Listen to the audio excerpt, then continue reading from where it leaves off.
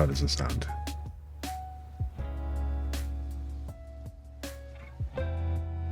Okay, this will work.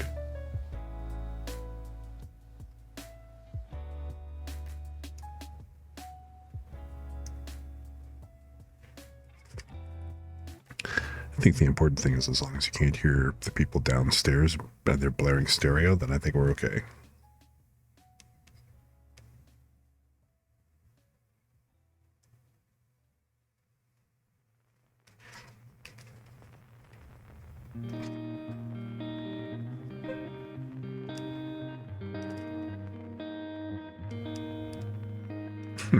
I think as long as I can't hear the people downstairs and they're blaring stereo, I'm okay.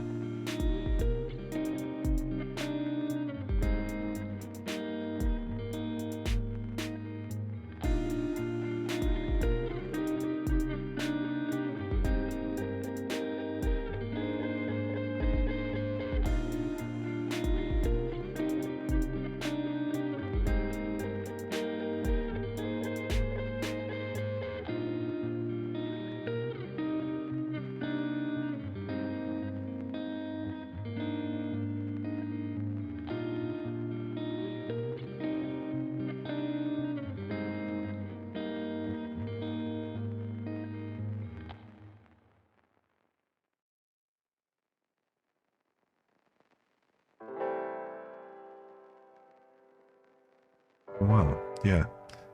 So last time that I actually tweeted, I just simply tweeted that I'm streaming live. So this time I actually decided, I remembered to tweet, and this time actually include a link to the stream. Probably a little better. Still, not that anybody's actually watching, but you know, hey. It's the details. You gotta remember to do this kind of thing.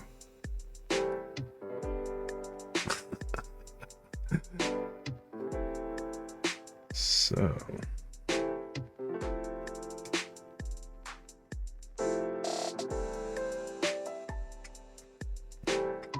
Hey, and welcome back into the chill void. Although it's not going to be the void for very long because I'm just going to be dropping right into working on VRoid. Either in VRoid Studio, well, between VRoid Studio and Clip Studio Paint. So you just kind of kick back, enjoy, feel free to say hi, lurk, chill, and come hang out. So if nothing else, got some nice relaxing vibes going on. You can watch me work, so if listening to the tunes is your thing, feel free. If watching other people just doodle and go about their business doing their stuff while you do yours, that's cool too. Whatever works. Glad to have you by. So anyway, without further ado,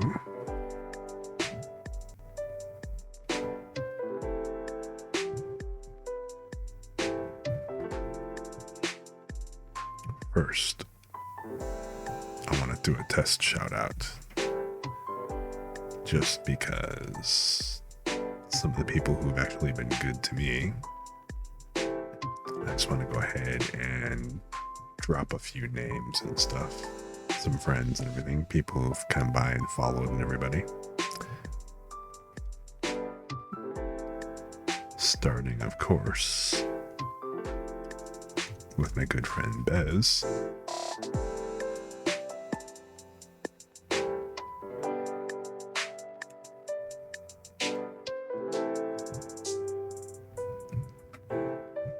Definitely come by, drop by his stream, have a look sometime.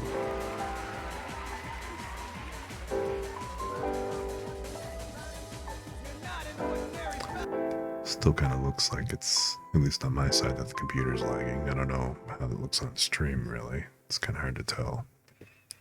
I should probably pause this.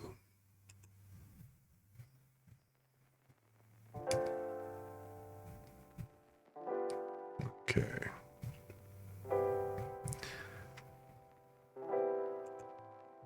Someone else I want to also go ahead and, say hi to real quick.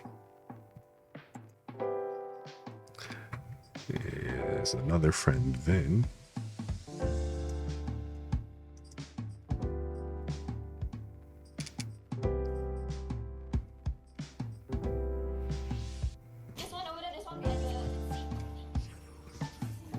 So yeah, I was actually watching her stream earlier this morning, and yeah, just throwing down in, what is that, Valorant? And then she did switch over to playing Final Fantasy later. They switched over to playing Final Fantasy. So yeah, definitely go have a look at those two when you get a chance.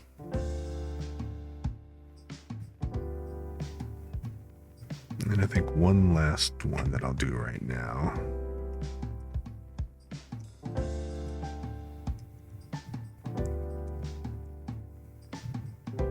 Because Whimsy's the root of my lore, and again, the one who gave me a bit of a push, or gave me enough of a push to go ahead and just jump right in and start streaming and just move on with stuff. Eventually, I'm going to have my lore video finished, which I'll use as a brief introduction and stuff. So glad that she actually gave me permission to use her stuff.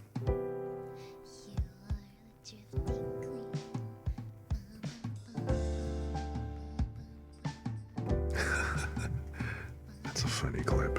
Nice. So this was just a convenient excuse to just go ahead and test and see that, all the shoutouts were actually working perfectly. So hey. But again, credit where credit due. I kind of need to go back and start editing videos and making clips of my own. I actually discovered, so the system that we use to show those preview clips, I'm currently using Twitch.guru's random clip player which is connected to a shout out. You do a shout out command and it picks it up, and then we'll play a random clip from the streamer that you set up. And then, of course, I made sure to add a shout out command to stream elements, which I need to work on the language a little bit. You know, so.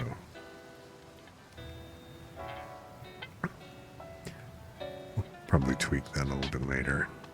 For right now, let's go ahead and drop into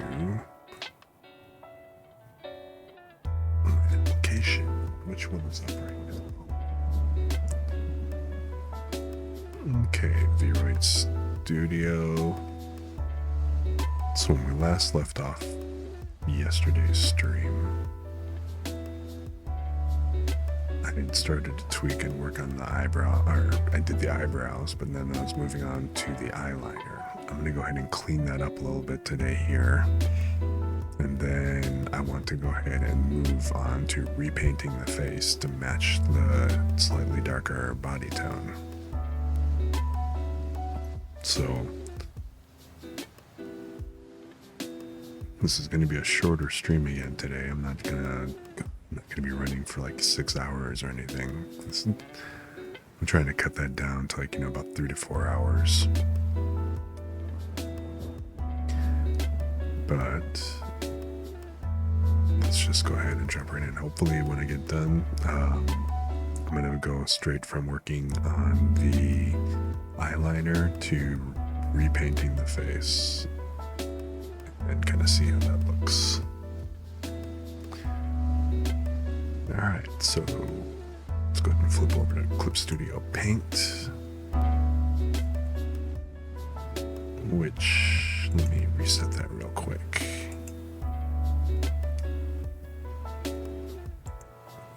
There we go. That's better. Okay.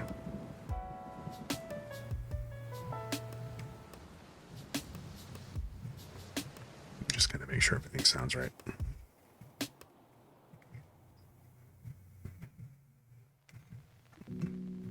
Okay, you're not really hearing.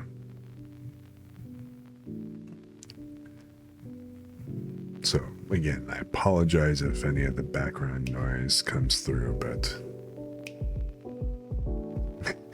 so ignore the man behind the curtain, or not the man behind that curtain, but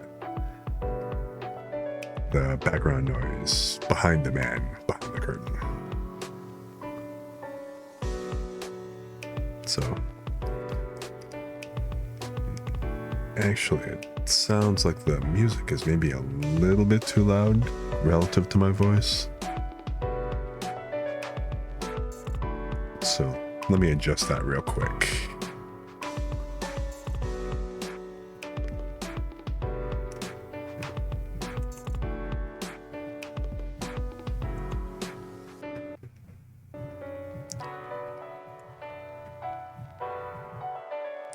It would also be kind of good just simply because it won't be blaring in my ears.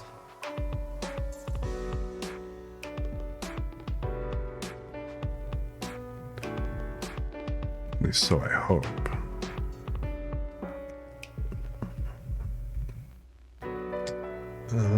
I think I'll go ahead and I'll cut it down a little bit more.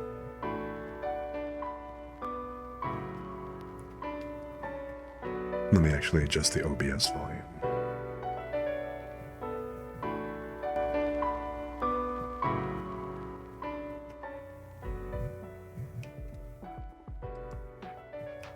Alright.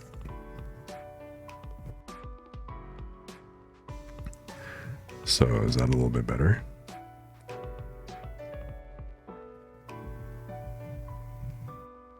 Yeah, maybe one notch up, and then I think that's good.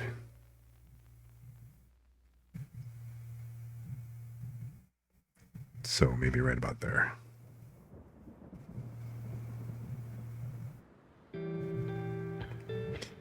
Oh, got a little bit of a rainstorm and everything kind of going on, so.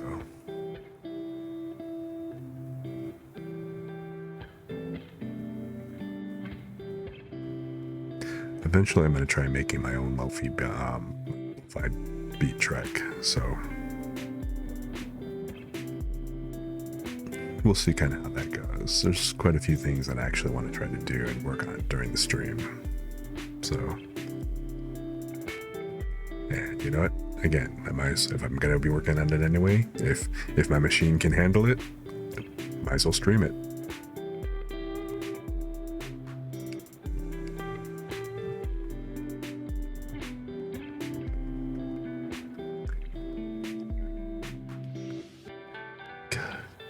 It is still loud as hell in my own headphones though. So it's like I'm only wearing them partially because of the fact that it's a little too loud.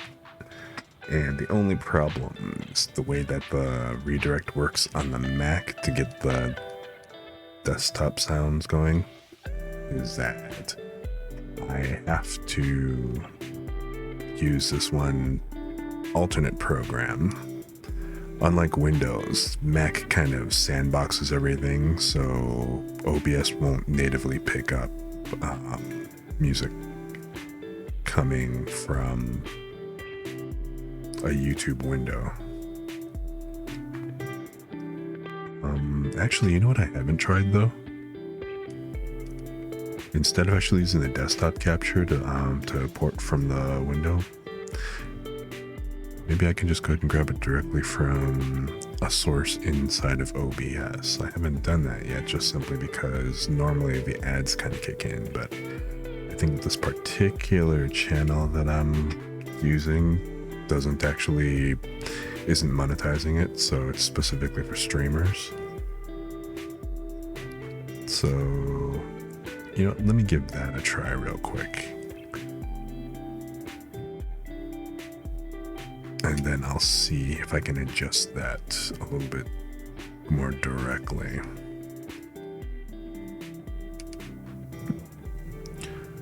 So give me a quick moment.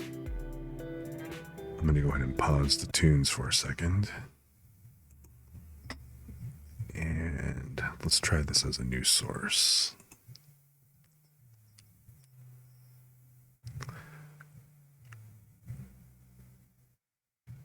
See, also part of...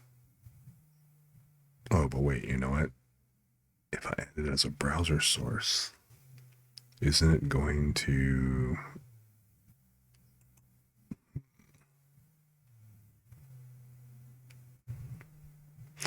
Isn't it gonna be a browser window? And will it only play the sound when I've actually got it? When I've actually got the browser window active? But if I have it behind everything, it won't really matter.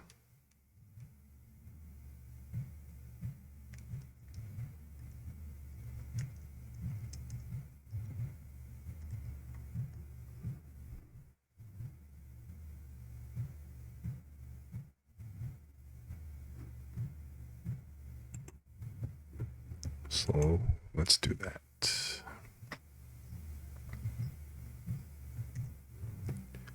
Again, your Scuff streamer working everything out live. What can I say?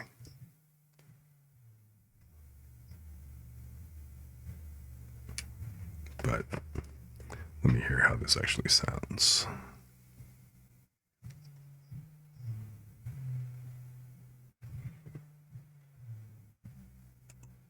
Control the audio using OBS and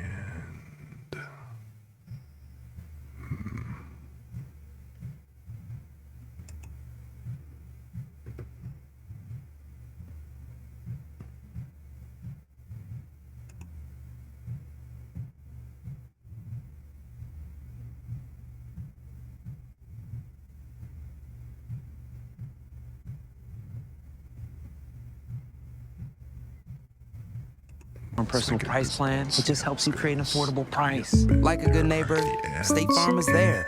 Call or click to get a quote today. Huh, I can't hear jack.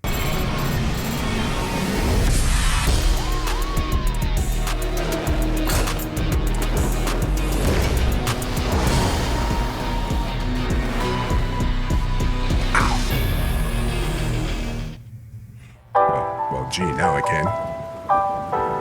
Liftoff of mission 41B, the first flight of the Airblue Discovery, and the shuttle has cleared the tower.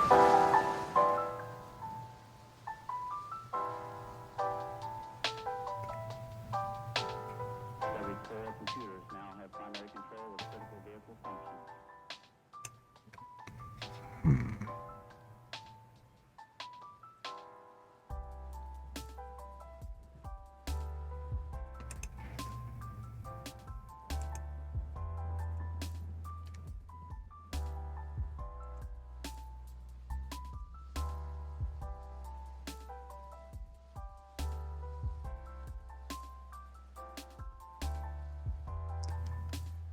Right, how does this now sound?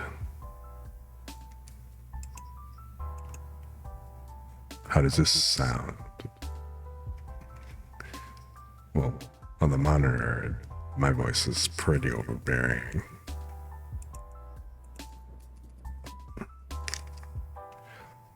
Let's see, what does it actually sound like over here in the actual stream?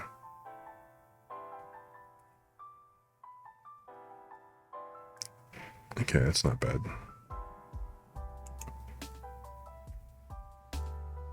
No idea how the commercials sound kind of coming through though.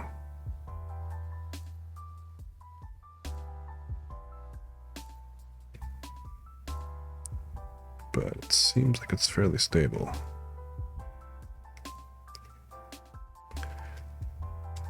Now, if I turn the aggregate device off and switch to headphones, that means I only need to use the aggregate device, the multi-output device, when I'm playing games.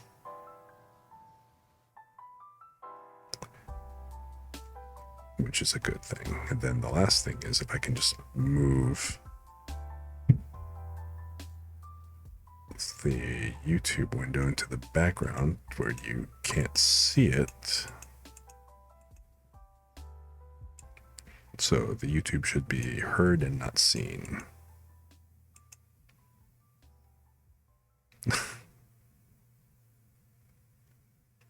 And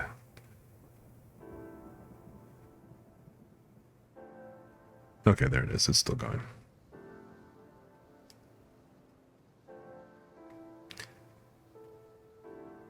Kind of sounds like I can turn it up a little bit.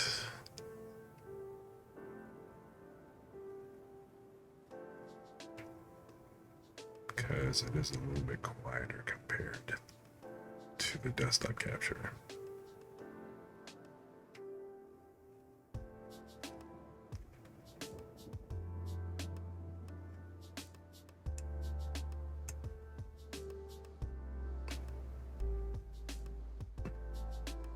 I need to actually create a command to on the MIDI controller to control the volume.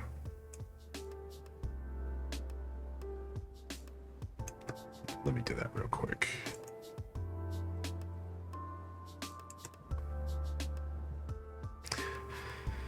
The things you don't learn until you actually do them on stream. Or at least that's the shit that's happening with me. Let me go ahead and call this YouTube audio source.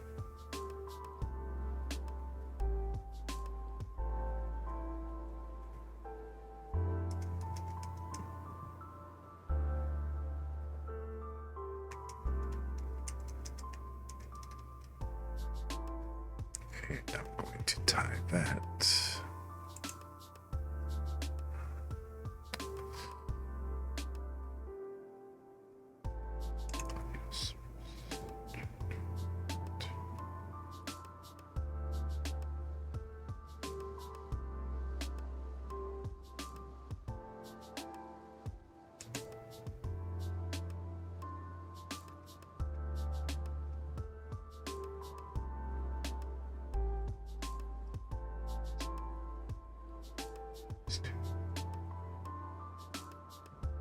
Desktop, and then this one.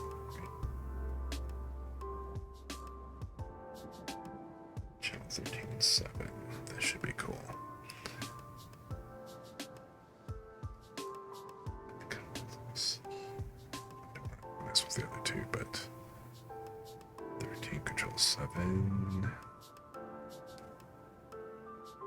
So the volume control is 11. Then the desktop audio is 12. Perfect. It'd be nice if I could actually rearrange these to make them, to group them together in the order in the actual display, but eh.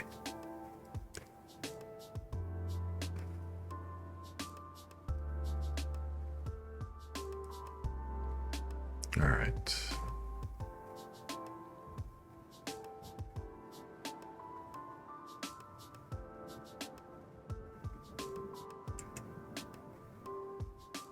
Oops, almost forgot. Turn that off.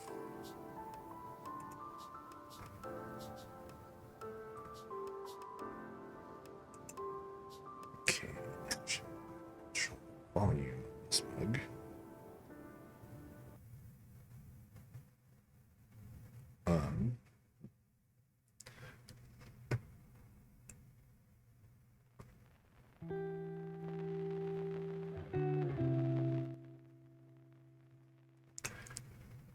No, not quite. I think I messed up the setting. Let's see what's it supposed to be set to. Change volume to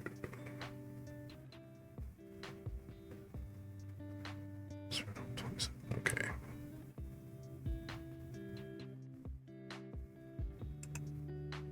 There we go. That's what was wrong.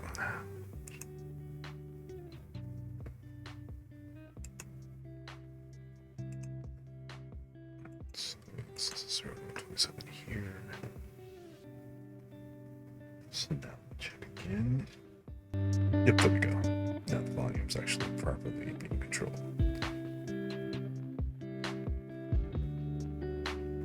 Alright, so now how does it sound relative to my mic? Okay, good. Pretty decent background. And I'm not being drowned out. Alright, I think I can leave it at this.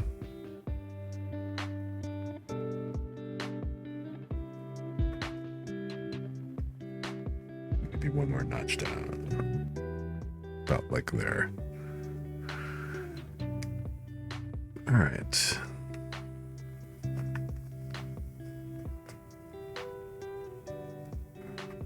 So now the real beauty of this is, since I'm no longer actually using this through that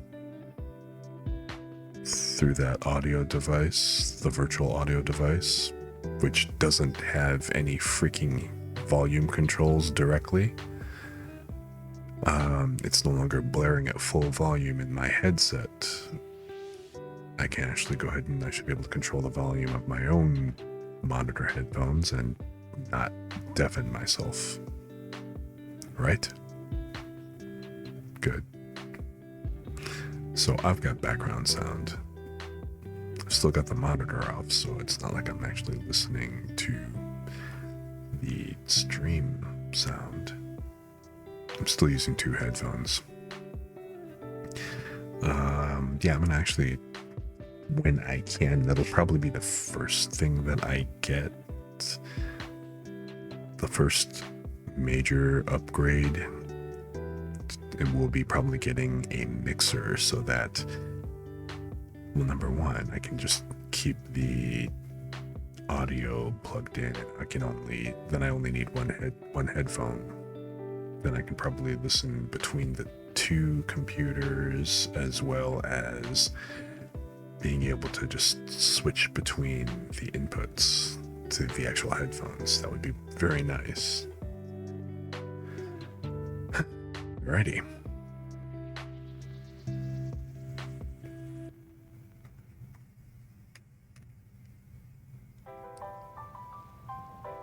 Okay, now that we got this out of the way, let me clear my tablet.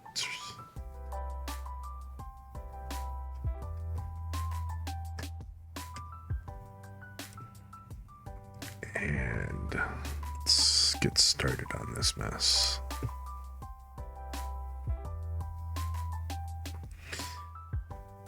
So So yeah, I remember yesterday the problem was that I imported the PNG and I wasn't really able to go ahead and really draw on the PNG itself. I have to basically create another layer on top of that and all that stuff. So no real worries. What I'm going to go ahead and do is I'm just going to use the PNG, I guess, as a reference layer.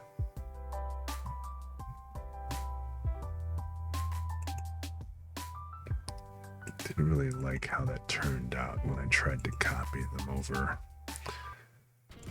It ended up blocking out the stuff, so I think what I'm going to do is I'm just going to make a cleanup version of this. I'm trying to hide it. There you go. How is this layer? That is the layer I think I created to just draw on stuff, right? Yeah. Yeah. So I'm just going to go ahead and draw on this layer. What is this?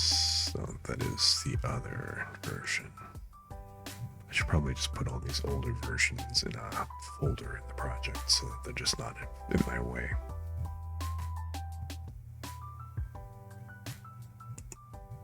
But yeah, the older revisions. Okay. So anyhow, let's take this. Let's clean this up. All of this texture that I added, number one, it looks kind of goofy. I don't really want. I'm gonna probably just kind of clean it up and maybe just apply like a faded look to it, or just attach highlights. But so you can see this is where I drew stuff in directly in the clip using the Clip Studio. Not Clip Studio, using the VRoid Studio drawing tools, and it, doesn't exactly look all that great. I'm not saying that it's going to be that much better when I do it here, but I'd imagine I could at least do a better job than this. Now, what I really wish is that Clip Studio Paint did a better job with vector objects. I mean, Clip Studio only handles line art as far as, it's SVG support, or it's vector support. And the problem is, well, yeah, even with this SVG support, because all it will do, even if you go ahead and you do the fill, because it's actually part of a raster layer, it's not actually part of the vector layer itself. When you export an SVG using Clip Studio, it'll only export using it'll only export the line art. So none of your fill will actually follow over. Learned that the hard way when I actually did a logo for a friend. And of course they needed an SVG format so that, the printer could go ahead and upscale it and do all that other neat stuff. Ended up using a different program called Inkscape to go ahead and create the SVGs. Now, the thing about Inkscape is grand and all for, doing the vector art, but then, at least I think I can probably export it using SVGs, but the drawing tools I feel are actually much better in Clip Studio Paint than in Inkscape. So, again, 6 in one hand, half a dozen in the other. So I'm going to stick with using Clip Studio Paint. And I'm just going to, I guess, have to cope.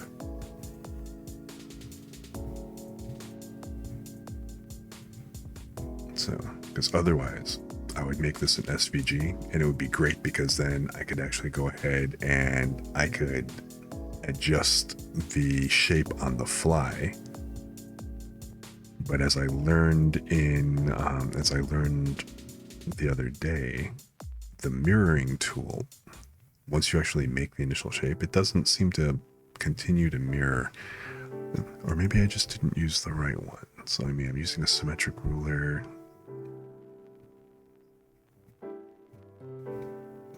No, it doesn't really say anything about...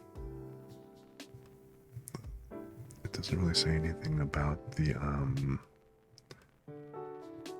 Oh, because you know why? It needs the fill layer, and I probably need to... I would actually need to go ahead and mirror the fill raster layer as well. But still, it sucks because the fill isn't going to just automatically change and shift as you change the actual outline shape. So that kind of sucks. And again, that's just because Clip Studio doesn't properly support, or it doesn't fully support. I won't say properly. It doesn't fully support vector art and SVG fill and stuff like that, which is a damn shame. So sorry, Clip Studio, you are not a replacement for Adobe Illustrator yet. You know, at least as far as like, you know, line art goes, which is unfortunate, because if you did, if Clip Studio, yeah, you know what I am going to say, if Clip Studio properly handled vector art and, you know, properly did the object fill, I mean, think about it, especially with the animation component. You could actually replace not only Adobe Illustrator, but also think of Adobe Animate, you know, formerly Flash, because that's a straight vector. That's a vector-based animation program. So, come on, Clip Studio, get on the ball.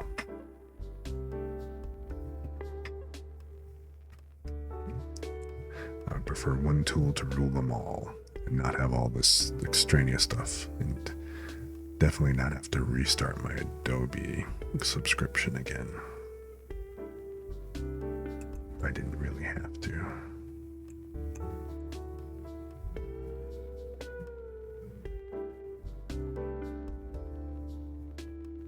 Okay, if this is the actual guide, why in the hell is it even bothering to fill so damn low?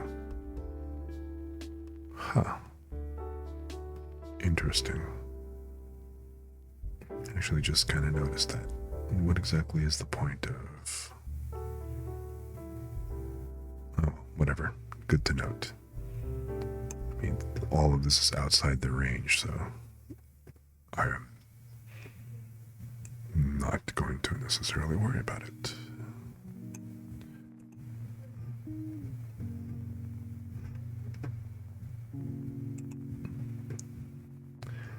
Alright, let's go ahead and add the ruler.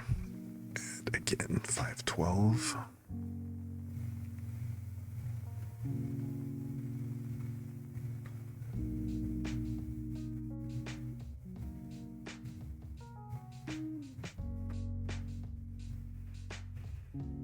It would be nice if I could just drag a symmetrical ruler in from the side, but I don't think that works for the symmetrical, does it? Because no, that would actually just create a guide, it wouldn't create a ruler. Or no, wait, let me see. Maybe it does. How can I get it to snap to the pixel? I can't. So, 510, 511, 512.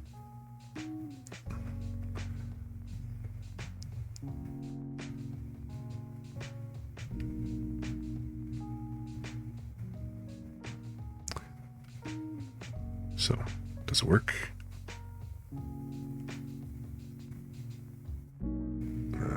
Apparently not.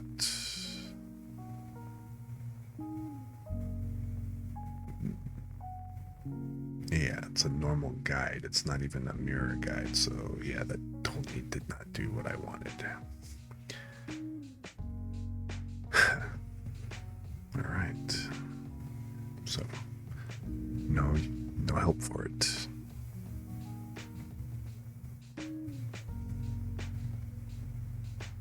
So on line symmetries. Angle 45 and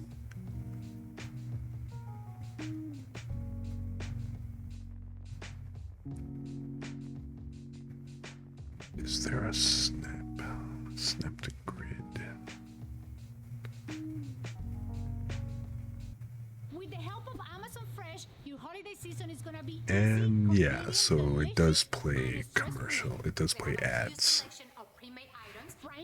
through OBS. 20% off in select items when you shop in store at Amazon Fresh.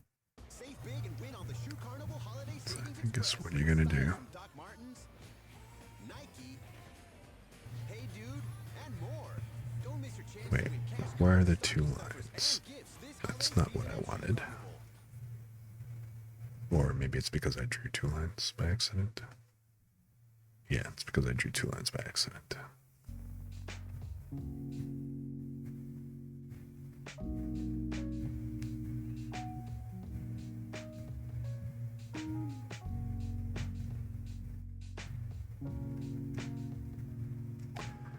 All right.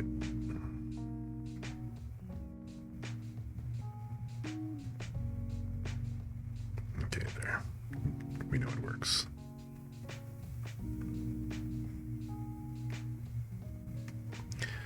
So, once more unto the breach.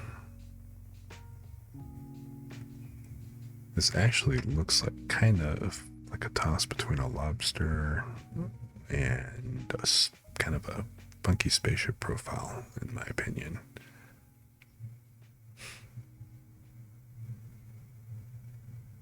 Let's see, what was the original color of this?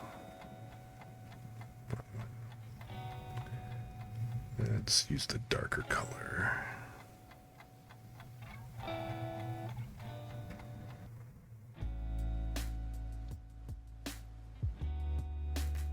Okay.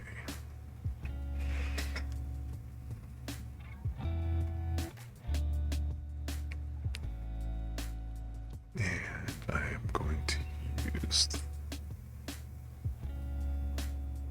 you know, which brush should I try? If I use the watercolor brush,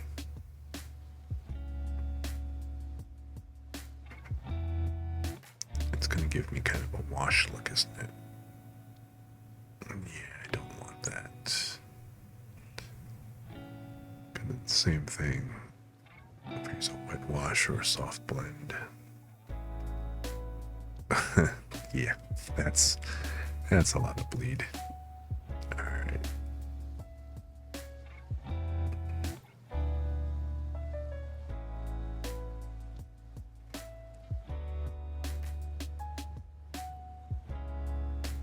Okay.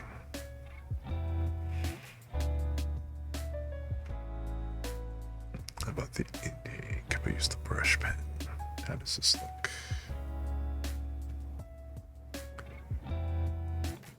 Damn, exactly how zoomed in have I got this?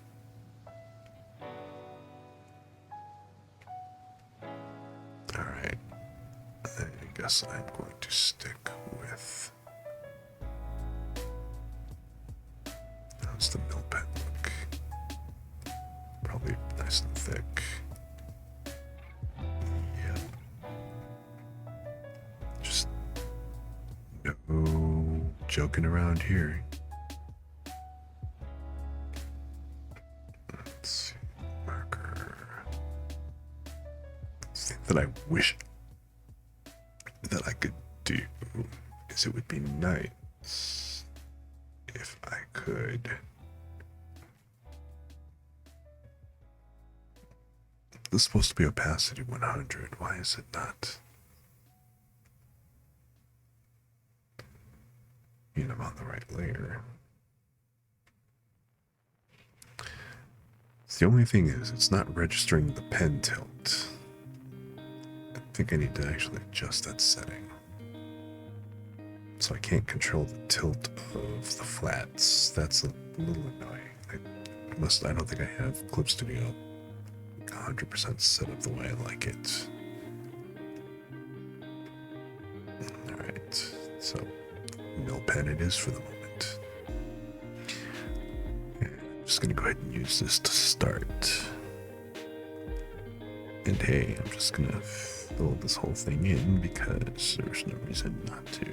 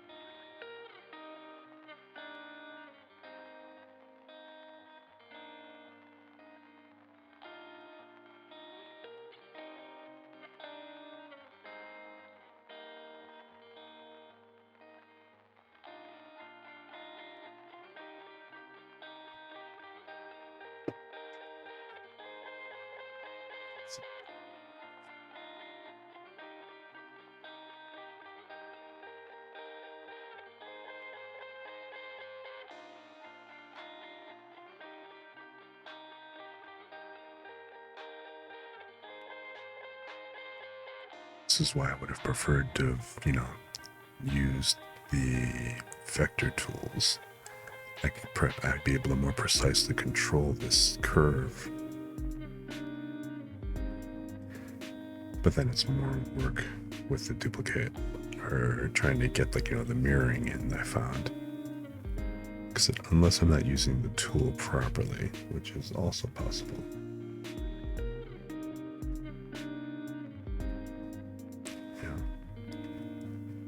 I am not a digital expert, as I have mentioned a few times already. Still transitioning to being a proper digital artist. But let's go ahead.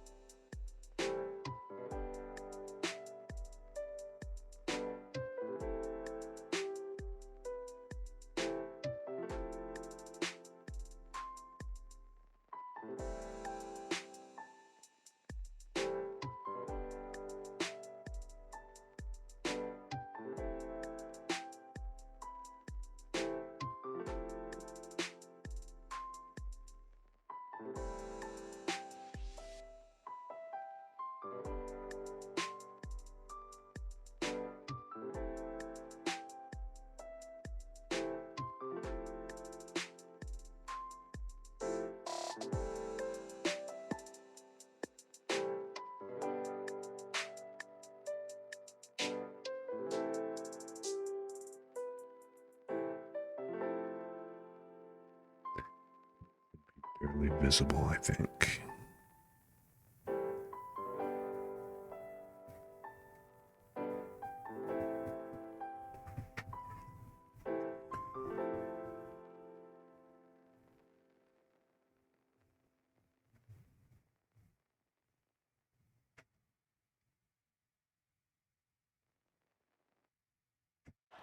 Will throw it, and this will end it, or will it? He flips it back outside. Finds an opening. Oh, look out! He's got room. Touchdown!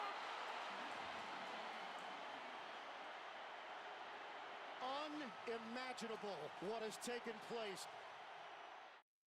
The U.S.-Mexico rivalry is the best in international soccer. Es una rivalidad, es pasión. It felt like we're going to war, man.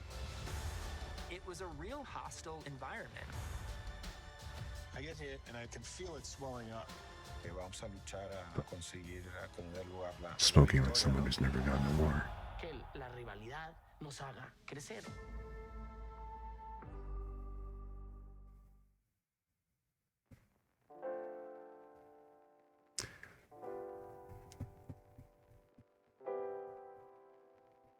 Love how people tend to try to liken sports to battle and fighting and stuff, and it's like, I understand on a level, but then I have to wonder if anybody who were actually soldiers also played sport, how they would kind of feel about that.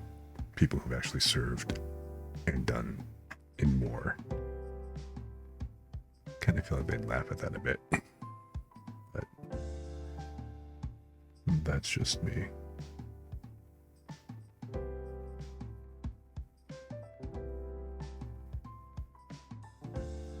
I personally did not serve. I wasn't listed though. U.S. Marine Corps. Unfortunately, I didn't end up shipping because of an injury, so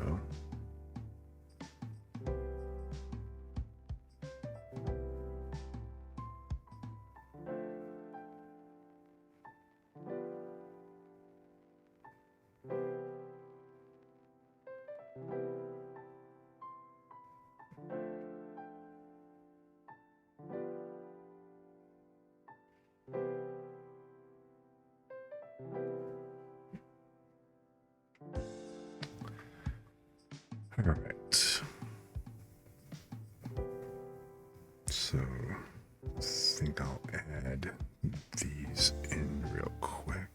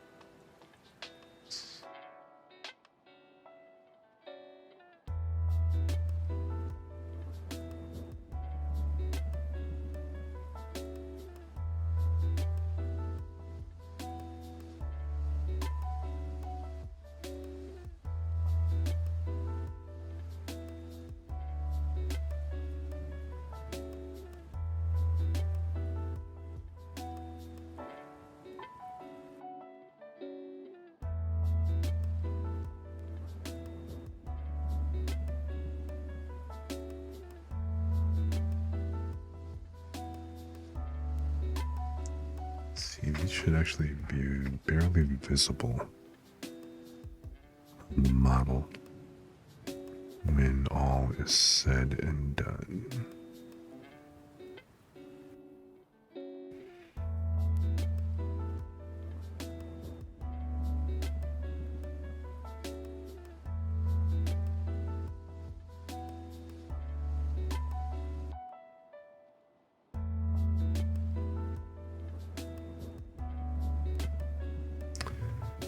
Okay, let's turn off. Okay, let's see how this looks.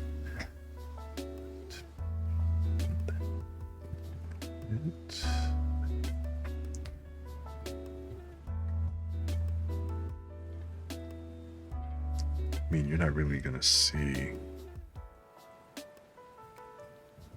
like up here, this is barely gonna be noticeable.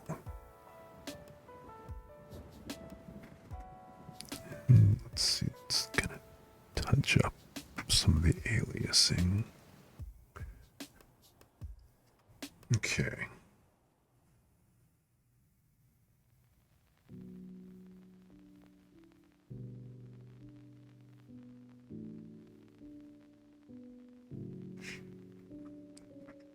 So I think I'm going to soften this and round that out slightly. Not that it, again, is necessarily going to matter a whole great deal. I mean, this is already the out of bounds part, but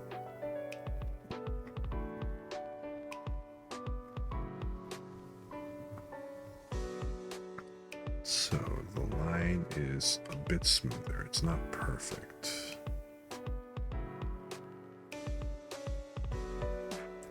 But from the distance that you're going to see them, I don't think it's going to be that noticeable. Alright. I think what I want to do, unlike before, I'm just going to apply just a light highlight touch to it. So I'm going to lock the pixels. And let's go for a tone slightly lighter than where I am.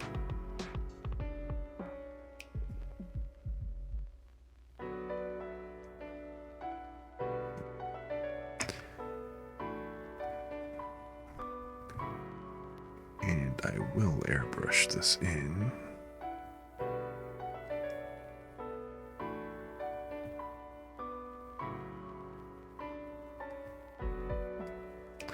And let's see if I can apply this lightly.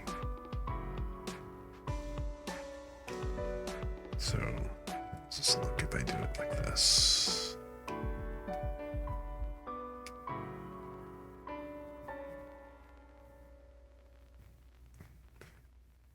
I gotta be careful with that spread, but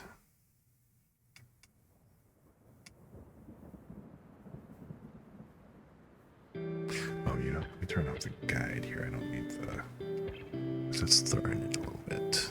Okay.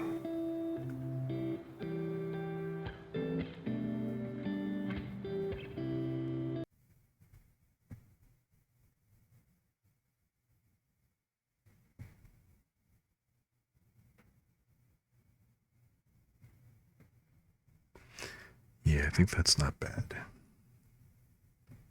I seem to have lost the music, though. Nope.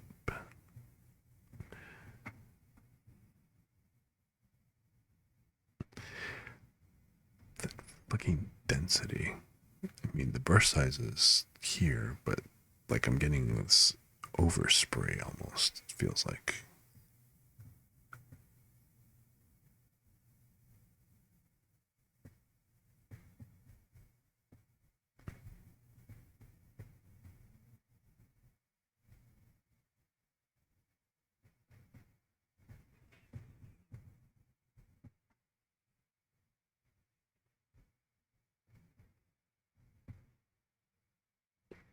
Just going to apply a little bit of highlighting like that. And then maybe just brush the tips. Just the tip.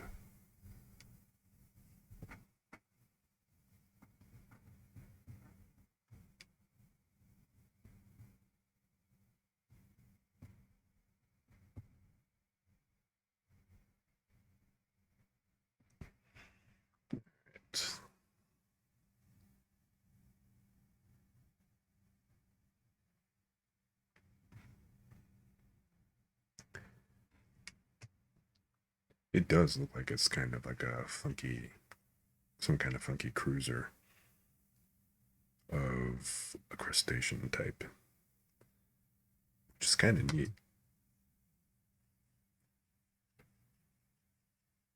All right.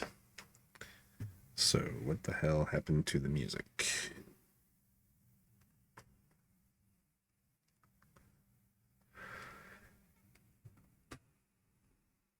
I guess this is the catch to using the OBS, the YouTube music. So, all right, what's your deal?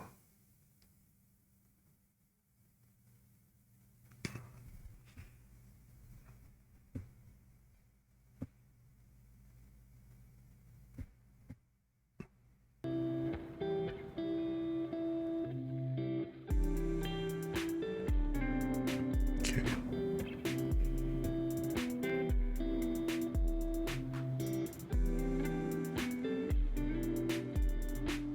Should put that out, pull it over to the side a little bit so that I can grab that later.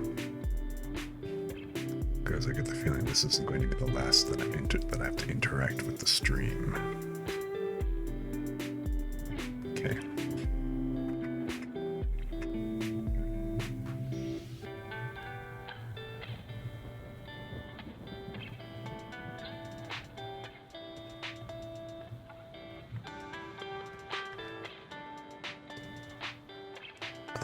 You know what? I'm gonna run with this. So let's save it. And let's export. Let's export a PNG.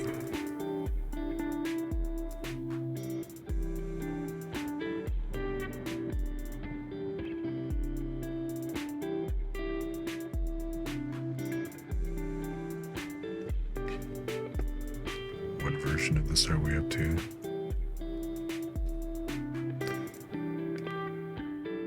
Strip eyeliner, this is version 3. So here we go, version 3.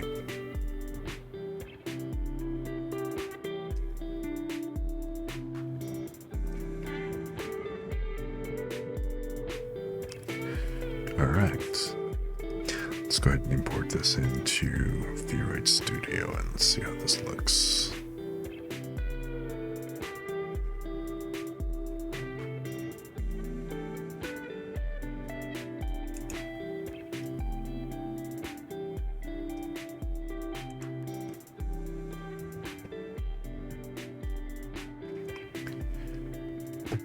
Okay, so my eyeliner, matches eyeliner.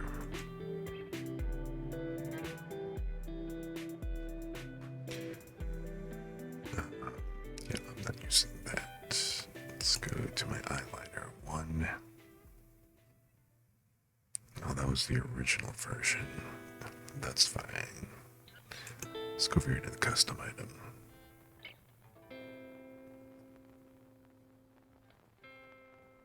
And let's edit that texture. And fix the janky eyeliner.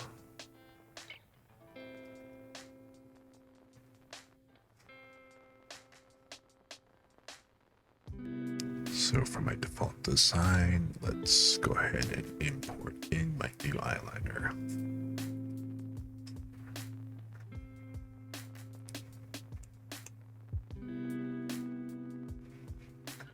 Eyeliner version 3. Survey says. Behind the wheel of a capable new Kia SUV. Whatever your next adventure, the award-winning Kia lineup of SUVs can take you there.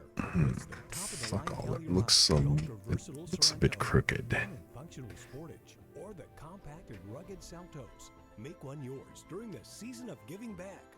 Click now to view our inventory. I mean, is that eye contour or what? Have you ever seen your screen luminance go nuts when something moves in the game? I've seen it, we've all seen it. Let's get to the bottom of why this happens and what monitors do it. Let's start by running both these monitors at peak performance. See, the luminance for the conventional gaming monitor At the bottom actually While the gaming OLED seems to Plasma work. LG If I look display down, like, yeah, full there we go. black We can closure. see This that crazy there shape of is flaming the on the panel bottom structures. eyeliner. Conventional gaming modules use Subtle, not backlights for too liquid light. much. So to express a vast galaxy of stars, That's about all I backlight want. turns on and off in blocks, making From the stars look vague and grainy. frontal In the dark position, you don't areas, really stars see will it, look but fuzzy. yeah, How that's about the okay gaming because OLED by LG Display? that's The gaming basically OLED the by eye LG Display lash. Expresses the bright spots, dark spots, and even colors. And it's a very little too clearly shallow by turning to, each you know, and every provide like pixel a on and line off. like across So, here. a million shining, swirling stars? No problemo. Let's actually see So, how big the I difference mean, is. if I had wanted With to a do like conventional an gaming ad, monitor, like the luminance an fluctuates with the age line spaceship on the moves eye, because the backlight is busy this catching is a up. little too The far gaming OLED, outside. totally unfazed. Hey, when victory's on the line, what you see makes See all the the difference. position of it, and So, actually it's here visible are on the gaming the OLED. top of the Play cheekbone. and see, as real as it gets in gaming. And it's actually kind of unusual if you look at it. It looks definitely janky. It's bad enough that the eyebrows, I had to position the Z so they're a bit off of the face, because otherwise the nose bridge can affect it. And it tends to clip into the face a little bit when the expressions are thrown. But again, I don't think this is actually a very close view that you're going to get most of the time on the models. So let's not do a lower eye line like this. I'm not happy about, so even though I tried to make this line fairly even, it still ends up crooked here. Like, where does this kind of come in at? What is that line? Where is that at? It's like right at that point there. It's almost like it needs to be like a bump because of the way it maps or something. I'm not really sure. But I'm going to leave it because from a distance, it's obviously, of course, not noticeable. You know, unless I were to go ahead and do something like, you know, zoom in real close to the face, you're not going to see it. So,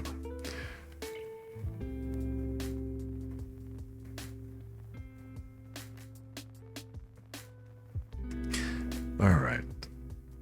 I think that's good.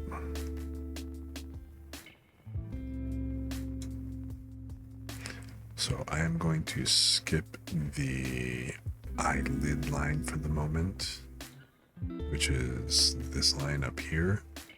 I'm going to skip that for the moment because I'm going to darken that. But until I get the actual face painted the way I want it to, then I'm just going to kind of leave that for a moment. So let me check.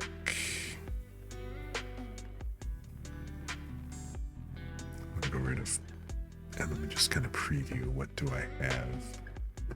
Which textures did I? Oh my! All right. So that's the eyeliners. Of course, the eyeliner that I just did.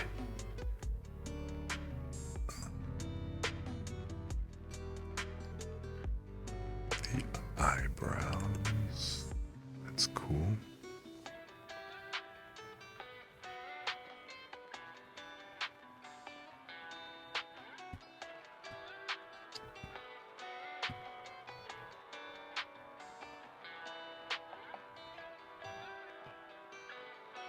So let's see. The irises, the eyes I'll come back to. I said I was going to do the face. So that's the guide. I don't know why I have that. There's nothing there. Default contour, right. So here is all of my, what did I just try to open? Yeah, right.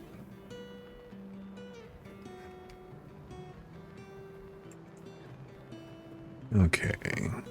So the shadows, lights, details. I'm going to clean that up a good bit. Wow, that really just kind of makes, when I load up those images and stuff, that just really makes it all flip out, I guess.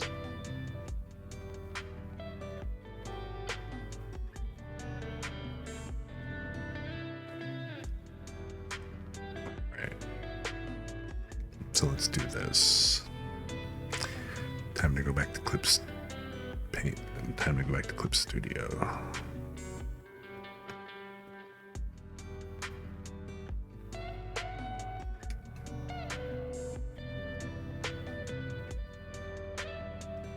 So I think what I'm going to go ahead and do is let's go ahead and look at the skin on the face, which this is what it currently looks like.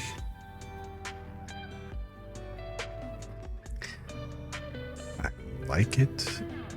I just simply want to darken it so that the base shade is actually the base shade is going to end up being the shadow color that I use here.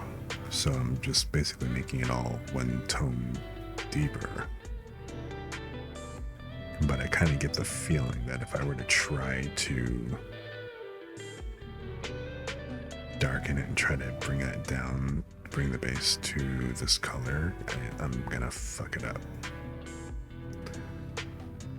So going, and I also, the nose contour I put directly on the face. I mean, I guess I could put it on in the nose contour as a separate nose contour section, as instead of having it here on the face texture. I mean, that's definitely an option.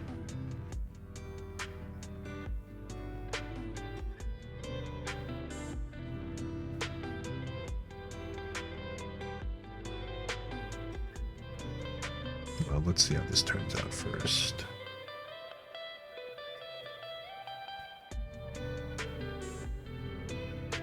So I could draw this.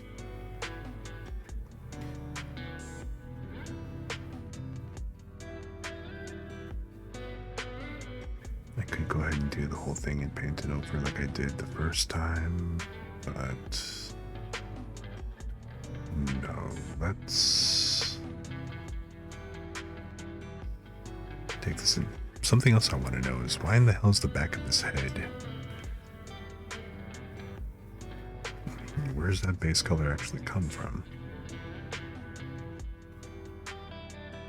It's like, okay. I mean, it's like all just bang there. Because another thing is I would like to go ahead and apply it and, you know, draw a little bit of texture and shading on it as well.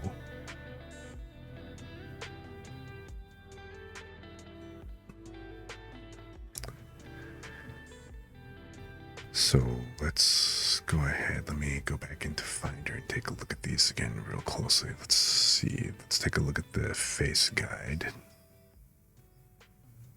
Let's say just the head, the front and back of the head, and well, actually it's just the front of the head.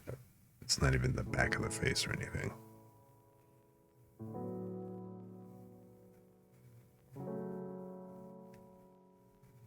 I wonder if it's actually part of the body texture.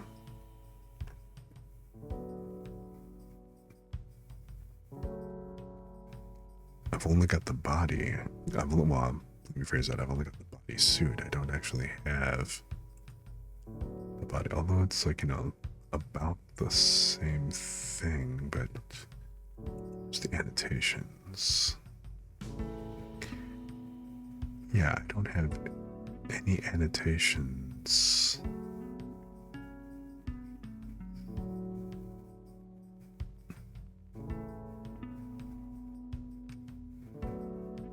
Okay, so the top is actually the palms. The top part of the bodysuit. So where does the head kind of come from? Where does it get the color for the back of the head?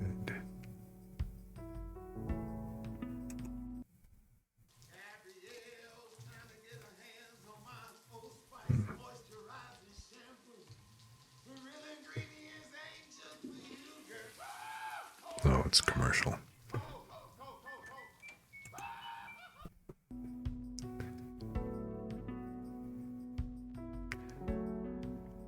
wonder if those commercials are going to actually be struck or not.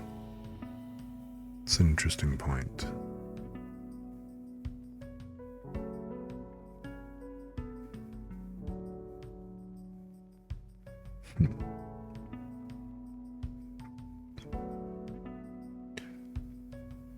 So I'm not using color calibration at all.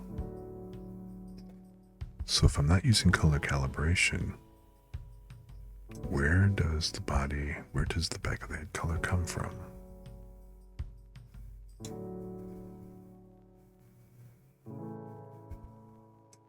So I don't need to import this. Alright, I'll worry about it a little bit later. Right now, let's focus on the face. So let's go over to Clip Studio Paint and okay, I've got this saved, so I'm gonna go ahead and close it, and I'm gonna go ahead and open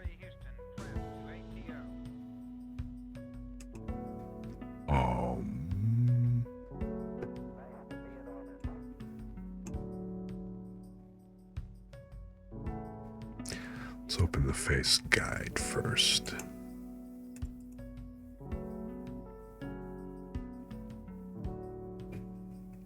So, you know what, I'm going to lock this because we're not making any changes to it, obviously. I said I'm going to lock this because we don't want any changes to it, obviously.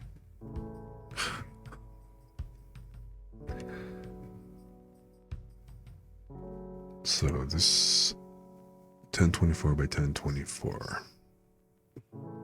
So again, 512 would be the center line.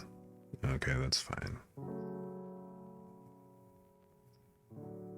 And so any layers and stuff that I go ahead and I create will be underneath this. So I'm going to create extra layer. And this is just going to sit on top because I want this to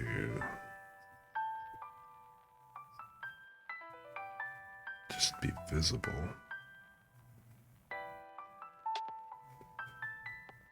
Alright, so now let's add in those other layers that make up the current face.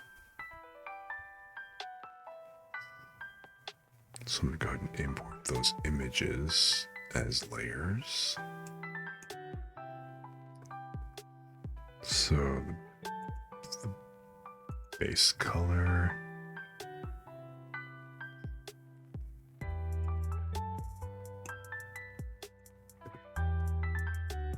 From the base, let's go ahead and import in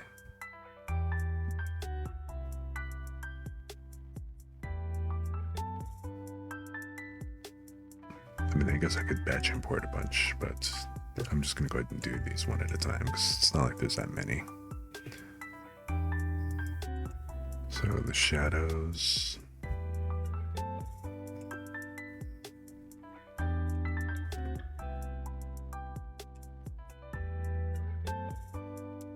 Second layer of shadows.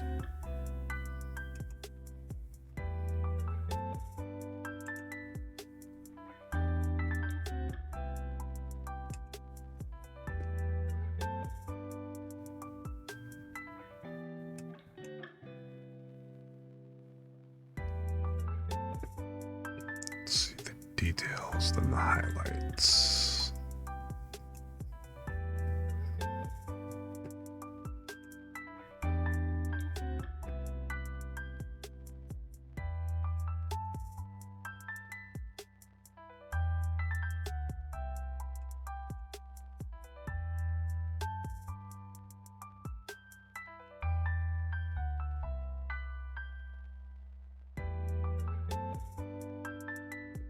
Alright, so this is the current thing, and you know what, let's turn off the guide so we can kind of see, and there it is. So this is what it looks like. And you know, I am not going to be changing up the highlights, or pretty much everything that I've actually created here. Those, I mean, they ended up being multiple layers, but they don't really have to be. Except what the details, what's the details? Yeah, the ears and the nose, so. I'm gonna go ahead and merge these layers down. So, merge below, merge below.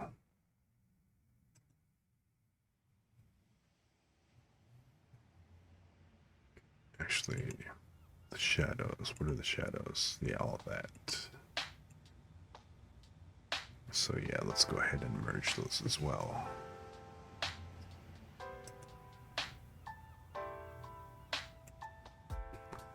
Okay, so I got the base color, then I've got the shadows. And let's go ahead and do a save. And let's save this as a clip. Texture face.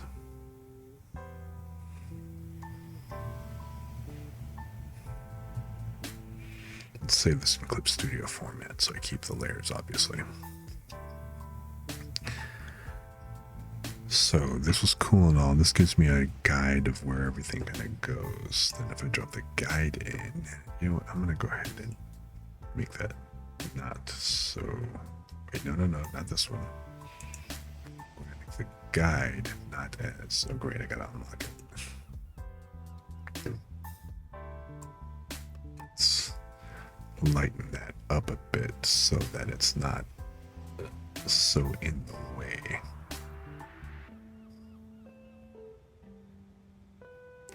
That'll do. I just kind of need to be able to see the contour. I mean, okay, yeah, that's great, but I just need to barely see the guidelines, I think. Just so I know about following the contours, how that's going to look. How does that look if I zoom in? Yeah, that's cool. Gives me an idea of where everything is, but then keeps it visible enough. I can probably tack that even down more. Maybe not that much.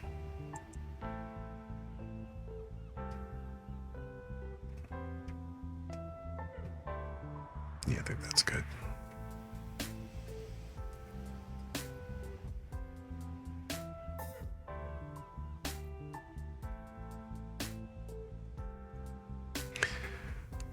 All right. So I'm gonna go ahead and lock the guide again. There's no real reason.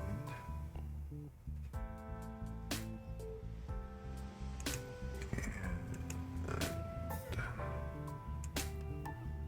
so now my shadows, I can kind of see everything. All right. So first things first, I want to try a couple of things. Like, for example, what if I were to darken the layer below? I don't see anything. No change, no difference. If I multiply it, then, of course, I get a drastic contrast issue. We can kind of see this is... See, this was the big problem with the way the airbrush works in VRoid Studio. When you darken it, the inconsistency in the blending becomes pretty obvious and apparent. That's one of the things that I want to address.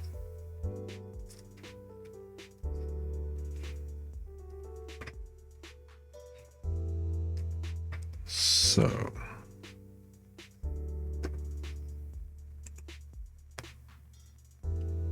if I do a subtract, yeah, that's...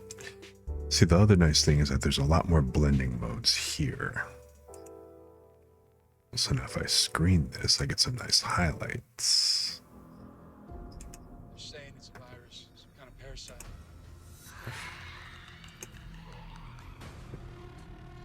This cannot be repeated to anyone. She got infected, but she didn't get sick.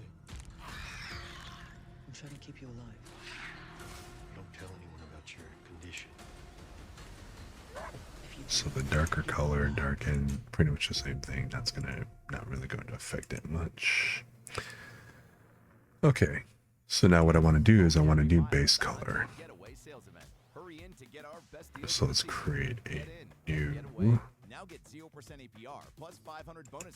this layer. And you know what, well no, I don't want to lock these because I'm going to manipulate them a bit.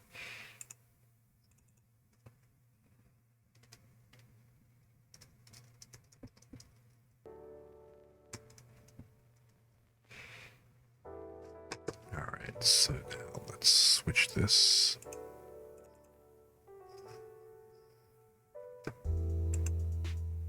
And it's just faster if I type that in.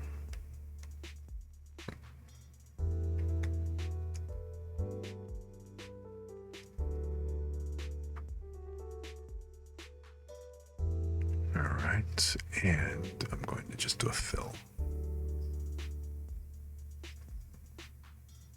So, boom. That's the new dark color, which blends quite conveniently because that was roughly the same color that I'd used for the initial shading.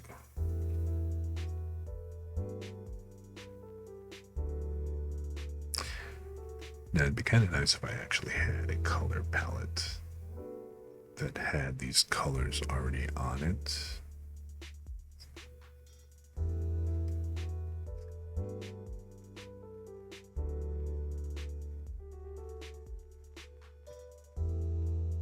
So you know what, I think I'm gonna go ahead and do that. Turn off these layers and I'm gonna create another layer here and let's just call this color palette. Let's turn off the shadows too because that just looks creepy. So for the color palette, I've already got my base. So let me just go ahead and switch over to the marker. And yeah, let's just stick with the mill pen. And let's make this a fairly large enough color.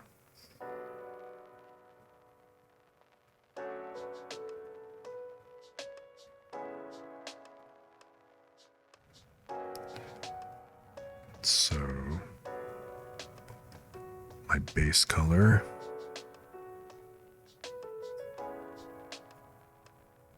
is going to be that.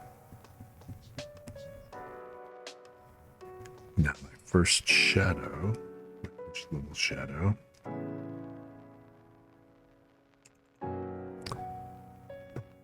is, I think I set it to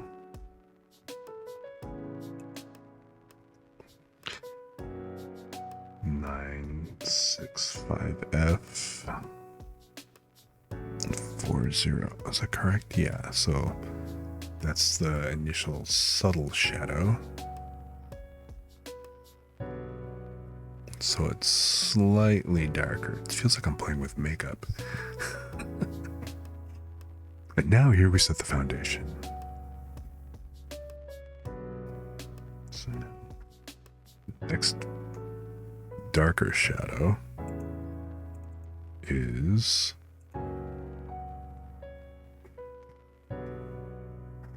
D. And just stop writing so fast. About 637. Yeah, okay, so it's an even darker shadow.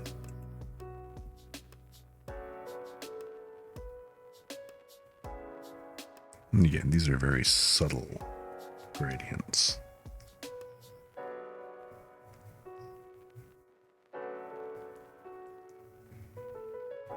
And then I don't have a highlight that I selected for this, so let's pick this and let's make it slightly lighter.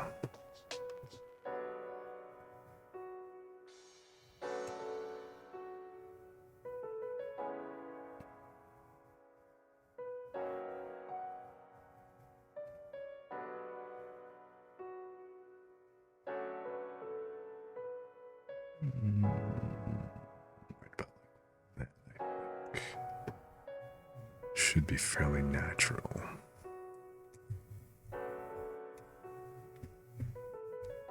Let's see, A6705.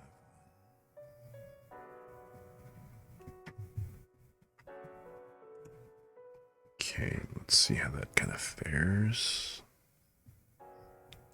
So that's highlight number 1.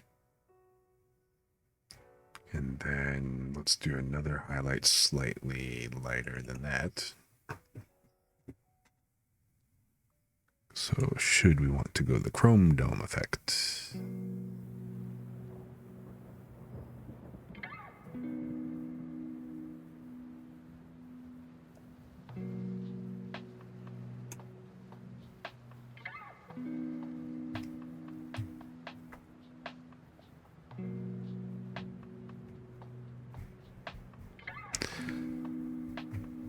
B47C 5C for highlight number 2. And let's just kind of paint that on top.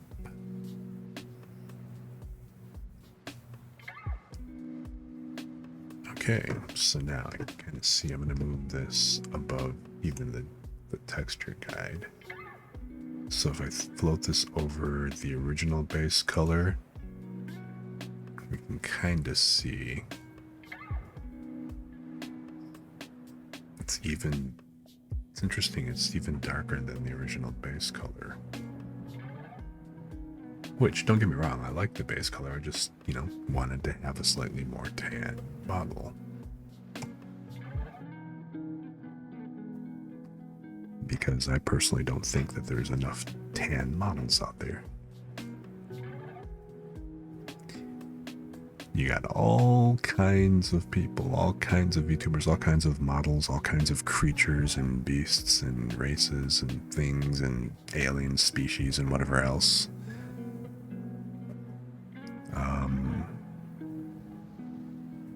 But not as big a variety in terms of color palette that you would think, given that environment. So, not throwing any judge, because it's all people's preferences, and this just happens to be mine. Alright, so let me go ahead and let's increase that base color and see how these stack up. Obviously that blends in because it's the same freaking color. So yeah, got light shadow, dark shadow. This highlight looks like it's a bit too much. So, and it's also interesting, that dark spot over here. Oh, wait, what the hell is that dark spot? What the bollocks?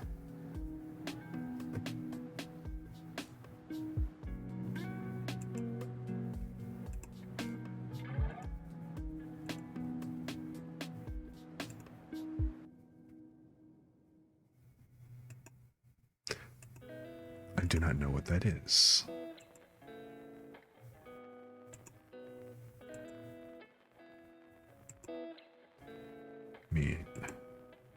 Alright, come on. What the hell are you doing painting this? Alright.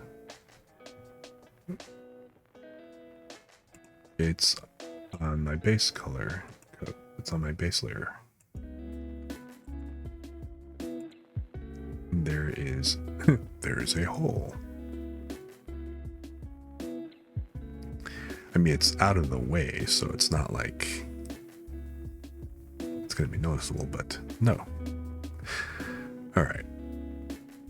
I kind of feel like I maybe want to do a slightly lighter shadow, or a shadow that's not kind of like how this one goes one step where, I mean, it's a noticeable shade, but do I want something more subtle and this to be like a next level? Let me see here.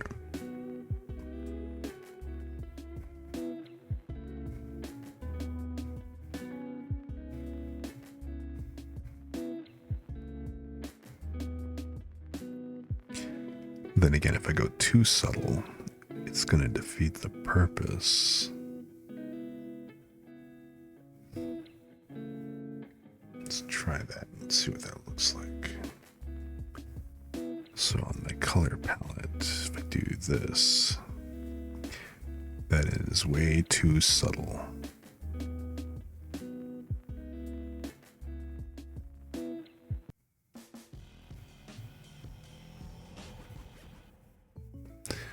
So yeah, I think it does really need to, it does need to kind of pop up a little bit more.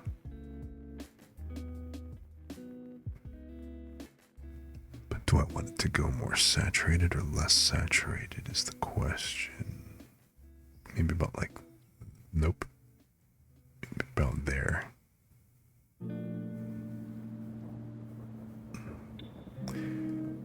This is actually kind of getting back to my original color, which was AA775A, so now I'm at AA6B48, so it's really close. Which kind of makes sense when you think about it, since this was originally the shadow for that first base color. And it seems a little too orange. So you know what? Let me just try it.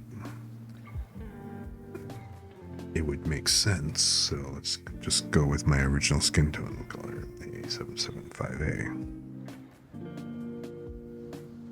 And see where this sits.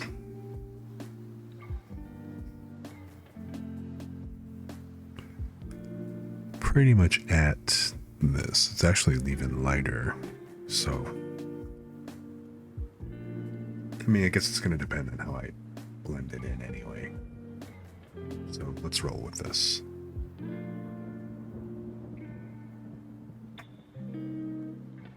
All right.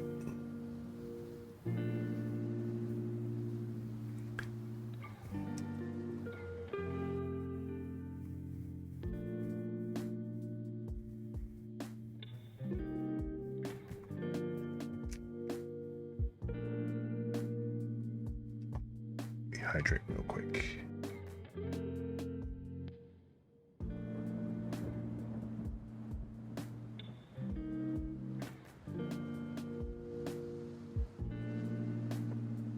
Okay.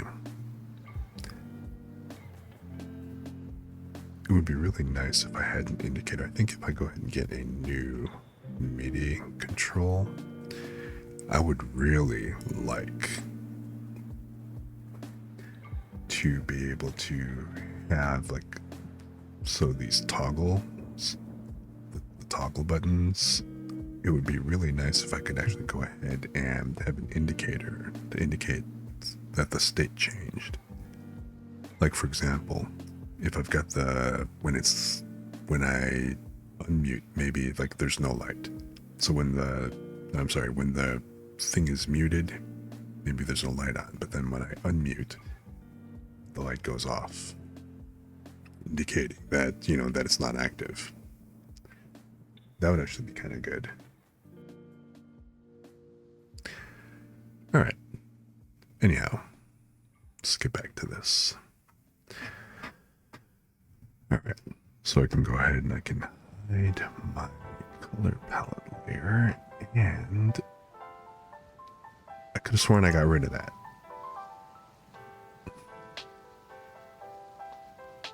Or no, I did not. I did it over here. I did it on my color palette layer. Alright. That's hilarious. Let's erase that from the color palette layer because that was just goofy.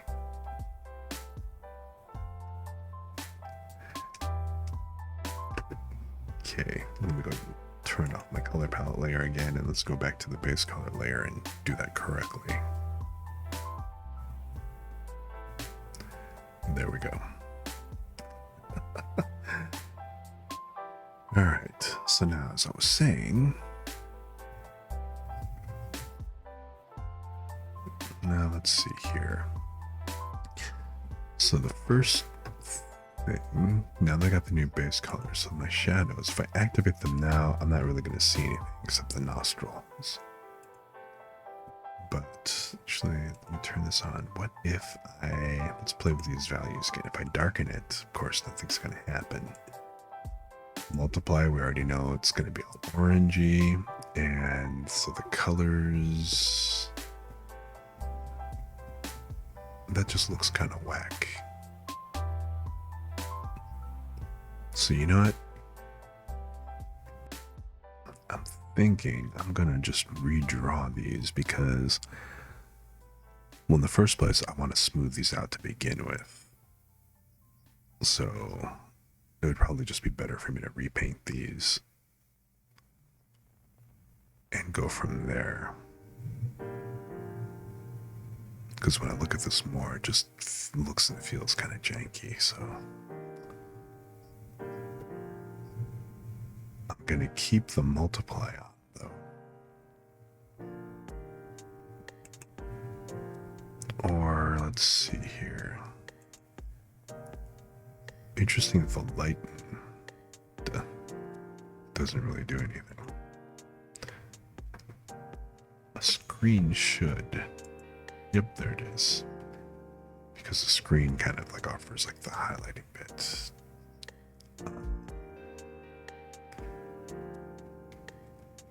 It's interesting because technically the color doesn't really change. It's just that it happens to highlight those parts of the model.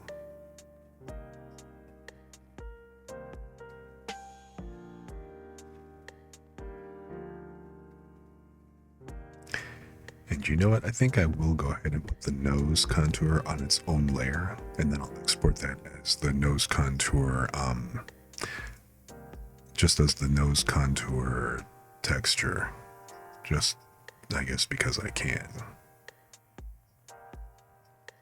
I suppose it's nice that it provides you with an ability to do that, I suppose. Alright, so the main thing that I want to do, got these two layers that aren't doing anything. And I'm going to just simply go ahead and use those to paint over these. And I'm going to leave it on screen so that it gives me the highlighted places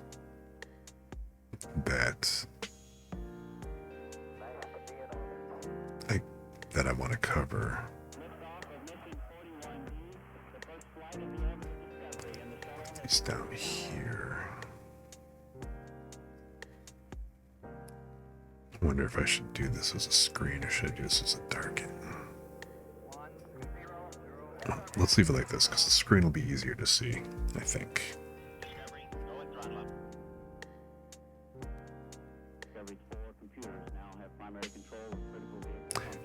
So let's just kind of roll with it and see how this goes.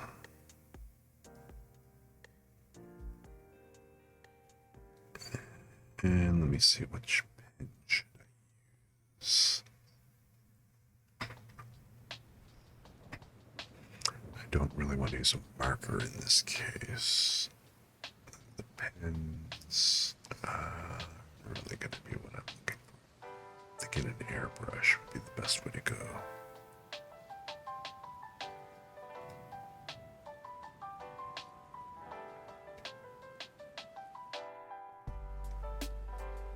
So for the first trick, I want to use the darker shade. So I'm going to use my first shadow level.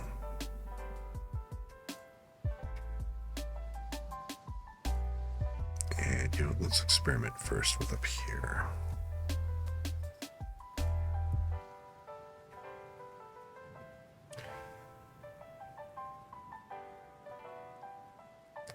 And you know what else I'm going to go ahead and do? I'm going to...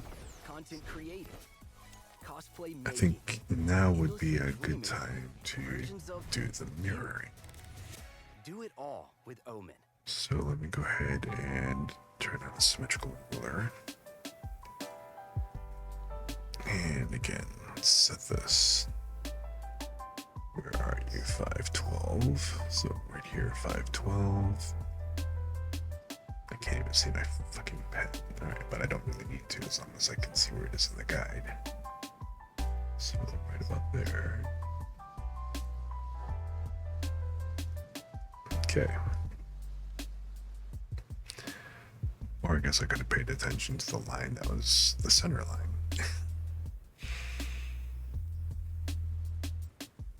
Alright.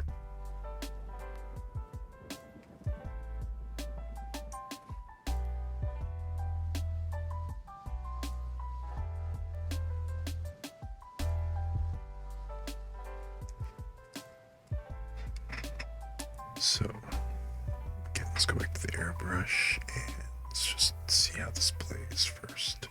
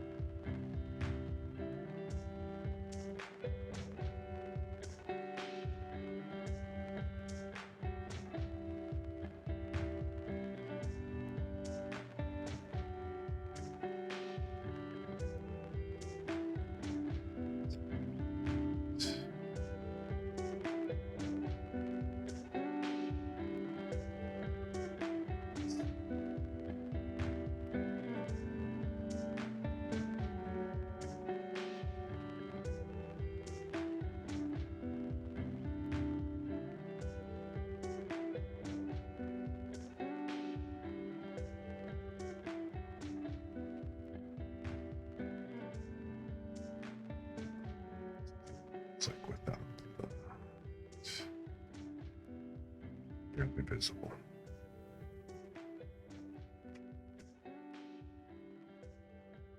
I am clearly being too subtle.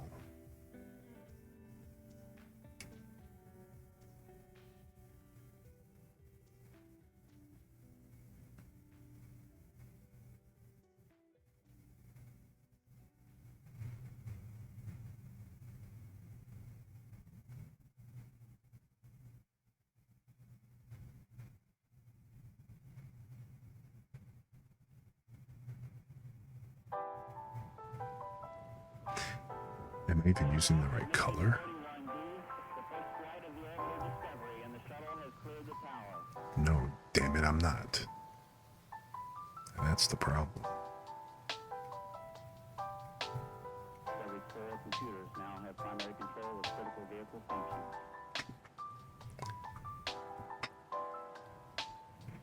Because if I move down, yep. I was using the base color. And my first level shadow is actually this one down here. Probably put a marker on it.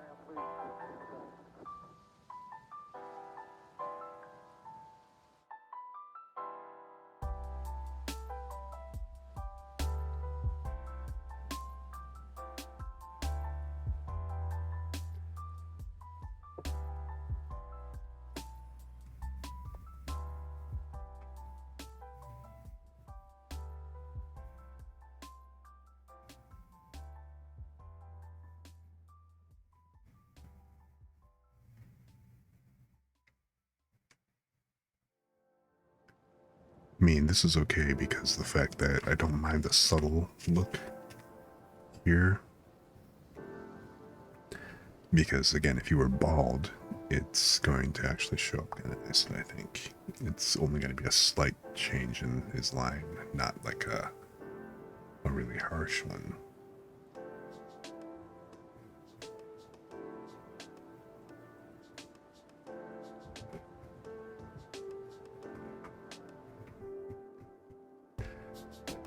In fact,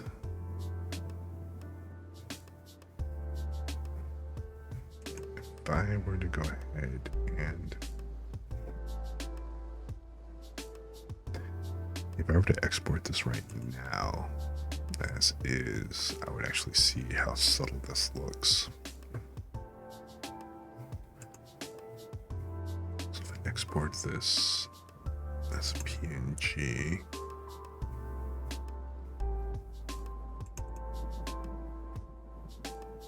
I'm gonna make this a test.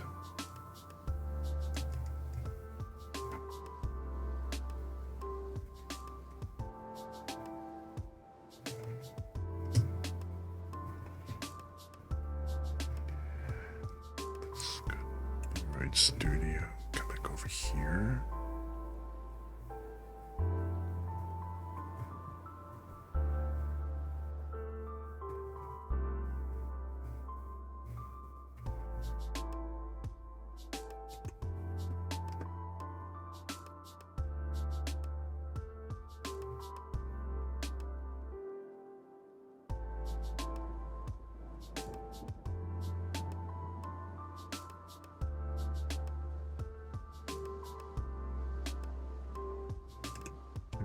overwrite those. Those should have already been saved and overwritten. So I'm good with that.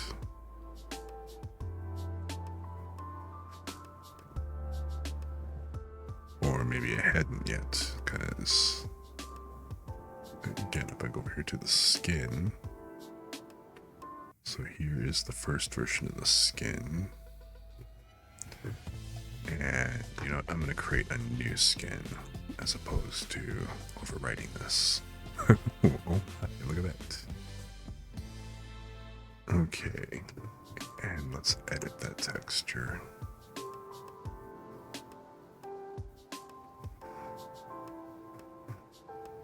So for this, I'm just going to import my test and see what it looks like.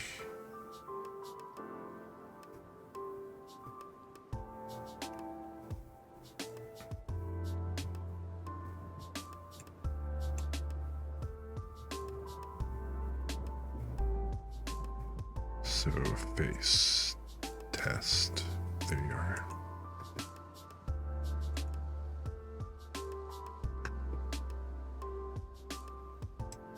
Okay, it's subtle as I expected. And I like that because again, if he's bald, and I could probably cut this back.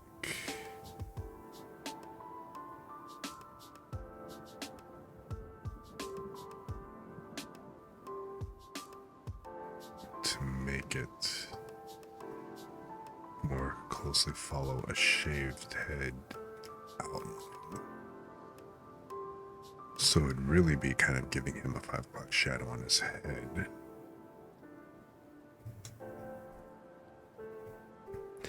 And yes, I made the guidelines part of it so that I can map this more easily during the test. He's ultimately not going to look like Pinhead, if I can help it.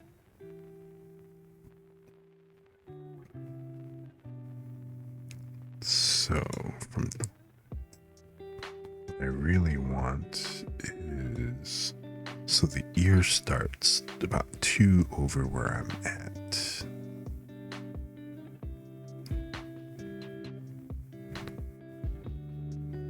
So where I've been painting on the texture wise, in the shading layer, I can clear that out. 2 layers by ear.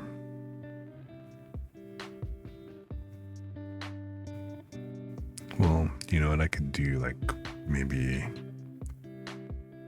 I'll keep it and just kind of fade it so 3 up. That 1 block in, so I'll keep these, but then like at the 3 up, I'll kind of start making it go outward a little bit. And kind of get an arc going right over here. 2, 2, 3. So from the 2nd to the 4th block, let's see how that looks. If I clear that out.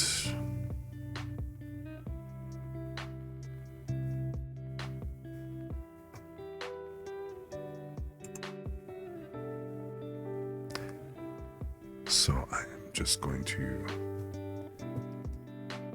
come over here, and if I erase, it doesn't show up on the mirroring, so I need to explicitly select the eraser to do this. And I want the soft eraser.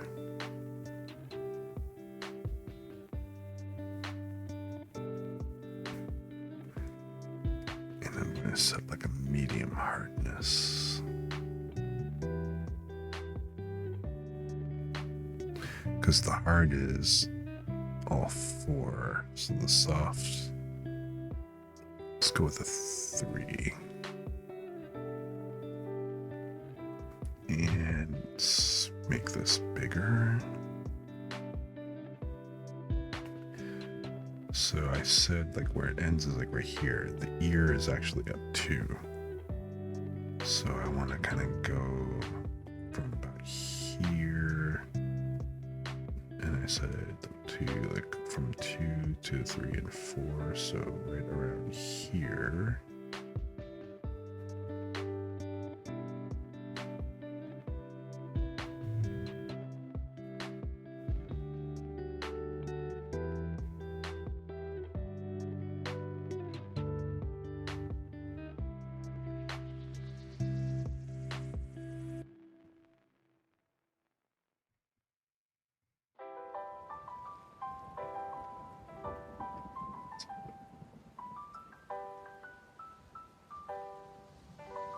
Let's see, what if I increase the softness a little bit more at the edge?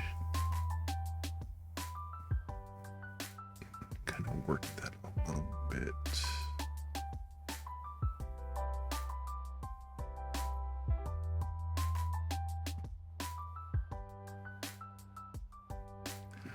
Alright.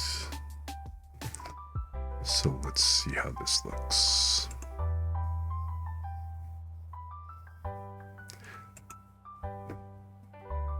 This constant back and forth is probably going to be, well, in a word, tedious. Not gonna lie.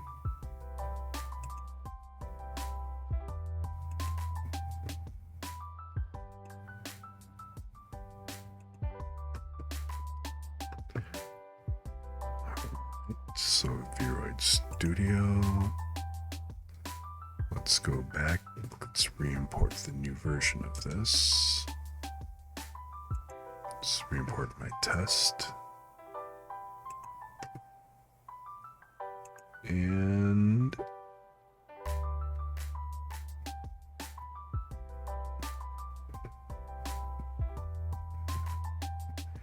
what the fuck? Why didn't I see any change?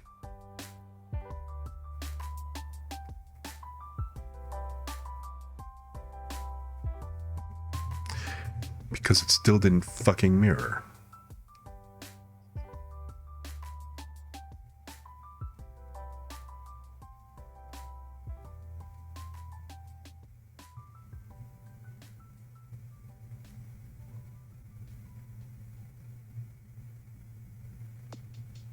What the hell, man?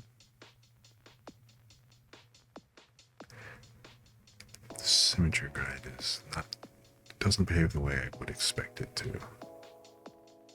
I'm kind of curious. If you're on an eraser and you switch to erase, does it add it back in? Kind of curious. Nope, it erases still.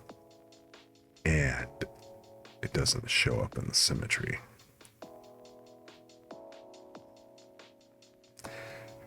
So this is some bullshit, man.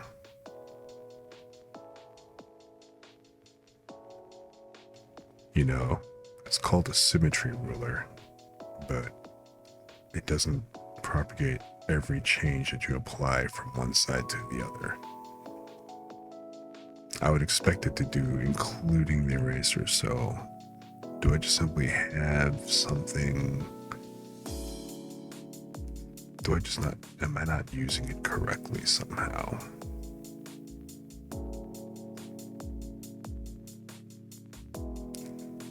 Let's just ask Uncle Google.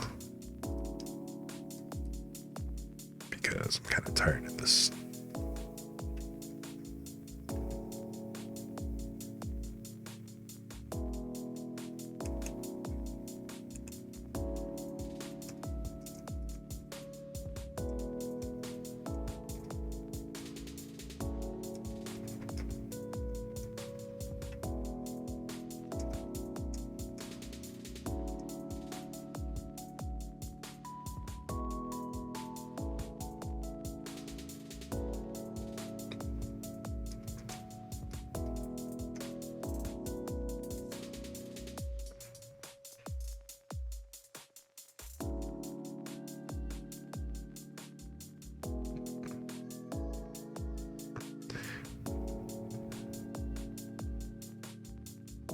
How do I get the eraser to work on Symmetry Clip Studio?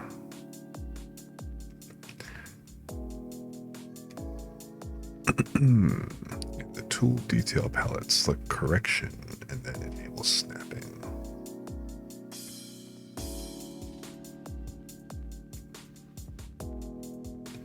I don't want it to snap to the ruler.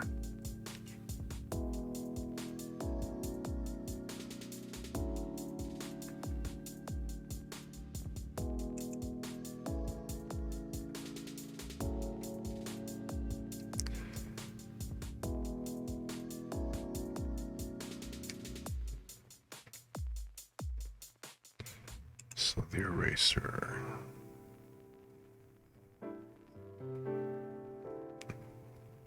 Hard. So it's not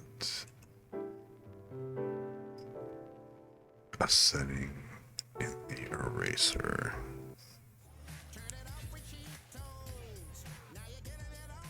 Is it a setting on the ruler?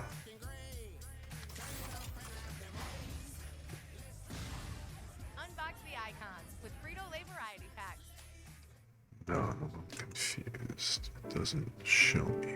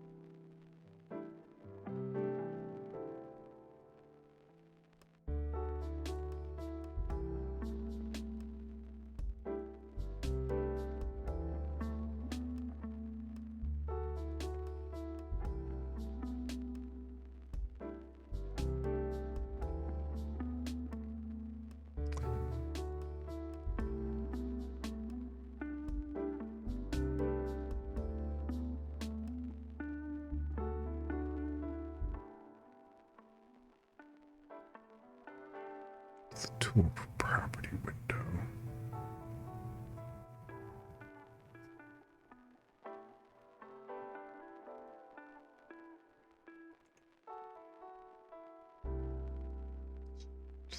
Sir, click the wrench.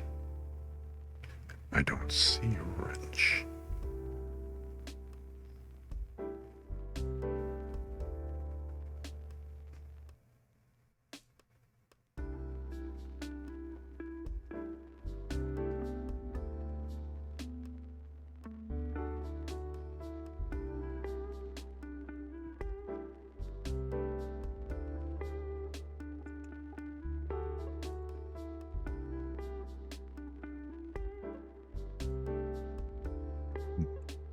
It's not it. Tool property window. So this is the tool property window.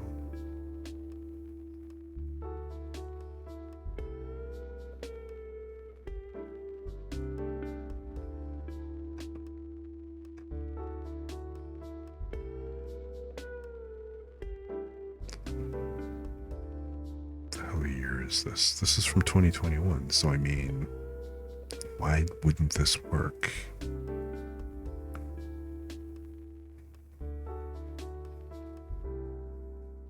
Select the eraser tool, head over to its tool property window. It's already open. For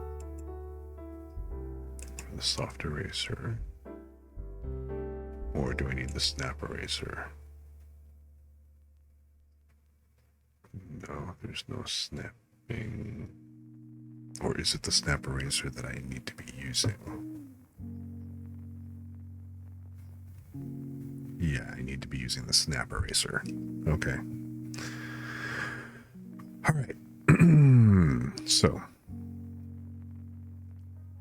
issue solved. So the snap eraser, I want to cut down its hardness.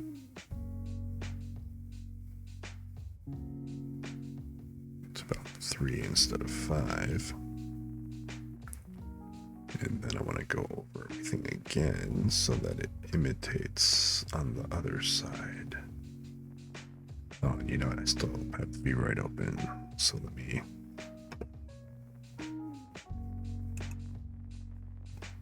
So yeah, it's basically I had to make sure I was using the snap eraser here.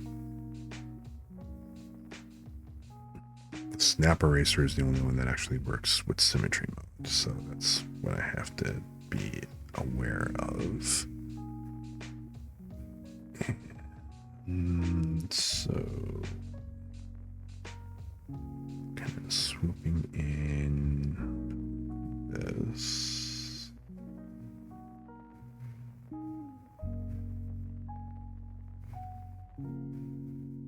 And I want to change this hardness a little bit more to get a little bit more blend along the edge to soften that up some.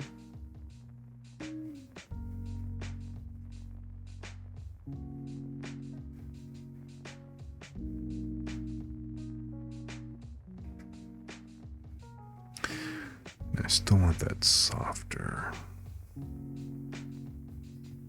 So I'm going to increase my brush size a bit here. And kind of cut this in a bit. Okay. That. I think up at the top. I'm going to have it come up a little bit more. Up into his temples, I think.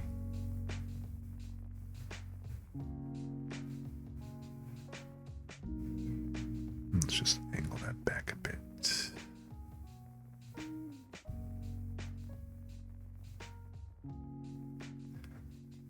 So maybe like that.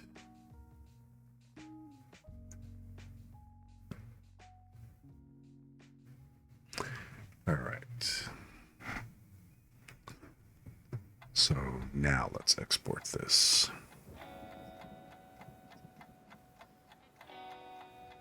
I'm going to export my test again. So face test, overwrite. Let's replace that. And now let's go back to VRoid Studio.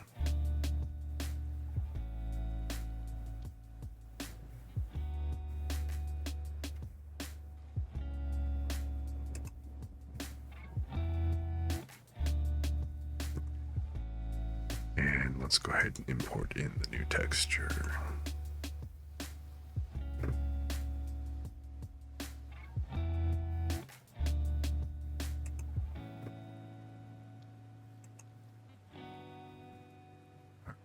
So now,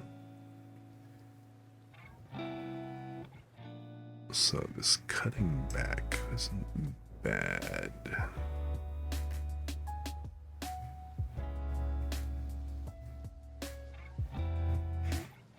I think it wouldn't be bad to have it. Well, number one, this should be, I guess, a bit lower now that I look at it.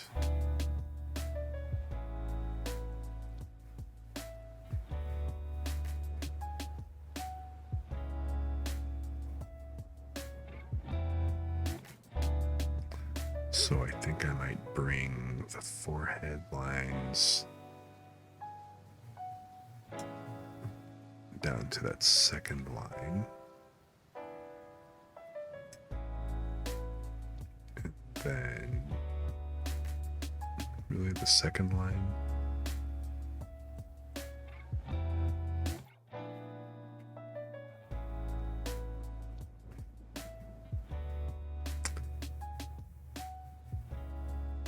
Yeah, I think the second line. So down to the second line, although that would kind of come in over here at the face and start kind of, it cuts in. So this is like here, so it'd be like one. Yeah, see, one over, this already cuts into the eye line. I don't want that. I want that to be above the eye, so that has to be like over here. So where it is, I think is good. But from the eye, from the corner of the eye going up to, and then coming over, and let's make that brow deeper. So where I have the cut starting now, let's just go down. So let's fill in the 1 and then go down 2 more. And then come across to, like, you know, about the 1.5 to where it ends at the moment. I think that would be good. And then kind of just fill in. So instead of where I cut in, I want to have that blend. And I think just fill in the current square. That would be fine.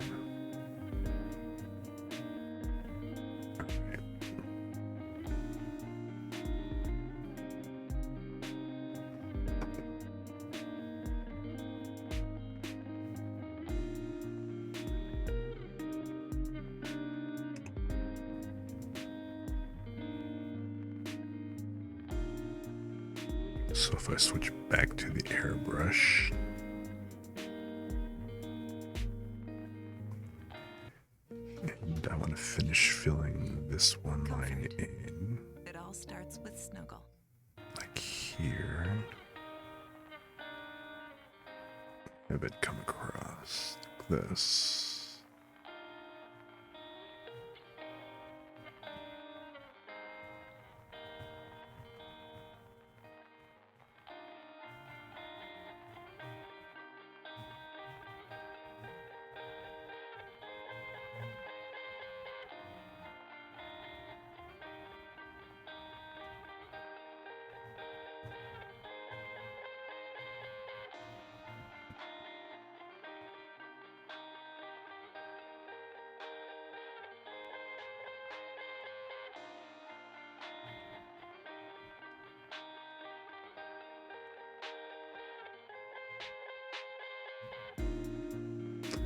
And then I said it's from here it's to go up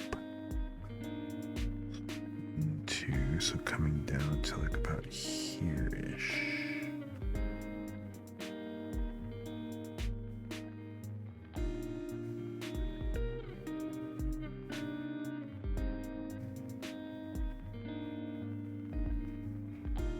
So let's tighten this up a bit more.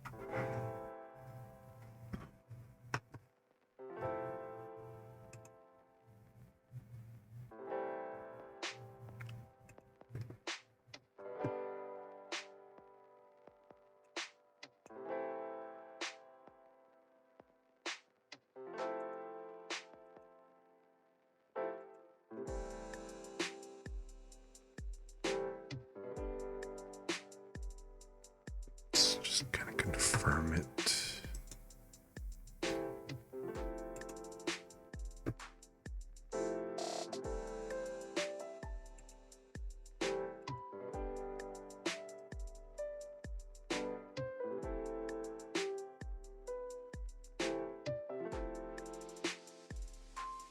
You know what? I can actually have it come up a little bit more.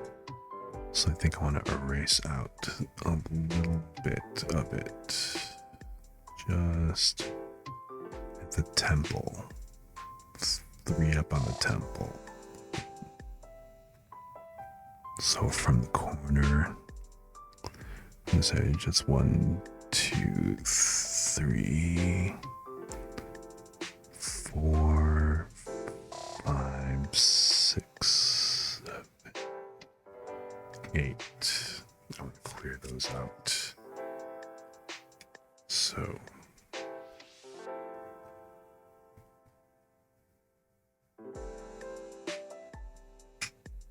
again, from this corner,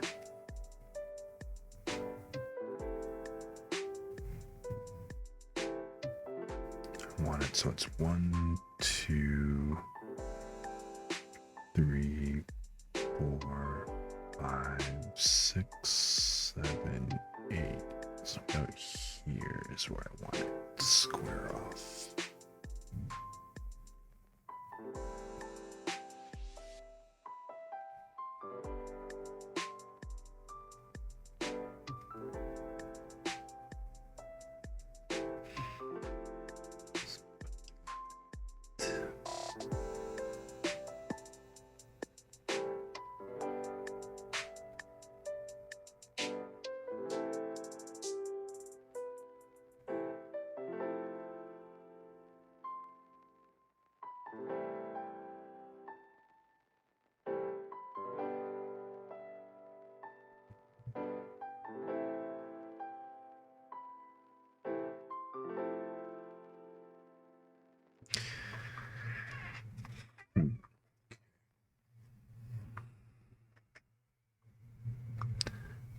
Clean this up a little bit.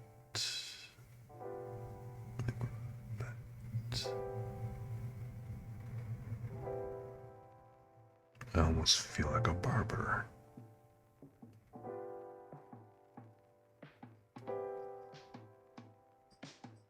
All right.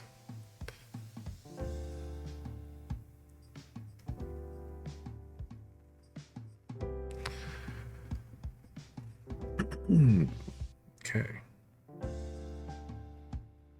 So that is the hairline.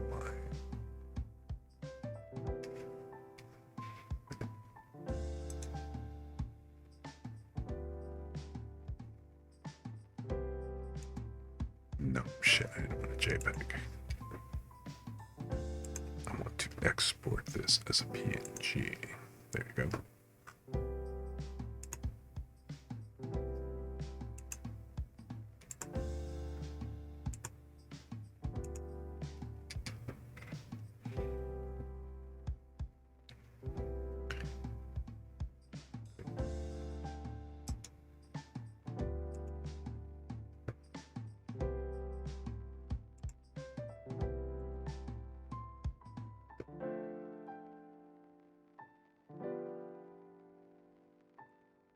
So, VRoid Studio, this is how he looks.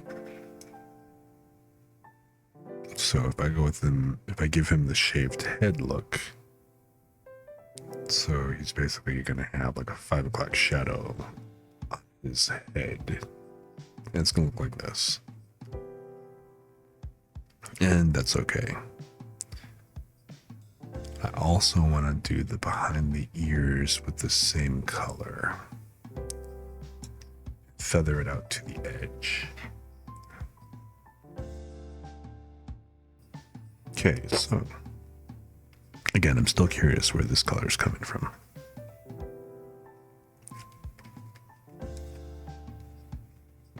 But I'll work that out eventually. So, but yeah, that's not bad.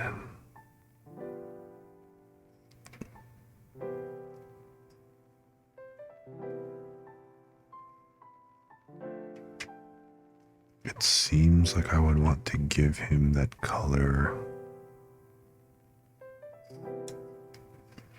So what is this color? Again, if the eyedropper actually worked. 96540. Congratulations, you work. Like, I could go with a soft brush. And then in the eye area,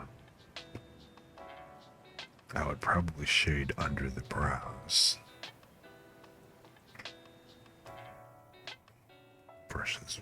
Well, I want the feathering on the brush.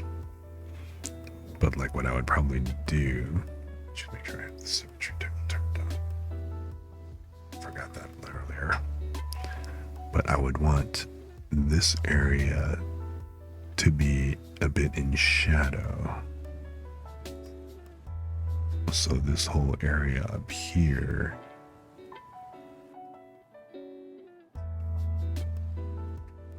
would have some of that eyeshadow effect, or would have the brow shading, which you can't really see it here. And that's okay. I'm not really worried about that. But the important thing to note is that the brow stops right about here. In fact, I can actually change this to a different color because I'm going to wind up overwriting this anyway. It's not like I'm actually drawing it here specifically. But like this section right here to about here. Like if I go up to my eyebrows, cover about that much. About that much area. So the actual shading of my eyes, actually I need to probably come up one more if I want to be under the actual eyebrow.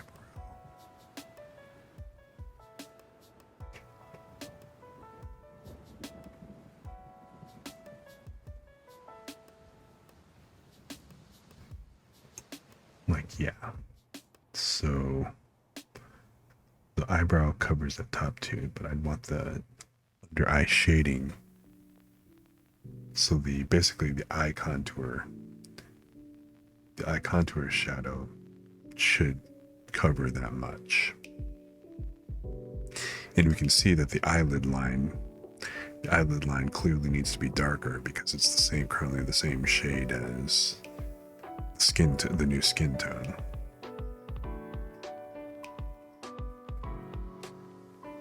So I can put in that subtle shadow, which again, it's not a big one. This is just, again, your eyes are slightly darker. They're slightly in shadow and stuff. The eyelid is, so I'm just going to apply that contour shading about like this under the eyes to follow the basic shape. So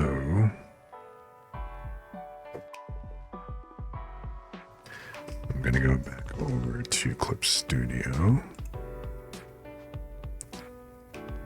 and again, the area over here is where I need to apply that shading. So I've got this tool selected, right?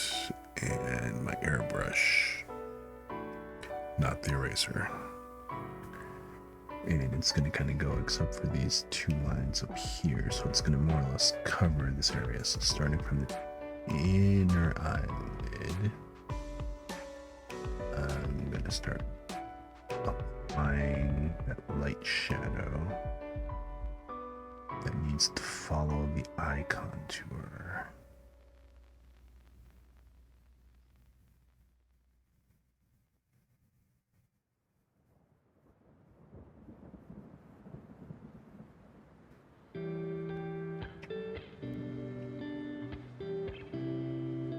And I'm also going to put it underneath the eye as well.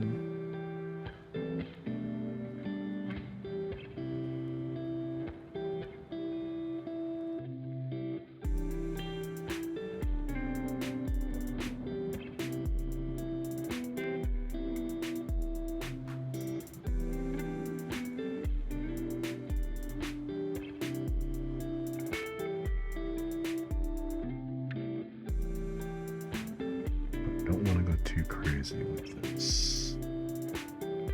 Again, this is just a shadow to provide more contour. I mean, I can actually darken it down here closer to the eye. That would make more sense, and I'll use a darker shadow for that, the darker shade for that. This really does feel like I'm actually drawing with,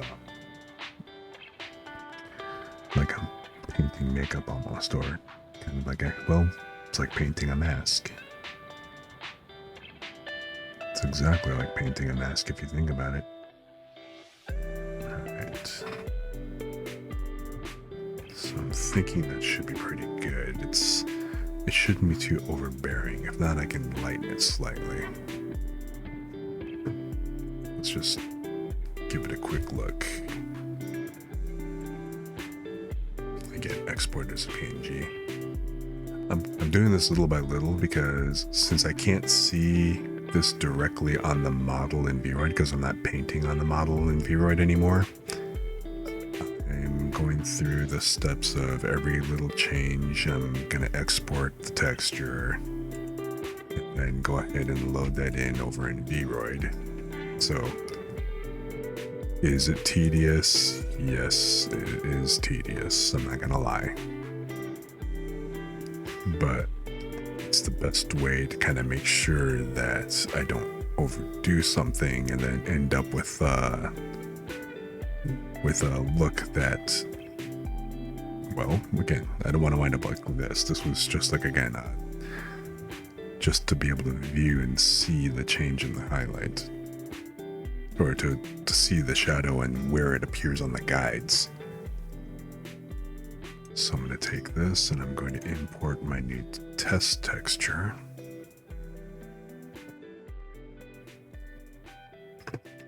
I said I'm going to import the test texture.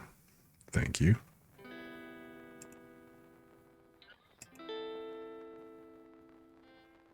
And okay. Very subtle. You can barely see it, which is exactly what I want right now.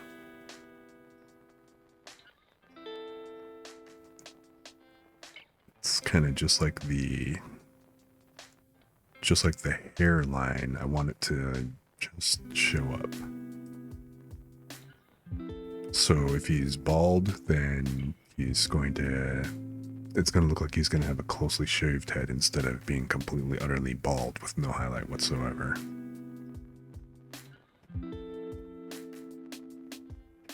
And I'm okay with that.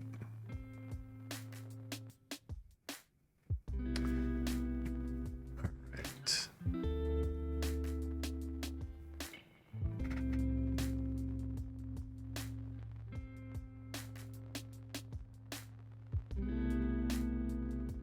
Alright, so far that's not bad.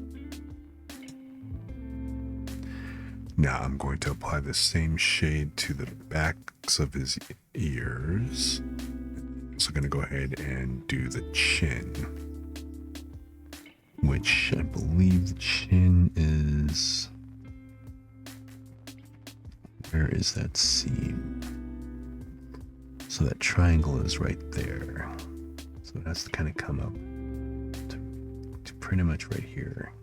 Like here is the bottom of the jawline, so that's the line I need to follow.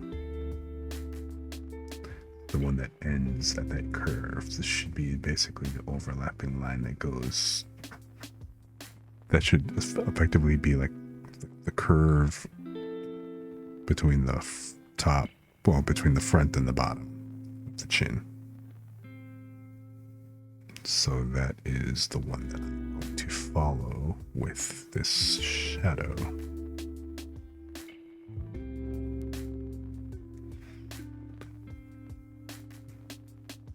Okay.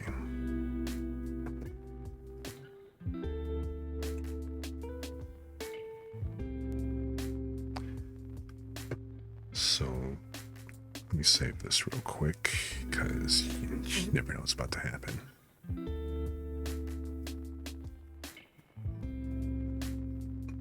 Okay.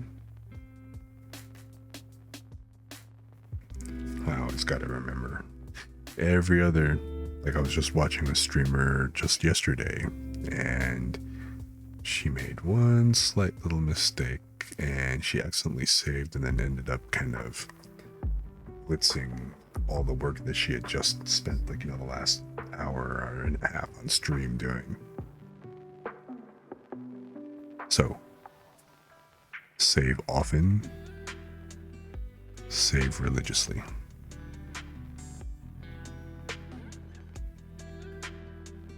And let's go with this.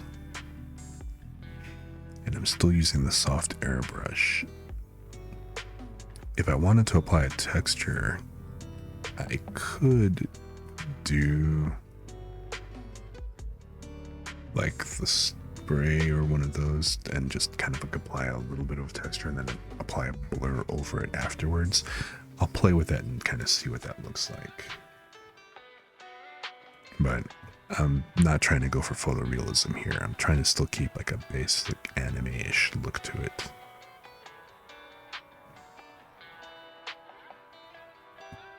I'm in the right layer. Okay, cool.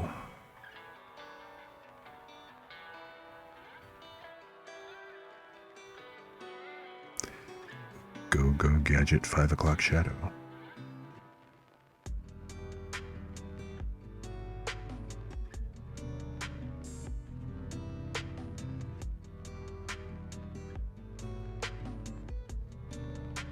Oh, I almost forgot that I had the mirroring on for a second there.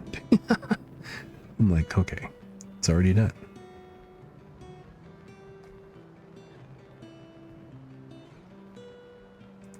Okay, so that's there. I'll go ahead and fully cover it. The opaque. I don't want the ears. I'll have to probably go over that with the eraser just to make sure that the back line of the ear wasn't covered. Okay, and this line is the one that overshot. This line right here.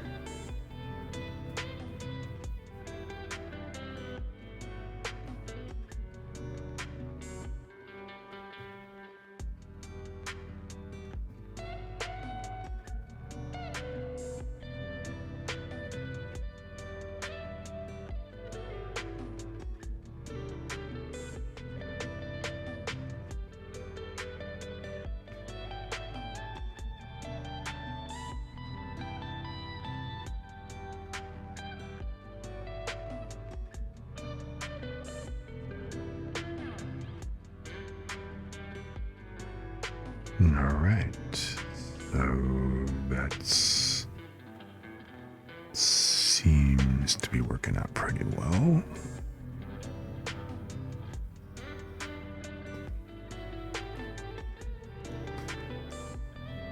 Maybe, actually, because this is going to be coming in under the ear, so I probably have to kind of cut this in going this way. I think I'm overdoing it.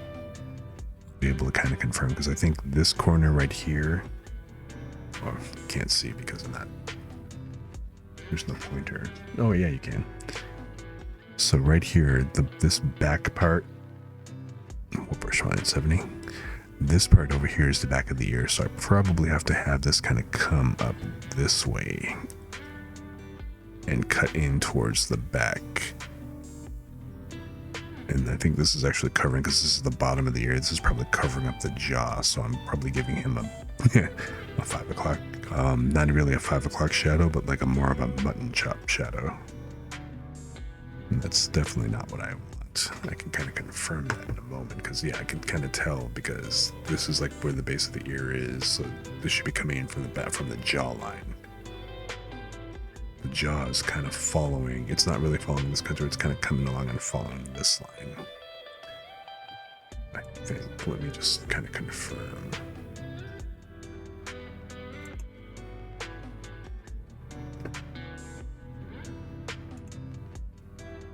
So again, let's export out my test texture. Switch over to VRoid Studio. And let's import it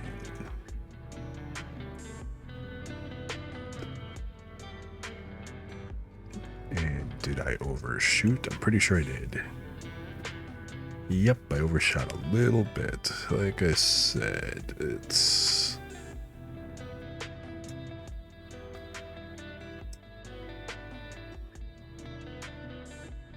base of the ear, the behind the shadow thing. I mean, the jawline should be over here and kind of come across. It shouldn't really.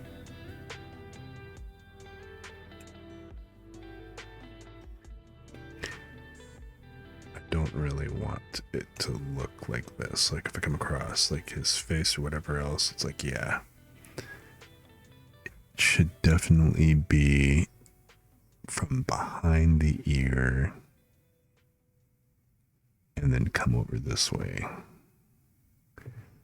So like if I were going to drop an eraser on this, if I were erasing it from here, it would actually, whoa, no. That, well, I mean, I guess that would kind of work for the moment. But it would come like this. Alright, I have no idea what the hell that is. But it's got to start at that and then come to the contour line by the mouth. Is about where it's going to blend back in. So this kind of line has to look kind of like that. In fact, I can probably cut it in a little bit lower, like one, the next row. And then have it kind of come up and join at the jaw and give it a better taper. All right, so let's just go ahead and do that.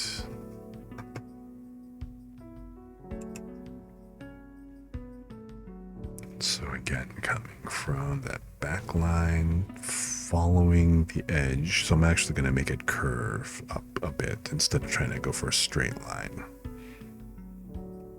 So that should kind of more or less follow the jaw. So let me switch back to the eraser here.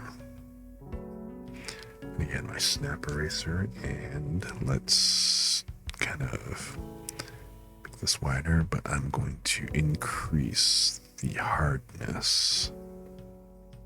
So I don't want it. Let's make it a couple more. So I don't want it up here. It's got to come down. Let me cut the hardness down a little bit more. It needs to come down from here. And then be more sloping into the mouth line. That would more closely follow with my jawline that I've set.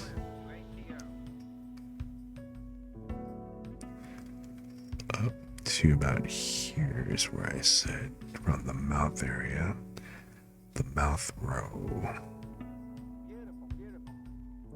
So about like that.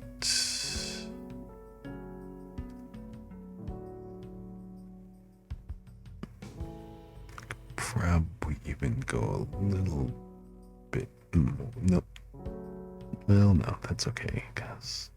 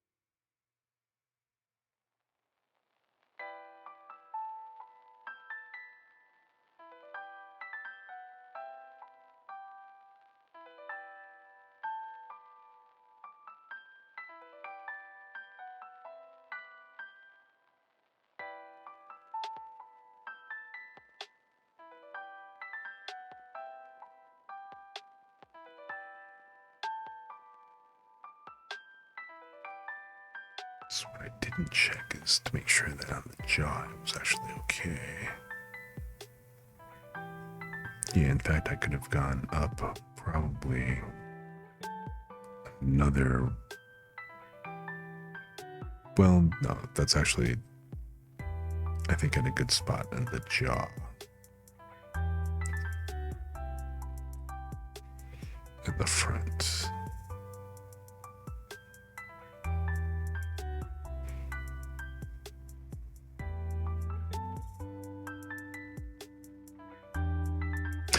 Oh, okay, that was the mouth. Alright, so let's go ahead and export this.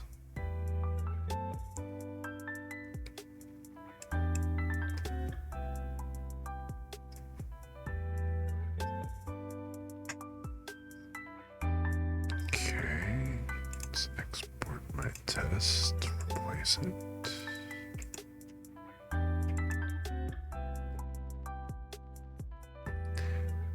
Anybody tuned in, I hope you're enjoying just relaxing and chilling.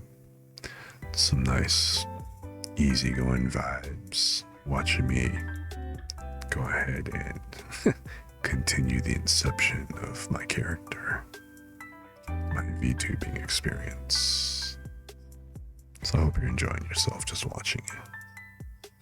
And if you're picking something up, that's even better. So whether you got me on in the background or you're just actively watching, or hell, even if you're dozing off listening to between my voice and, you know, the chill music, enjoy. You just do your thing.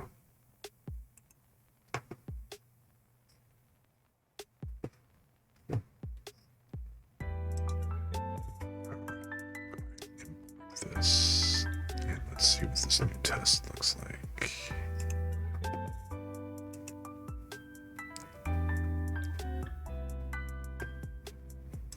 And it looks a bit better. The line is a little more pronounced than I'd like, but then I also want to go ahead and have a shadow behind here that should go kind of in the back of the head anyway. So like this should probably be in shadow as well. So that's not bad. But that actually follows the jawline really, really well.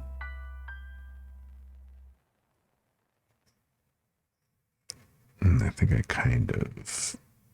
Well, yeah, you know what? I can go ahead and go a little bit more over here on the chin if I want to. But I'm gonna hold off for it. So I'm thinking that that's pretty good.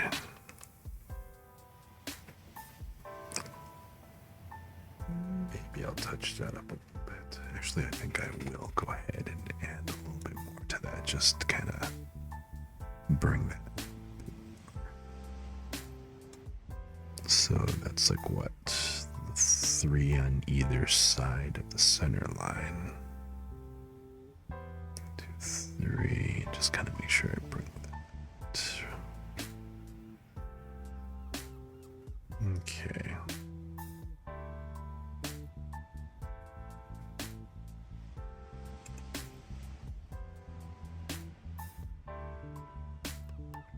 So I'm on the eraser. Let's go back to the airbrush. And let's bring that up. So here, I want to go ahead and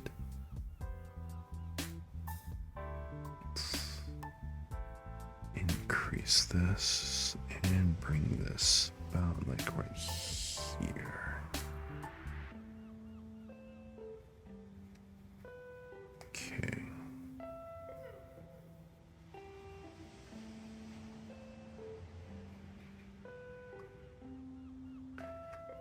All right. Now, in my original shading, turn that back on where it's currently on screen. So I had a small amount of shading under the lip to kind of highlight that. And then I also had some contour. I want to obviously shape that better. And I'm going to go ahead and use my current airbrush to go ahead and shape that. And I'm going to use the same shade. I'm going to darken it. If I want to add it in, I'll go do that some more. Hey, what's up, Bez? How's everything going? Streams come. Oh my god, it's already 12:27. So I have gone 3 hours without even thinking about it. So, you know, time flies. I'm just sitting here doing my thing. How's it going with you, man? How was work? Did you have to go in? Are you getting hit with that snow? Because we sure the heck are.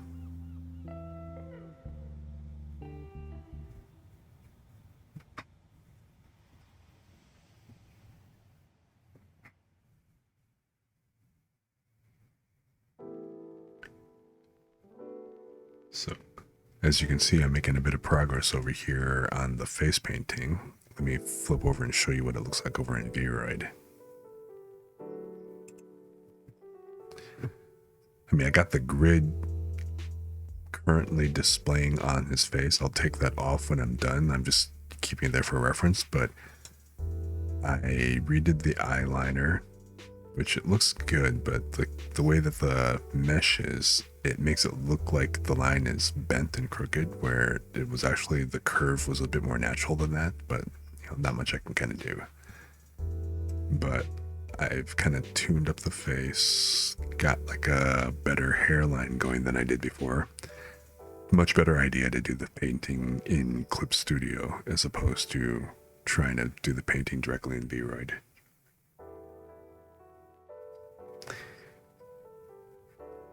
Yeah, it was.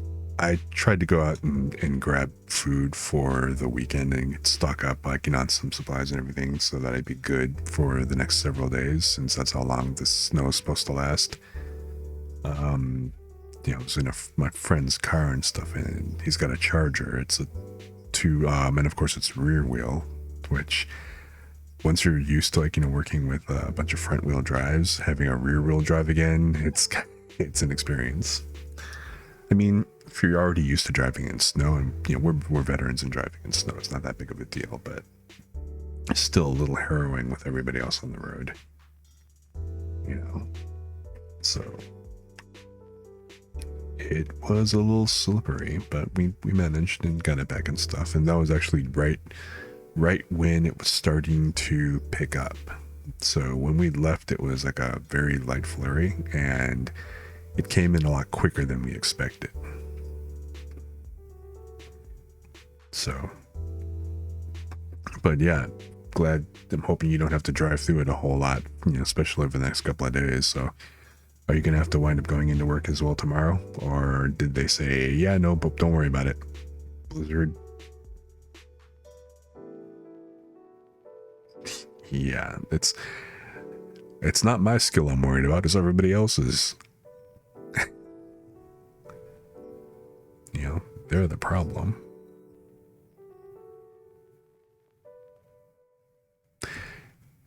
Actually, I think I need to lighten up, because now that I'm looking at it, he does look like he has like the shadows are a little more prominent than I expected under the eyes.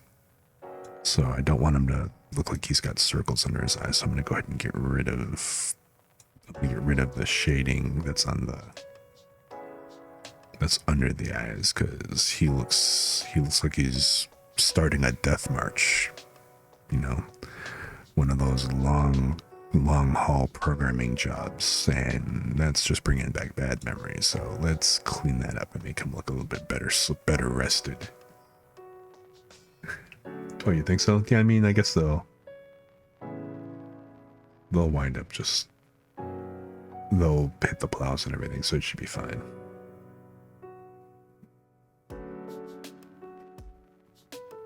But I thought the snow was supposed to keep on going and be intermittent all the way through Saturday.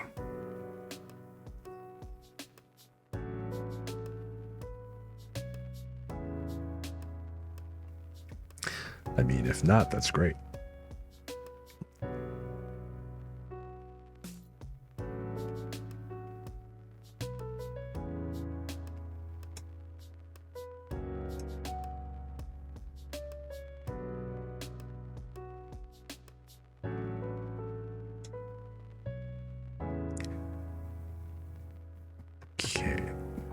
get rid of those.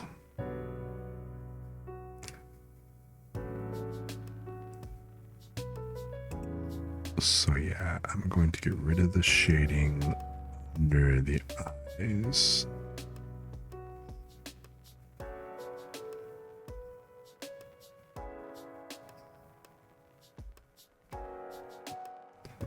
So let me turn off my reference thing here real quick.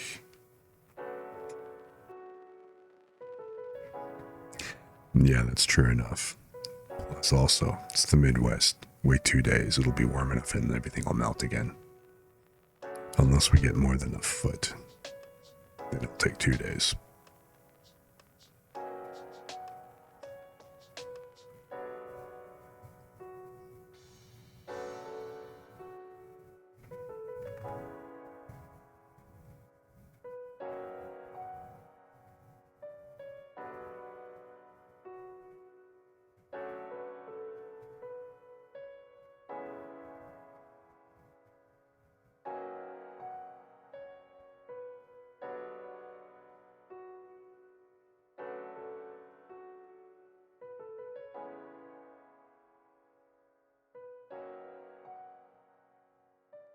Okay.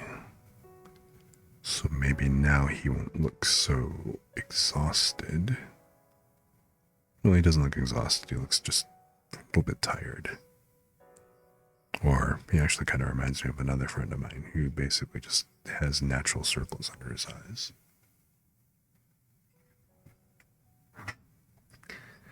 Move every winter. You know, yeah. When I was younger, oh God, now I'm sounding like an old man again. When I was younger, I used to really enjoy cold weather. You know, because I admit I was a bit of a natural furnace, so I was always kind of running kind of hot. You know, now that I am no longer in my teens or even my 20s, and I'm leaving it at that, but yeah, I am definitely not of the whole liking the cold as much. Plus, you know, spending most of my work career, yeah, we're talking, you know, decades in IT, the majority of which are in server rooms that are normally kept at like 68 degrees. You get kind of tired of that shit after a while. What I want my airbrush, right? Yeah. So yeah, where I used to be like, okay, if it's cooler, then it's all good. I'm kind of now like, you know what? I'm kind of digging on like, you know, the roughly 75 degrees ish weather, plus or minus, like, you know, maybe like, you know, 5 plus or minus 7 degrees. So 75 plus or minus 7, that would be my generally ideal temperature. Unless I'm actually at the beach, where then sure I can go a little bit higher. You know? So and that's just kind of where I am with things at the moment.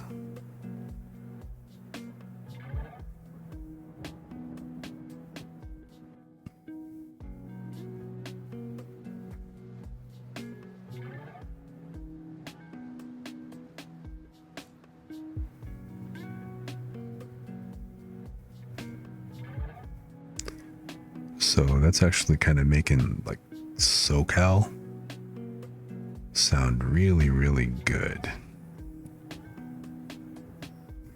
Southern California. I mean, I still don't like it excessively hot. And I am not a fan of humidity, and I probably never will be. Which kind of blows if I actually want to, because one of the things I'd love to do is move part-time to Japan, or at least I thought I did. I'm not sure on that. I definitely want to make sure I visit first. So visit first, make sure that I really do like it, because again, humidity. And Japan is a very humid place.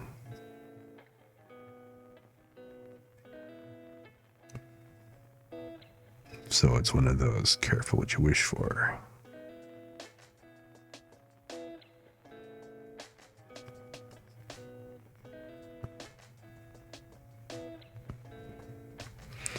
Alright, so let's see how that looks. Kind of evening that out a bit.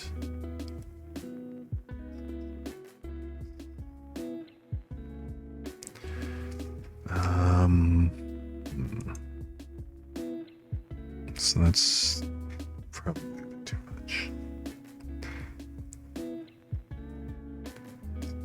Go back to my airbrush.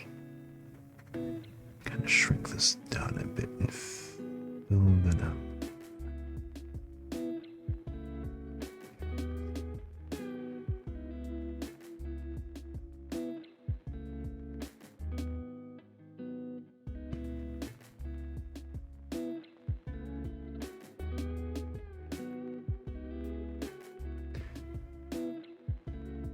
Alright.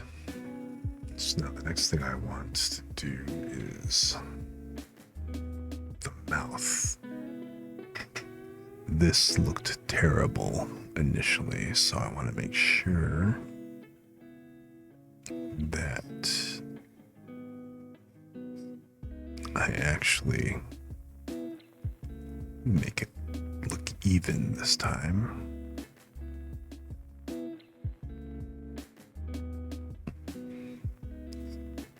I mean, fortunately with the lips, I can go ahead and make it a bit more defined as far as that line goes.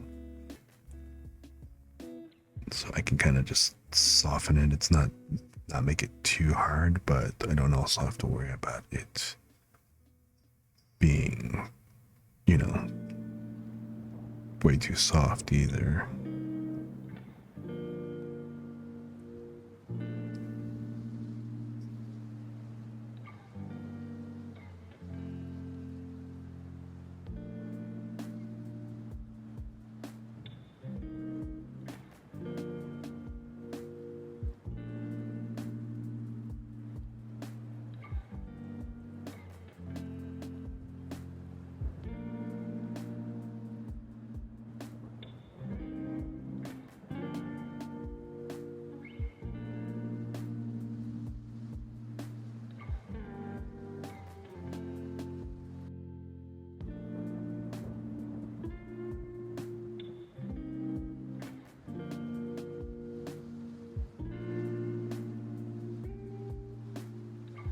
Hey, by all means, man, I'll be more than happy to help. I mean, people kind of dump on VRoid. Well, VTubers dump on VRoid because they're all about want to be the anime girl or boy, I guess, also, and that 2D look. Which, you know, I mean, I can't say that I blame them, but then at the same time, don't shit on 3D. I can understand looking generic. You know, nobody wants to look generic, so I totally get that. You know, but at the same time, don't really blame the tool because there is a lot. If you want to, as long as you take the time, I really believe that there is a lot more that you can do with VRoid, and people just simply aren't leveraging it to the best of what it can actually do. And let's face it, 3D avatars are cool because live 2D looks great. It looks beautiful because it looks like a drawn anime, because it is, or drawn manga, you know, or anime, I guess, because technically they're moving, right? You know, the big fact that you can't turn around, I mean, that should be like a big indicator that, all right, well, you know. So I totally admire, like, you know, the people who have like those models that do have that depth. That's pretty freaking fantastic.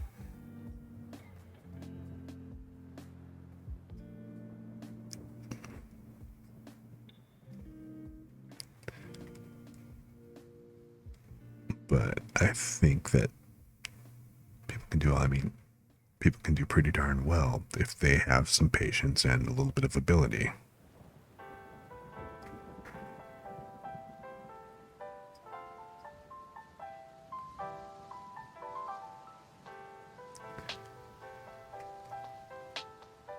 Well, yeah, I mean, that's the thing. It's like I said, I get the clowning because, you know, if you just go and grab and just simply grab like your basic average low effort VRoid model, yeah, you get discount bin Kirito. You know, I totally get why people would clown on that. You know, but doing that without without really touching what the thing can really do, I think that's just kind of doing a disservice.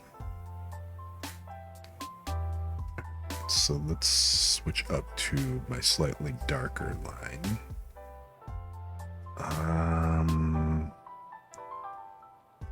That looks so alien now. Where's my color palettes? Let me go ahead and go with this color. And darken that in some more.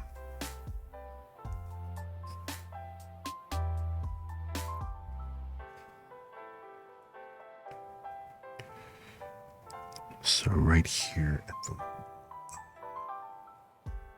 Let's bring this down some more. There.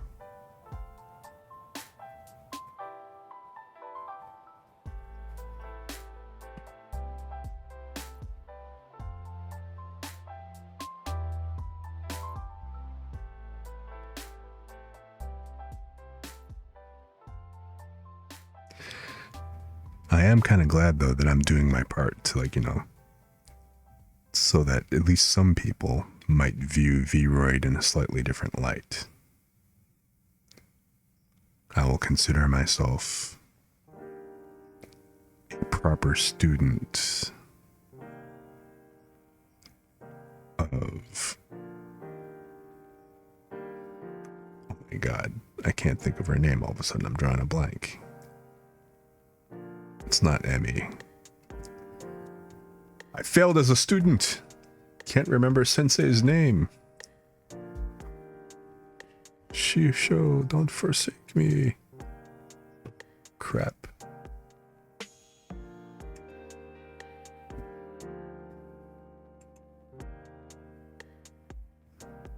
Virtual Ray. I keep wanting to say Emmy, but it's like that's backwards. It's not Emmy, it's Ray. Only Virtual Ray. Shisho.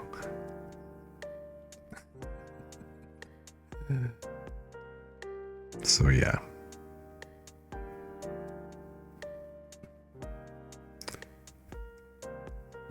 Yeah. But I mean, that kind of makes sense, right? If you put in more work, then yeah. Of course, some people don't feel that they have the ability, and then that's understandable. I kind of think, because this whole experience for me feels like I'm painting a mask, which technically, I guess if you really think about it, that's exactly what you're doing. You're painting contours, whatever. Yeah, and some people can't, you know, some people don't think that they can paint or they can do this stuff, or, you know, it's like, oh, I can't draw. Man, this is not, I mean, I guess in some levels, yeah, it draws on, like, you know, the drawing knowledge. But if you have painted models, like, you know, if you've painted figurines before, hell, if you've done makeup, I think you can kind of do this, because this really just feels like applying, you know, I mean, some parts of it, doing, you know, doing the, what you call it, painting a figure, painting a mask. Other parts of it, it feels like cosplay makeup, face painting. I really do think that more people can do this if they want. Of course, if you've got more money than time, then yeah, pay a motherfucker. Discovery's 4 computers now have primary control of critical vehicle functions.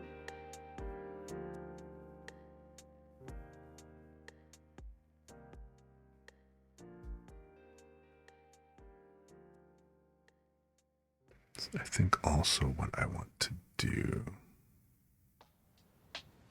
and I'm going to set the opacity down. Or, well, I mean, I guess the brush density is already there, but let's kind of apply. Oh, wait. I don't want to go this dark yet. I'm going to go this dark first. But up here, and I don't remember what this area on your nose is called again. But let's just kind of keep this light.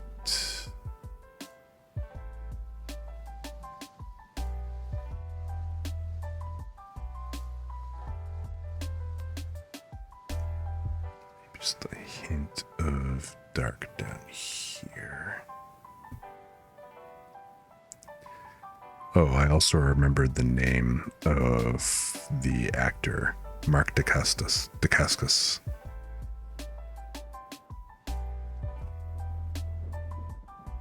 Mr. Iron Chef's nephew.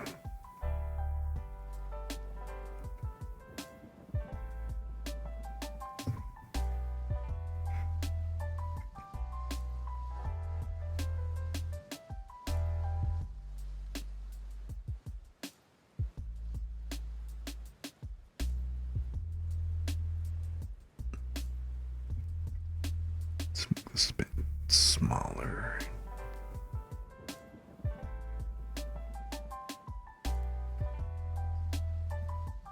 Yeah. Yeah, I actually like his work. I like his work a lot. Alright, so now for the mouth line, I actually am going to go a bit darker than I've already got. So, about here. And I'm going to make this a nice tight line.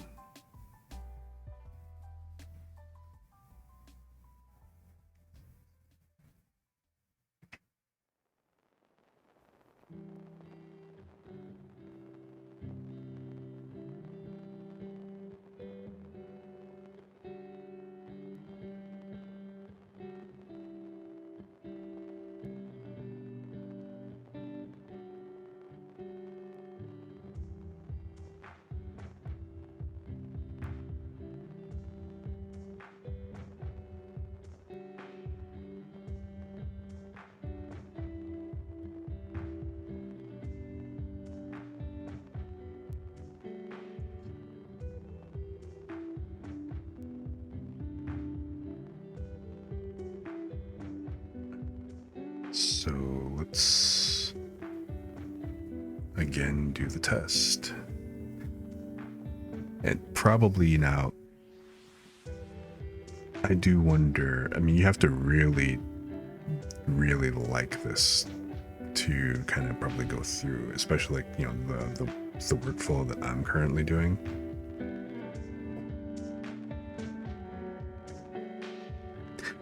Yeah, he and Alton Brown are my two heroes on Food Network.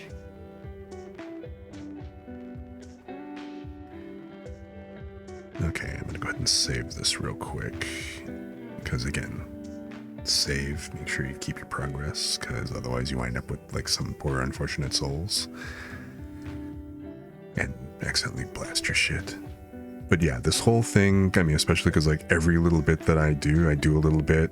Then I go ahead and I export the layer. So I'm exporting the texture so that I can go take a look and see how it actually looks in VRoid. And this whole doing it a little bit at a time, I can totally see some people are gonna balk at going through this much trouble. You know what? I was initially happy with just painting over in VRoid, but then when I took a closer look at how it, you know, at the real end results, yeah, I just wasn't dissatisfied. Alright, so now over here in VRoid Studio, let me switch this off the brush and just go to selection. And kick down the brush width so it's more of a pointer type. So let me load in, let me import the texture.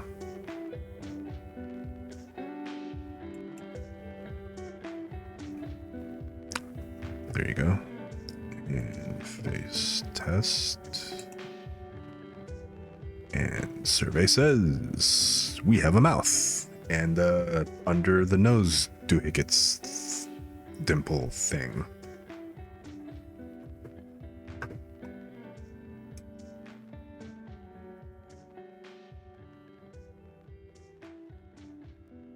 I can probably... Well, no, it looks like I can very much increase the shading. It needs to be it needs to be more pronounced. So let's see if I zoom in on this a bit more.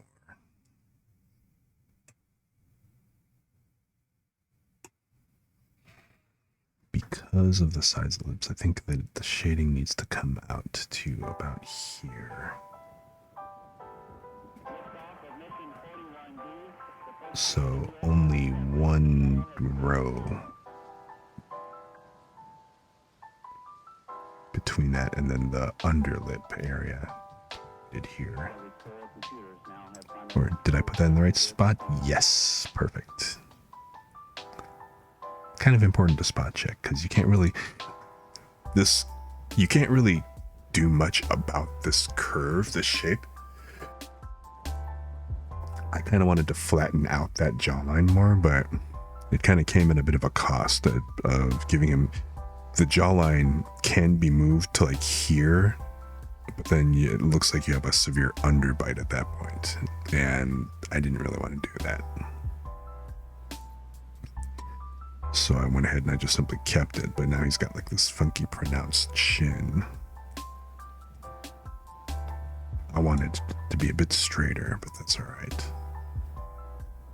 So in fact, I could have probably either moved that down, that shading down, or kind of gone down 2 more layers if I wanted to really highlight that. I think it's kind of good where it's at. Directly under that bottom lip.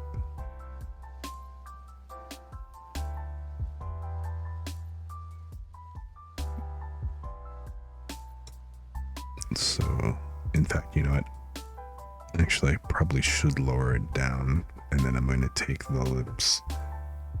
Because these rows, these are clearly the lips themselves.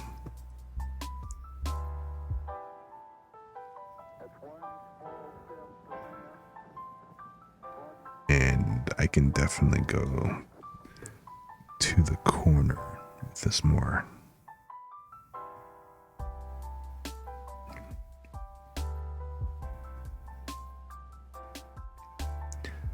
So yeah, that lip should actually go into at least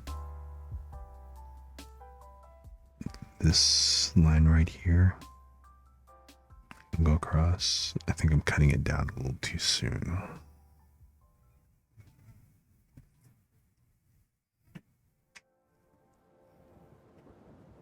And then the bottom lip can shade out to here and come down pretty similarly. And then kind of clean that up more. All right, that's how I'll do it.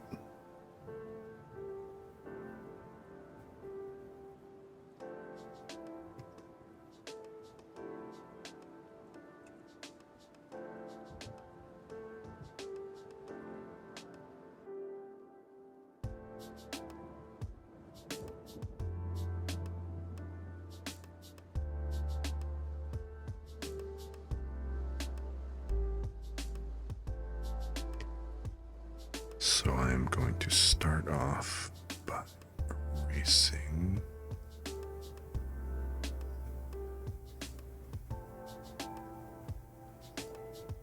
the line that I started down here.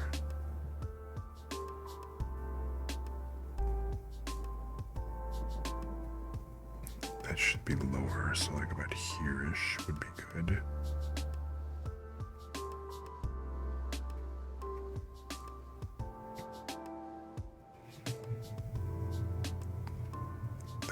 Airbrush.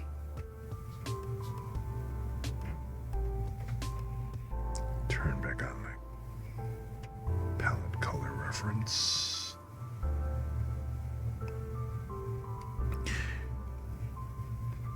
I used to watch a lot of Food Network. Like I said, Alton Brown was my favorite on there. Good Eats, such an awesome show.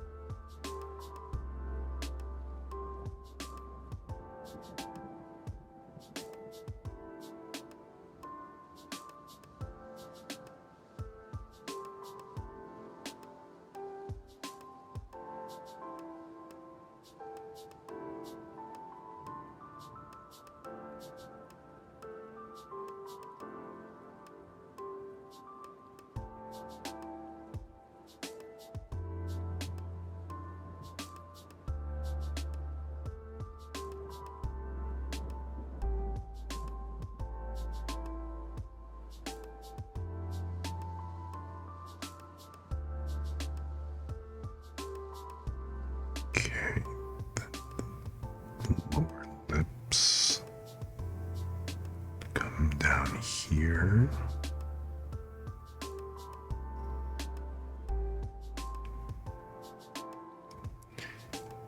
In fact, I'm gonna go for a larger lower lip than the upper.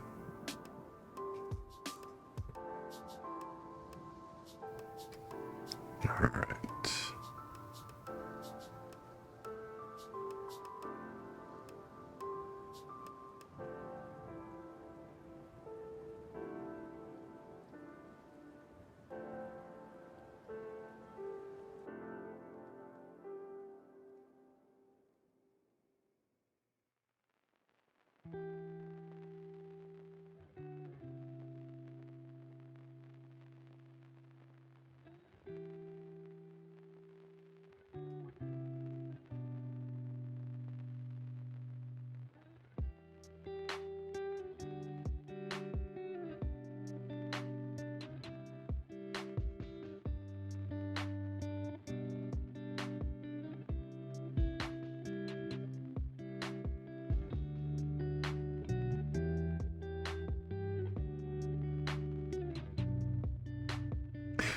Oh, hey Bez, by the way, I don't know if you have a Steam account or anything, if that's where you get a lot of your games from and whatnot, Sush.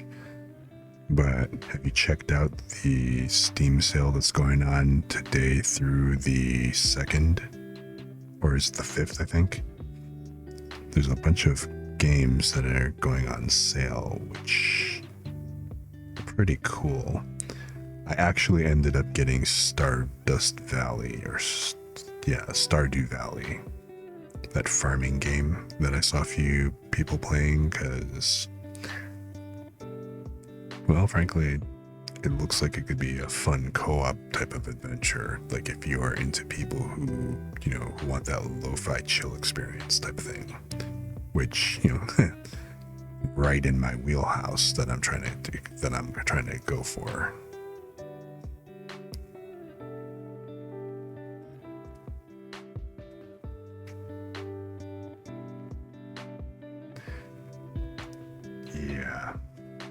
Yeah, I had a bunch of my wish list go on too, but like half my wish list is for PC, damn it. So there's not much point in picking them up right this moment.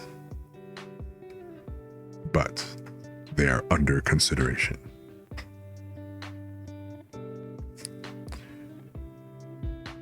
Yeah, because I figured, for future collabs, I might as well be somewhat prepared. And Stardew Valley was like the first one that kind of came to mind with that. Then there was another one.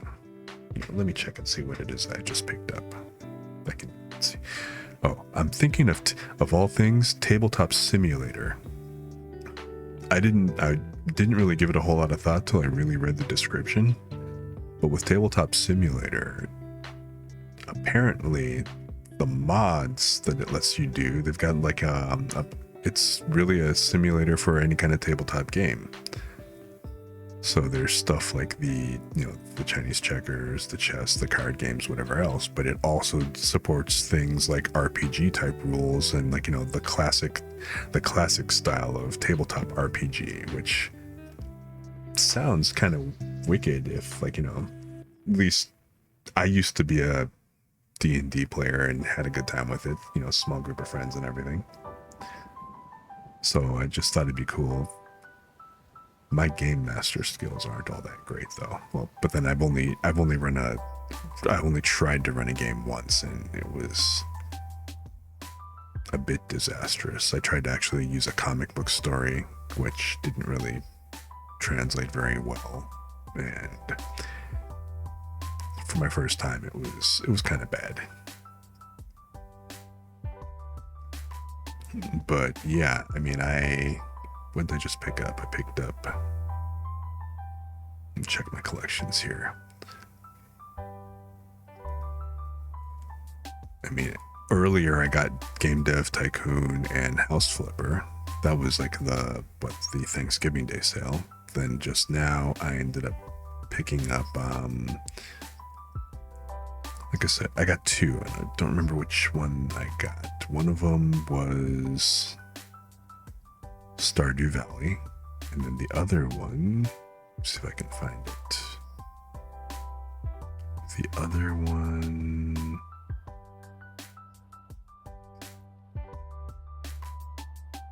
I don't see it here. What the hell?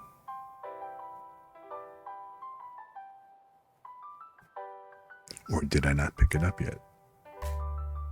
I must not have actually picked it up. And I can't think of the name of what it was that I was looking at.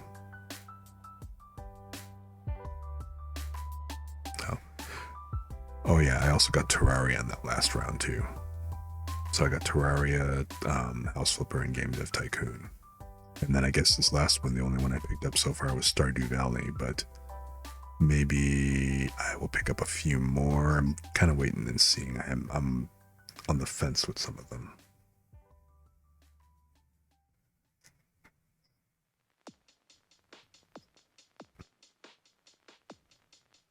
But yeah, it definitely looked pretty interesting.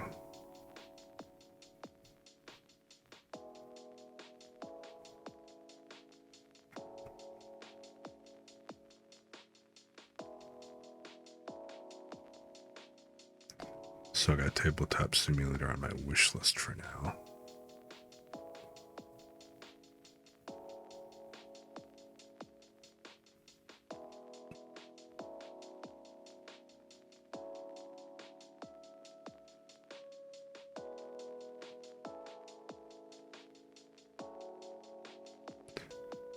Oh yeah, I was watching somebody else play Monkey Island.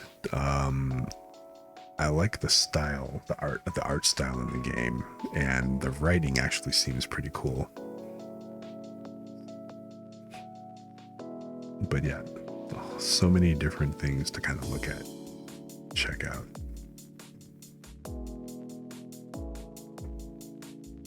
Actually, let me hydrate for a second here.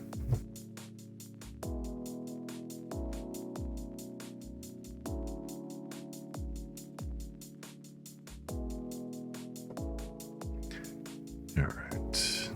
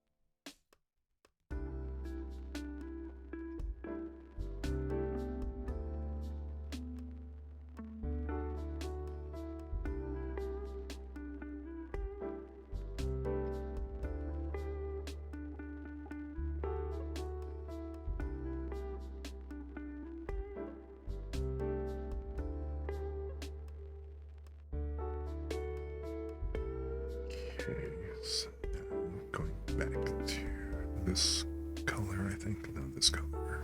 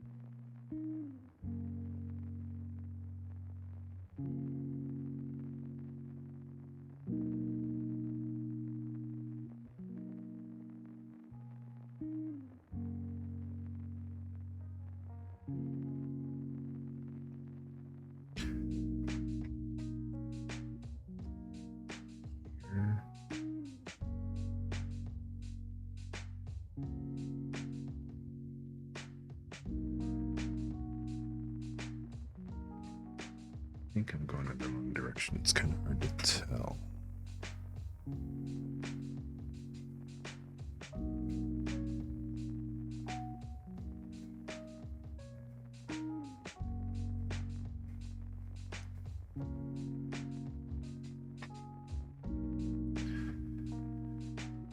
All right.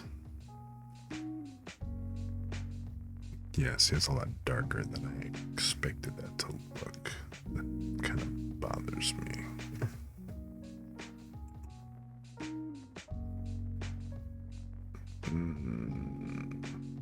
Let's export this and take a look. Whoops, no. I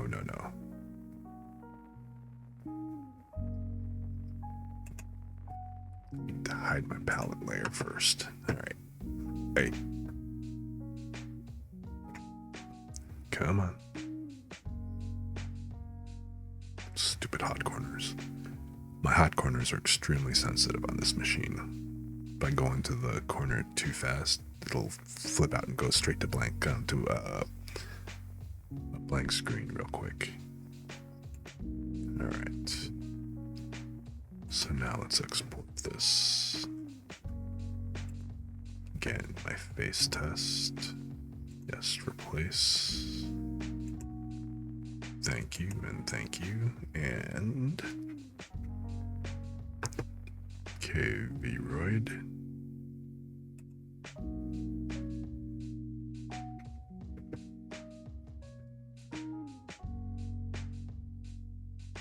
Let's come back over here. Let's import the test skin in.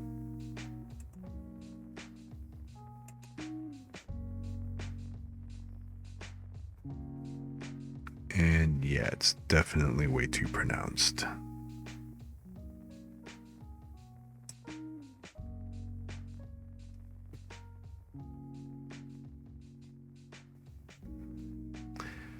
Yep, that undershadow is too much.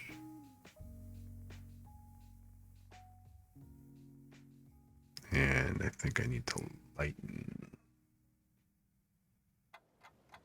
the shading a bit. It's going a little overboard. Or, you know what, maybe not. It's probably just like the bottom shadow that's kind of messing with it. I just got rid of that bottom shadow.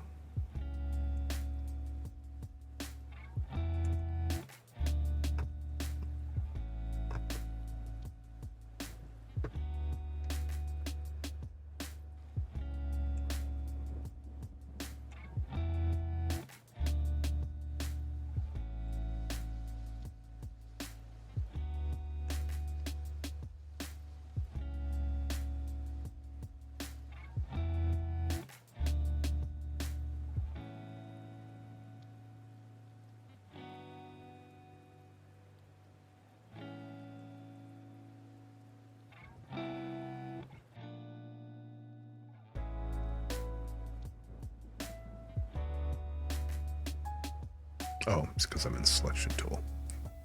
Like, why is it not painting?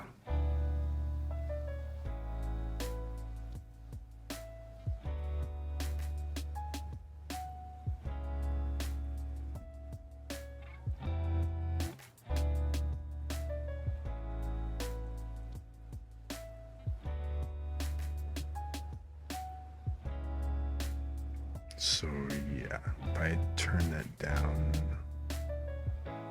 and kind of reduce that lower shadow, like, yeah, I had a feeling I'd overdone it.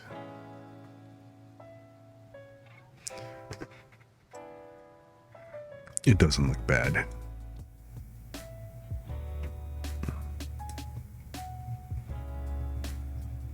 I still don't see the dark line on the mouth.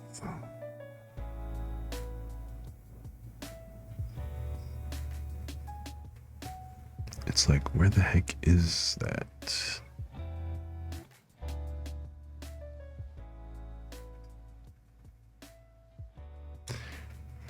Like, do you not start appearing until...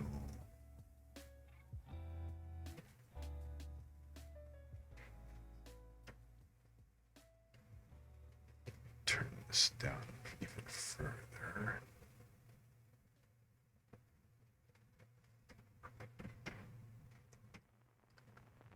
Where do you become visible? Here?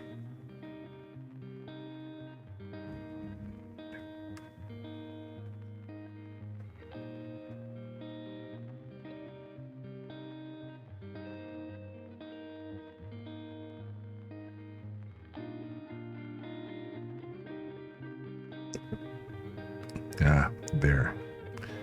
So that's the line when you become visible. I see. So this line is still the inside of the mouth, it seems.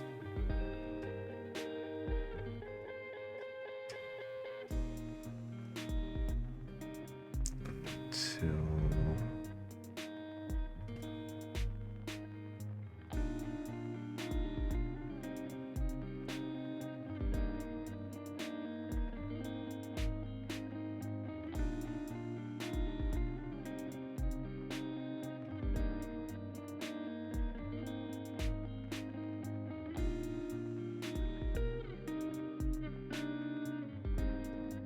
So yeah, you don't even start to see that line. The line isn't visible here. It's probably visible when he opens the mouth. And then at that point, then it's just, well. But like, yeah, you don't really start to kind of see it until here, like this line. This is where it becomes visible.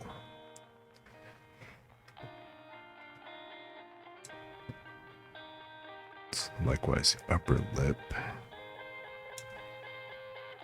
is that line? Is it here?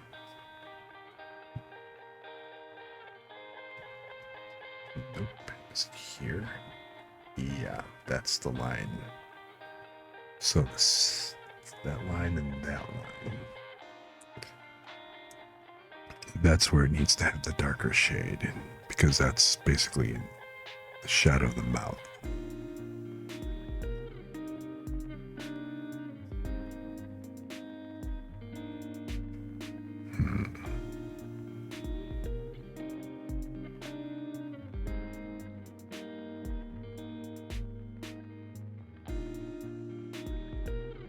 I mean, the corner kind of shows up all right, so I think I can keep that shadow there.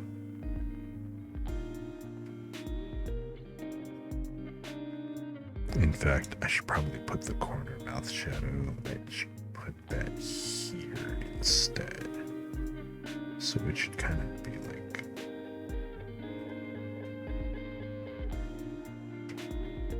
there. And just follow that line in.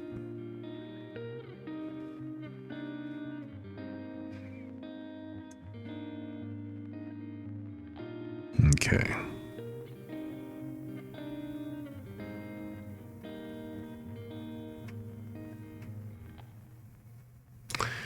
Alright, so that's the reference lines that I need.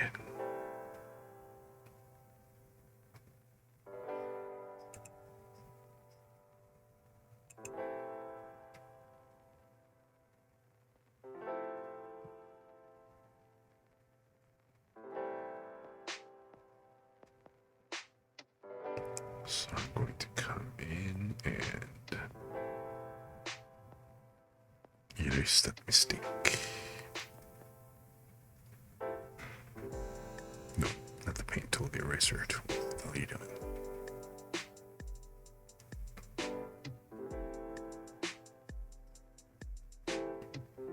So all that nonsense needs to go. Okay. Now, shading is alright. Like I said, this dark shadow needs to be here.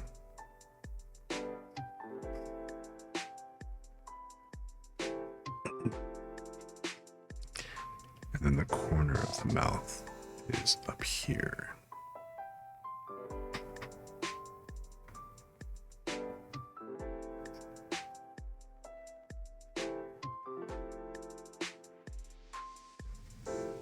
Do that last.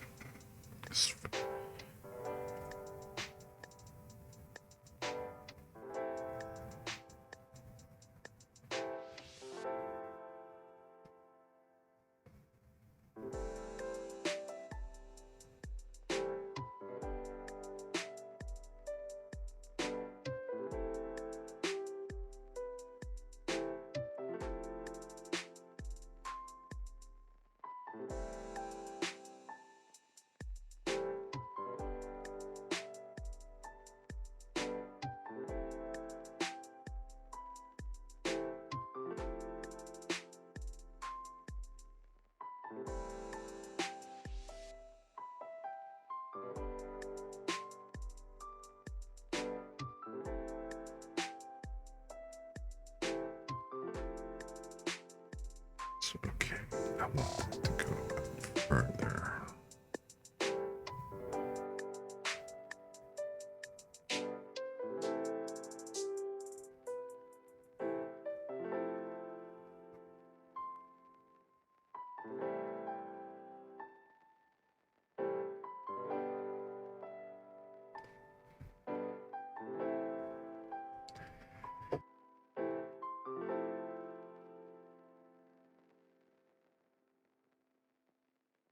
Throat's getting a little dry, so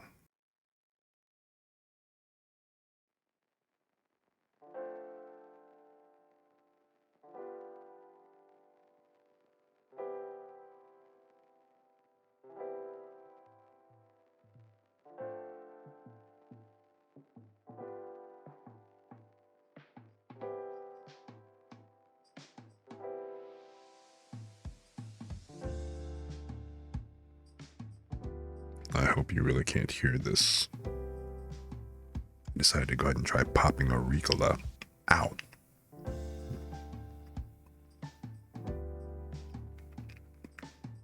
It's making a lot of noise in my head.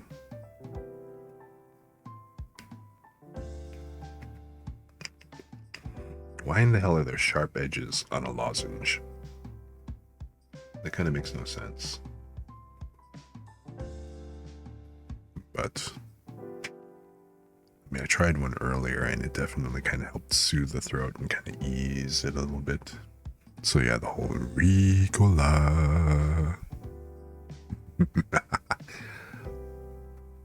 Let's just see how this goes. I apologize if it sounds annoying. It's like I said, with the headphones on and everything, I can hear it clicking in my head and it's like a little irritating.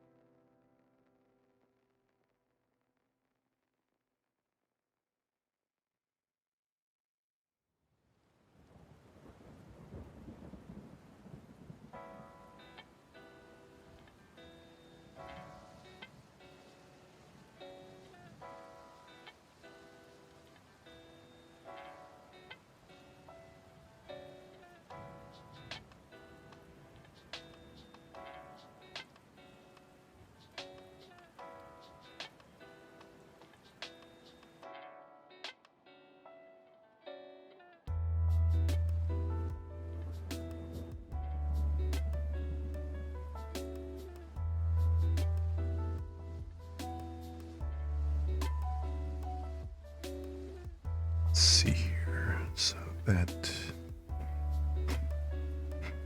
should give me a little bit of roundness. Without being too harsh on the corners. And I do need to trim the upper lip a little bit.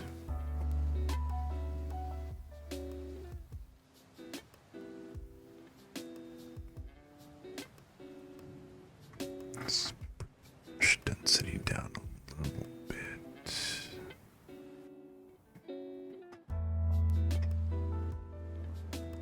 Kind of want this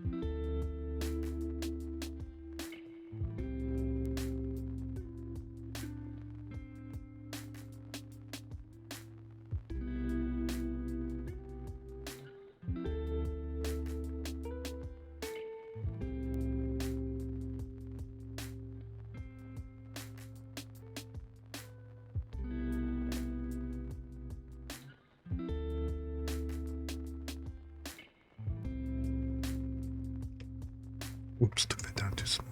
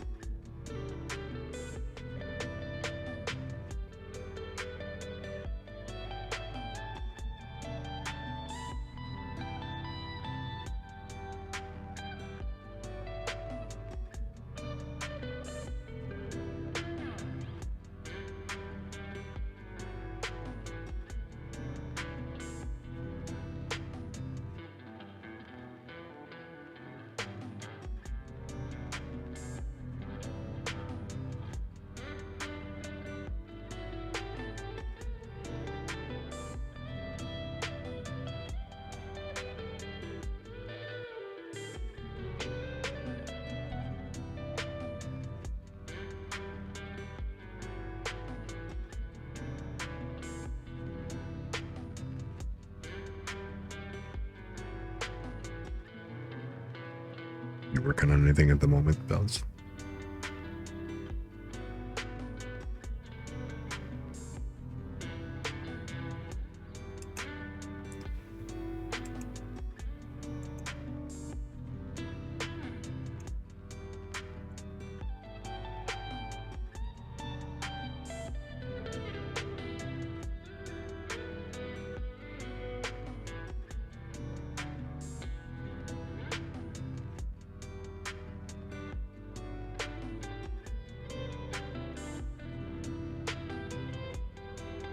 Oh, you're on, huh? Cool.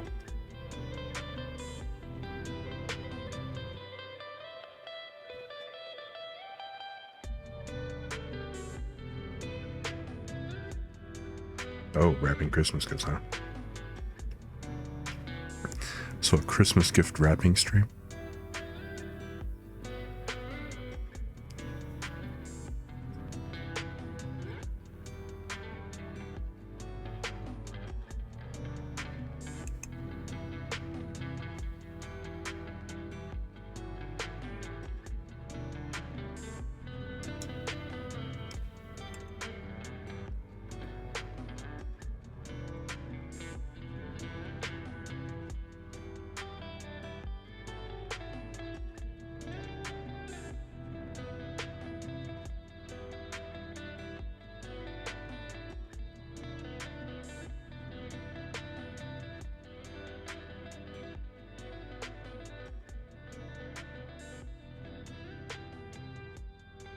Soften that line.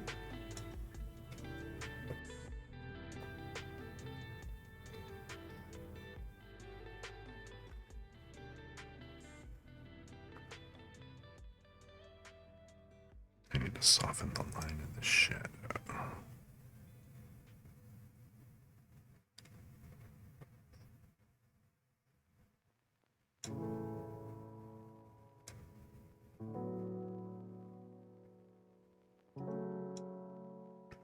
Also let that kind of curl a little bit more towards the corner.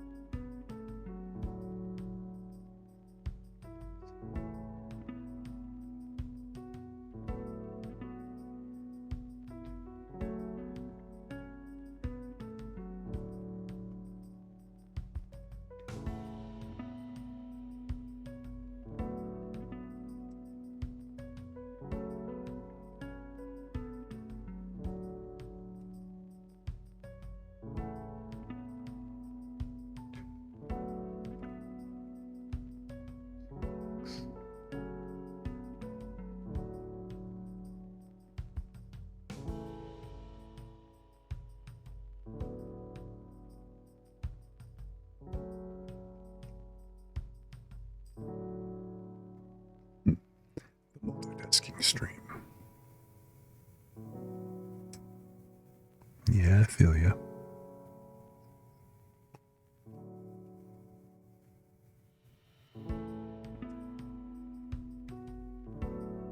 Welcome home, Columbia. Beautiful, beautiful. Discovery's 4 computers now have primary control of critical vehicle functions. Liftoff of mission 41D, the first flight of the orbiter Discovery, and the shuttle has cleared the tower. Discovery Houston, print to ATO.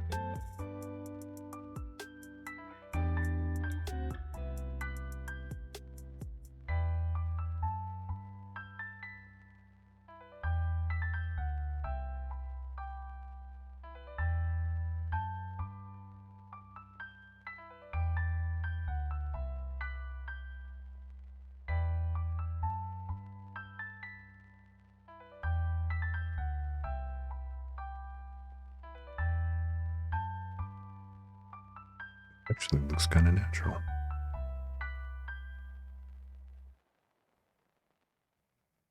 Huh.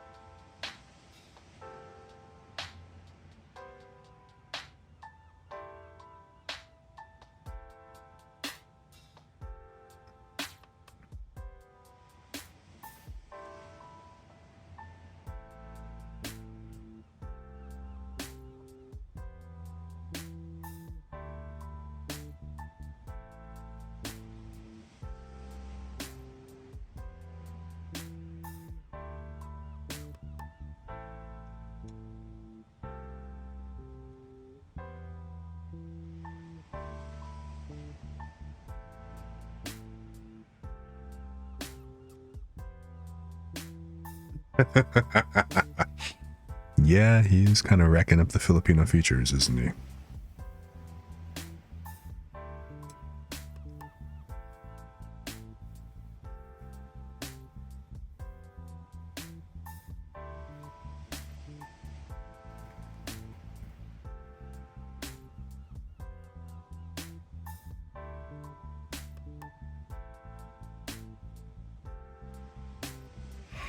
I mean, the nose looks a little flat from that angle, but kind of is, because when you look at it, that is the tip of the nose contour right there. Maybe I can go one more line out. Yeah, I think I can do one more line.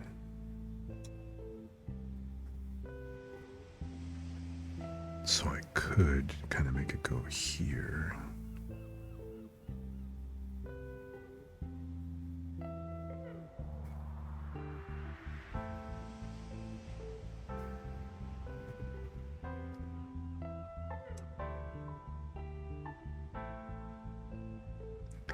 And then it'd be really rocking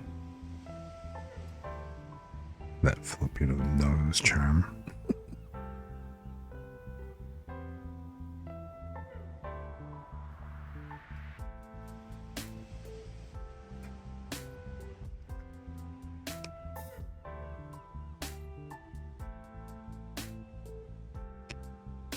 Not if only I could speak Tagalog.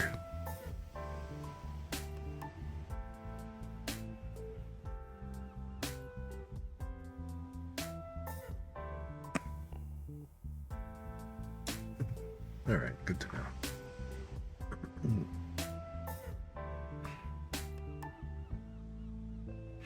I was just really trying to figure out, would there be a way for me to kind of get away from him looking like he's got like that typical anime pointed nose with no nostril flare,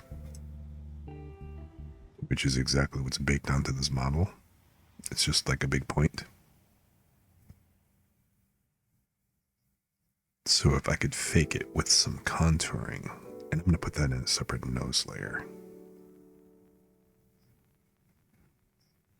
So that way I could separate it from the rest of the face and not keep redrawing.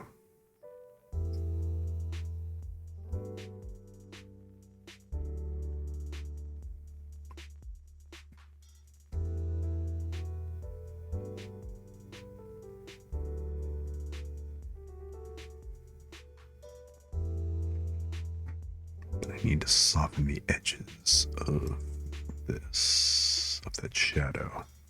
It's in the right spot. It's just too harsh.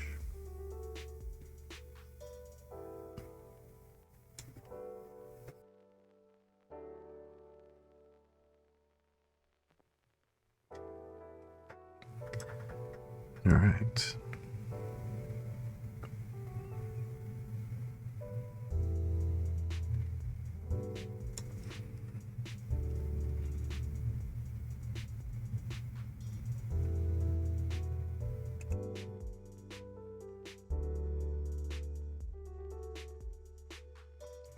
So first things first, I'm going to change a little bit of detailing on the lower lip.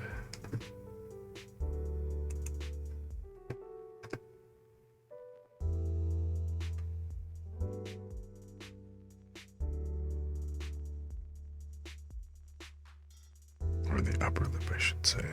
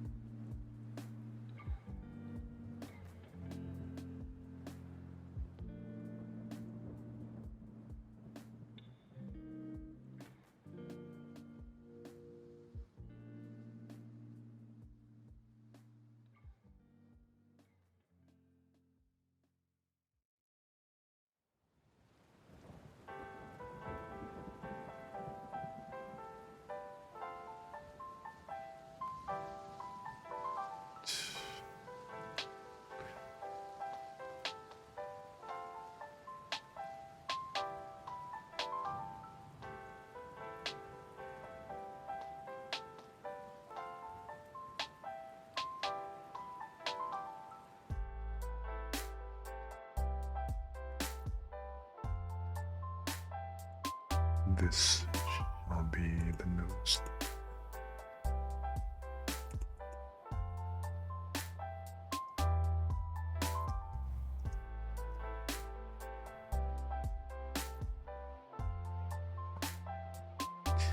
So let me go ahead and draw that real kind of quickie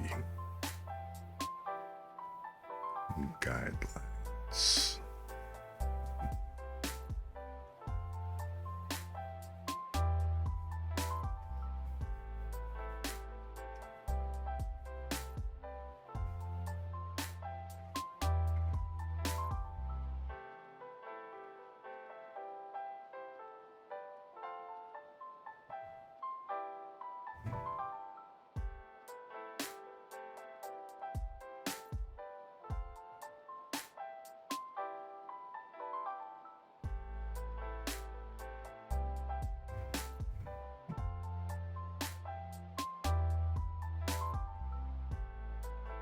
Started it about right below there.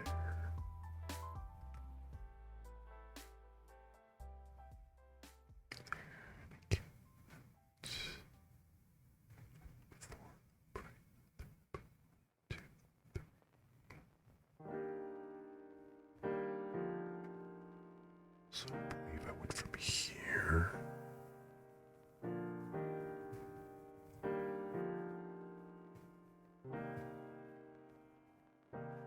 Yep.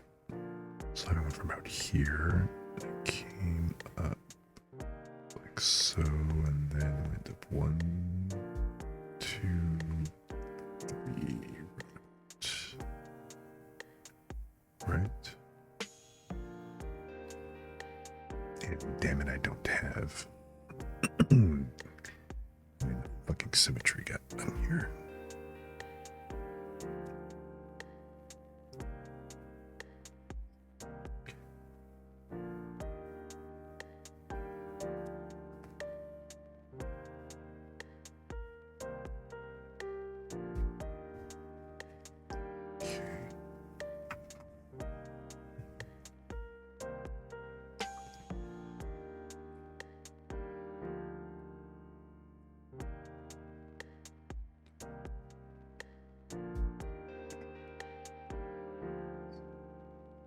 This line.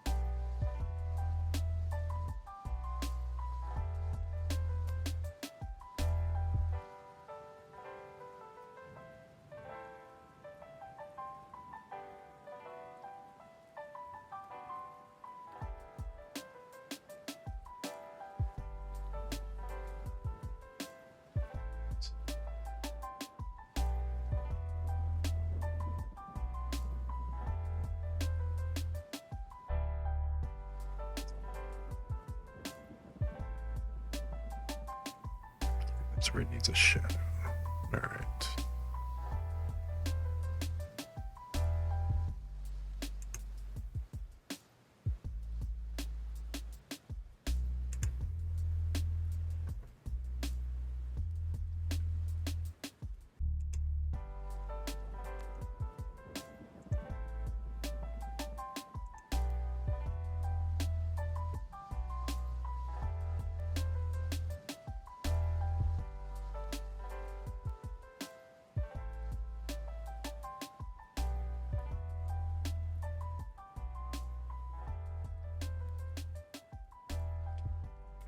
Said that I was going to put the nose in its own contour texture, and I will. I just wanted to put that for position.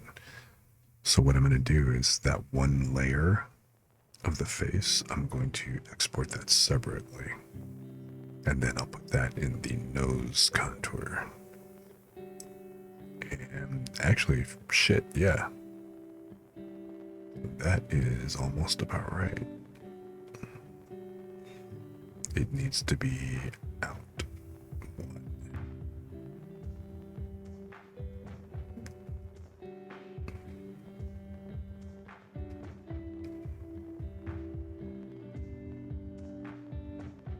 Actually, out 1.5, to be honest.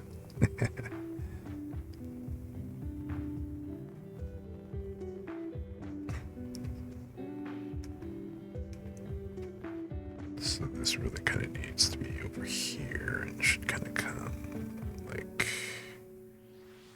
at a slant, something like this.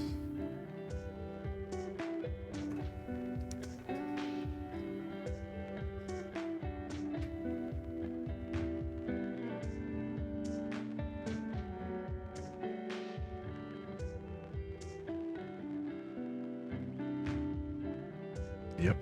Okay. Wow, this is really looking like a Filipino nose. Damn.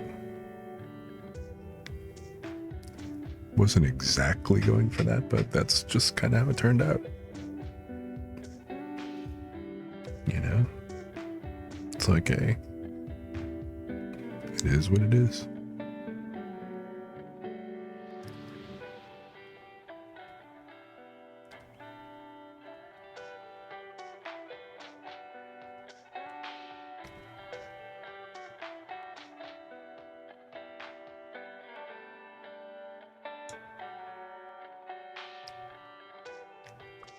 Although like this, he does kind of look like, you know, somewhere between 18 and 22 or 16 and 22 as opposed to maybe a decade or so older.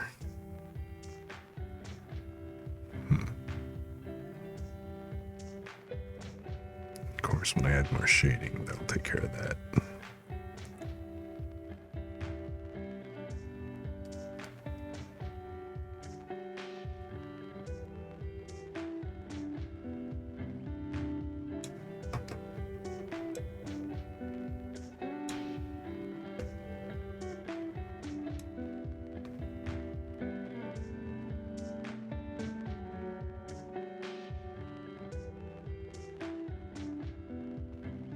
But okay. Filipino nose get.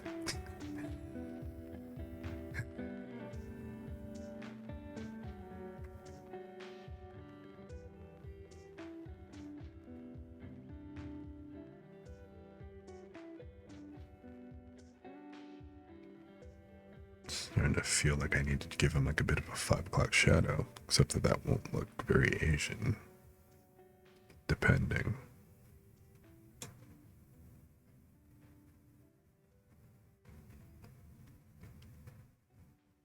My dad, for example, could never grow a full beard.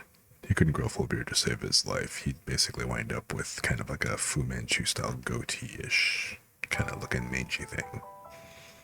I unfortunately inherited that from my father.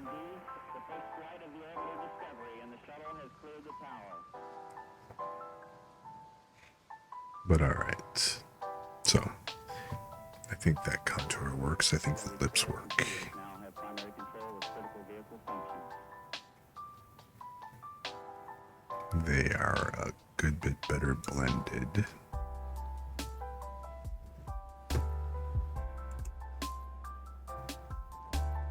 Did I say a good bit better blended? They are not at all blended.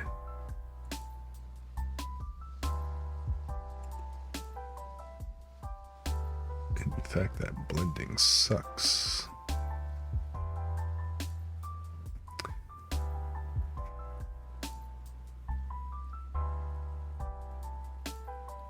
So I need to address that.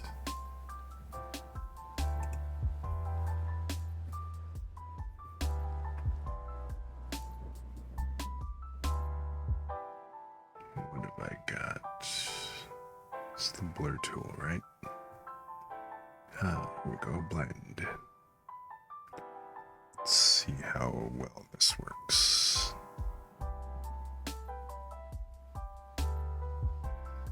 Nope, wrong layer.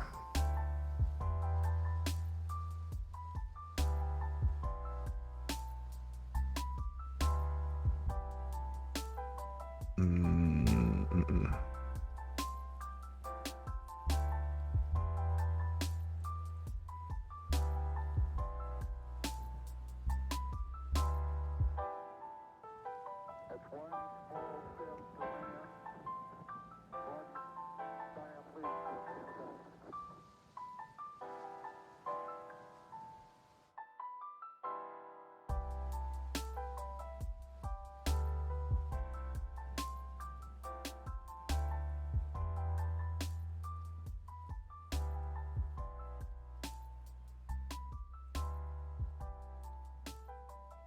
And again, the blending does not get picked up by the symmetry brush. Motherfucker.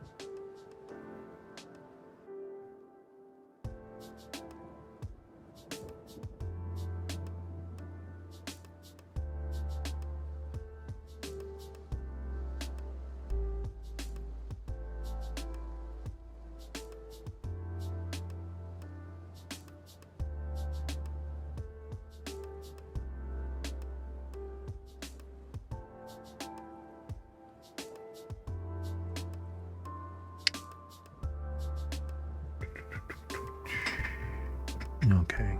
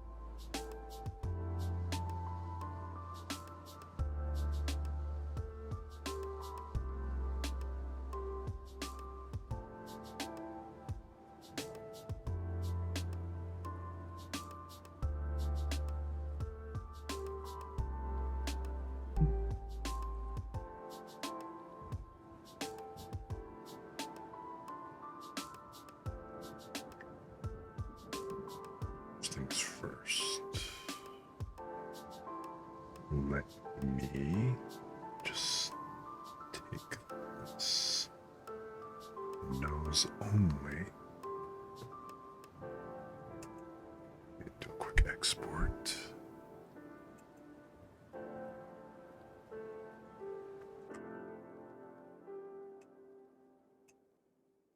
Because that is technically the nose contour.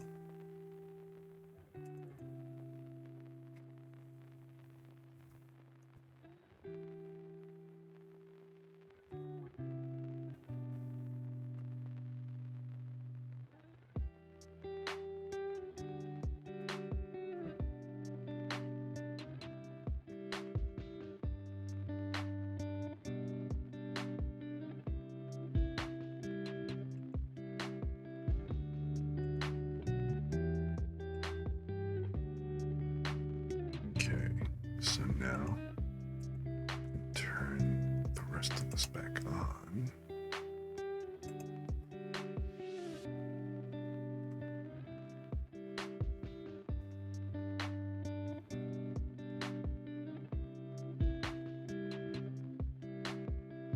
So, how does this look?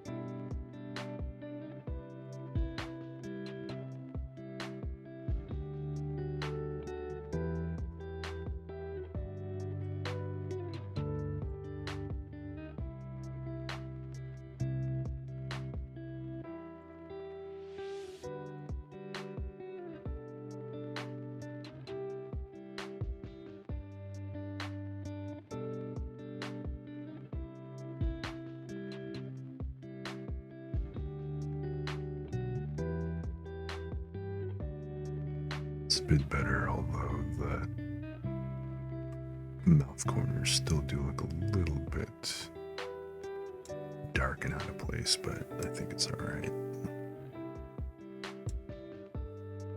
Especially at the distance at which people are going to be looking at him anyway.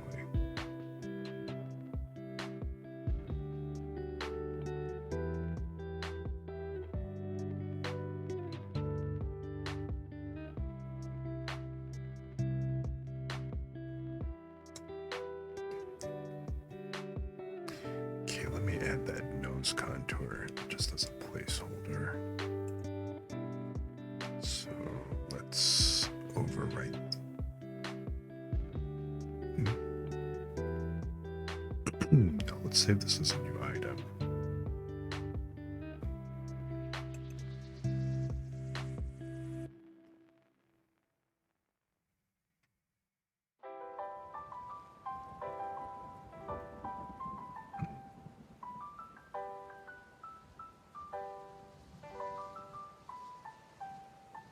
Okay.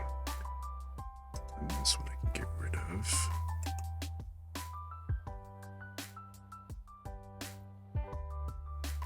So the first one.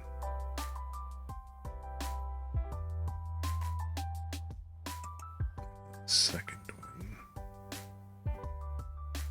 Okay.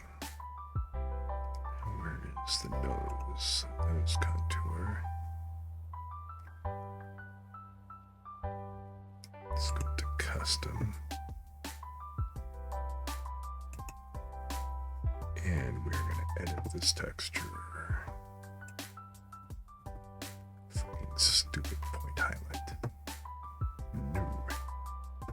I refuse. Instead, I'm going to drop in this line art placeholder.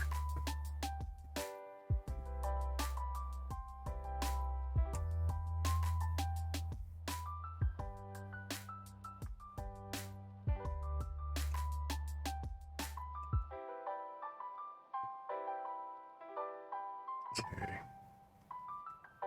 I mean, no, it's not much to look at the moment, but it's just a placeholder.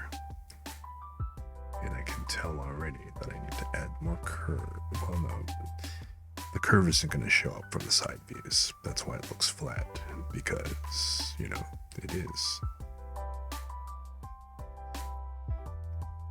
Because all it is just shading. It's all a trick of shading.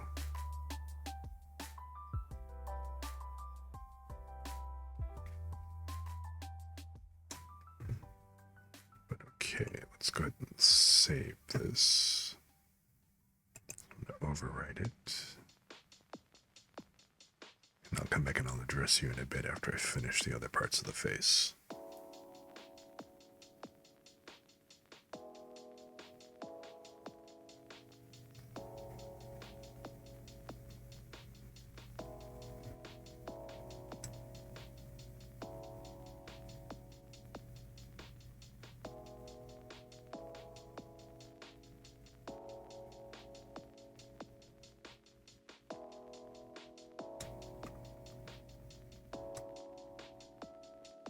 He's looking more O-Nissan than OG-san.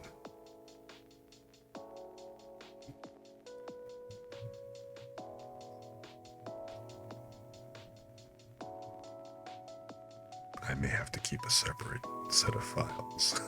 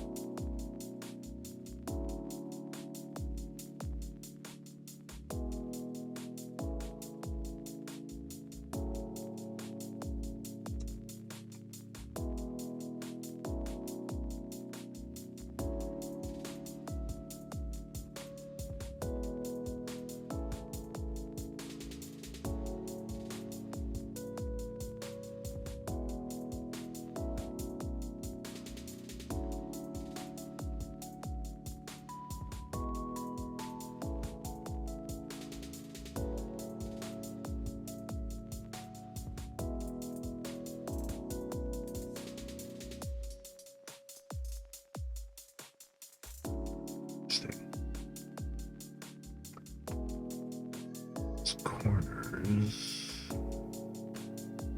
Oh, they're inside of his mouth. Fascinating.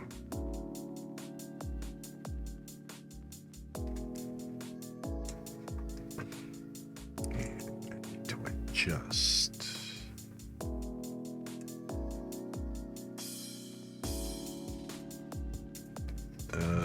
Wow, that looks trippy.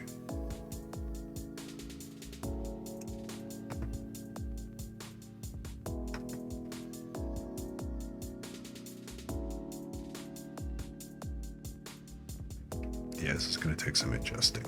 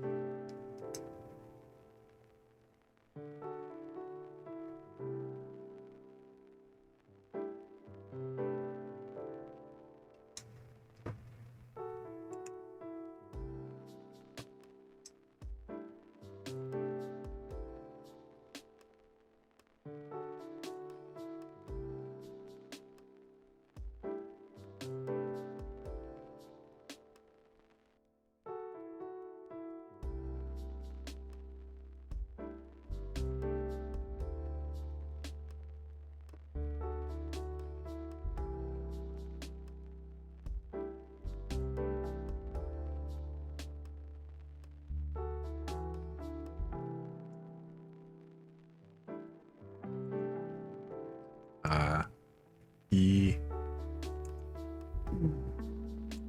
A O.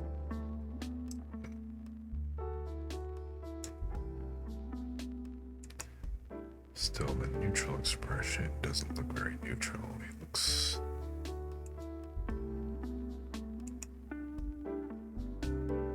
this kind of strikes me more smiling. Like, this kind of bullshit. Like, what the fuck are you doing?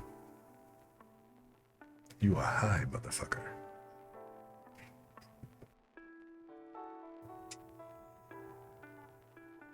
This smiling expression looks like you're baked out of your gourd. I mean, damn. Alright.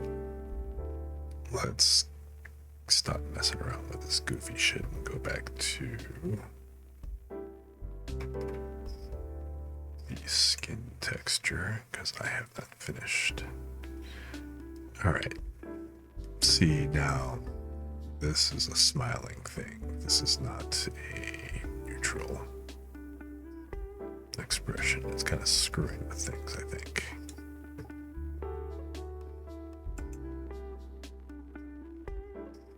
Whoops. I don't want that.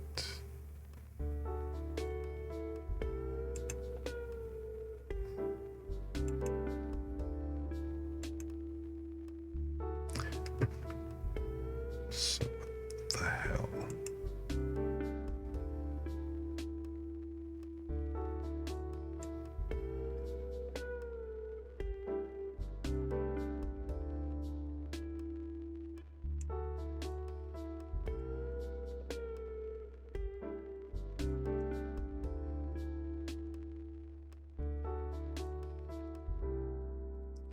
I mean, if you're neutral, then you're all neutral.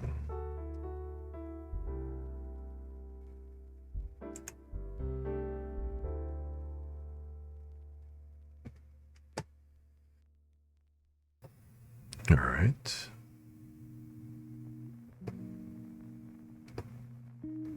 Smiling, sad, angry, happy, surprised. Okay. The eyes. Not all closed. And eyebrows. Right. I mean, that covers the neutral.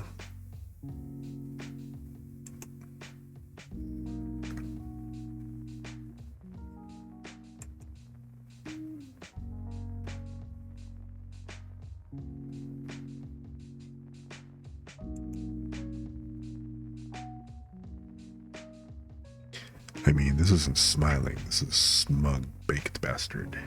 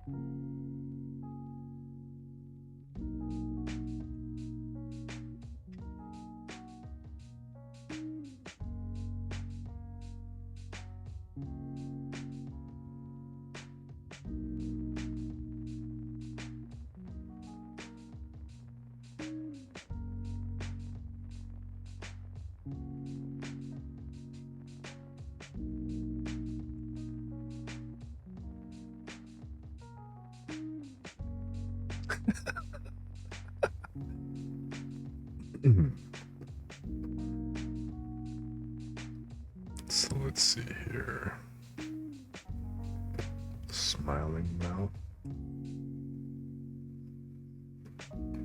Yeah.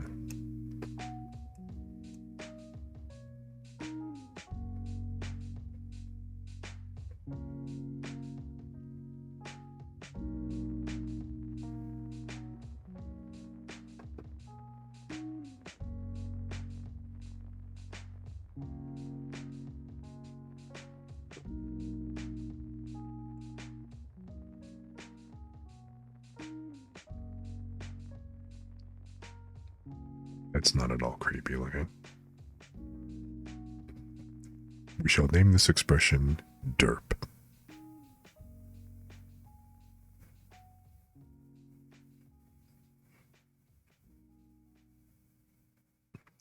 And we shall never do that again.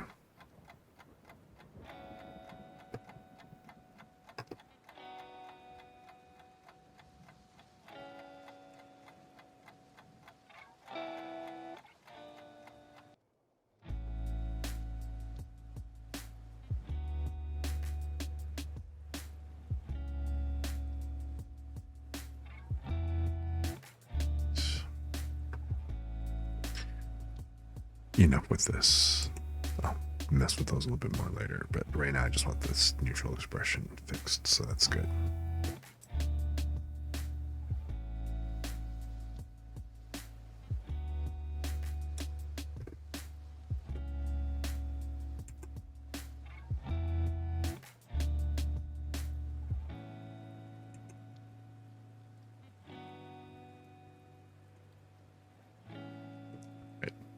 That's good enough. So now, oops. Save this real quick, because again, gotta make sure to save all the work.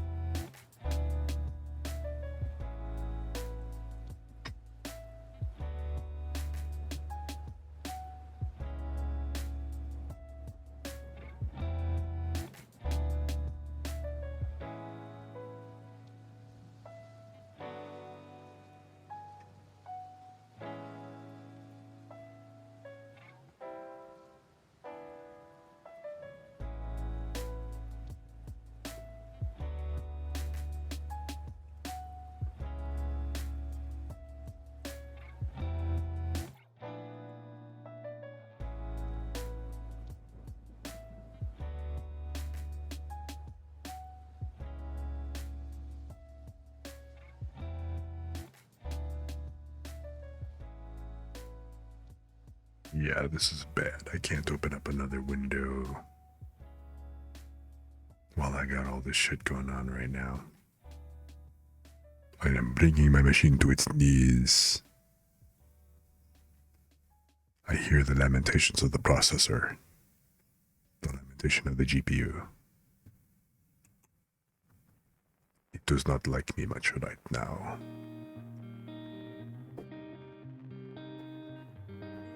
$32 gigs of RAM.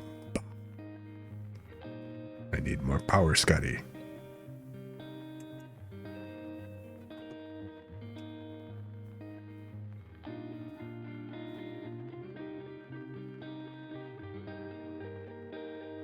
It's like I feel like I need to graduate up from a Mac Pro to, well, from an iMac to a Mac Pro, which is basically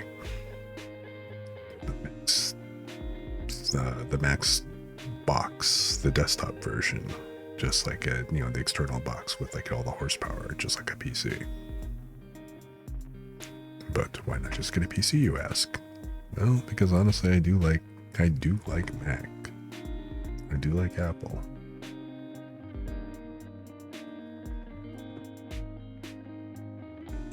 Let's pause you back because that is just kind of painful. So yeah, let's come over. Side chick or side machine. Don't have a side chick. It's impossible to have a side chick when you. Holy shit! Nikoni's still going.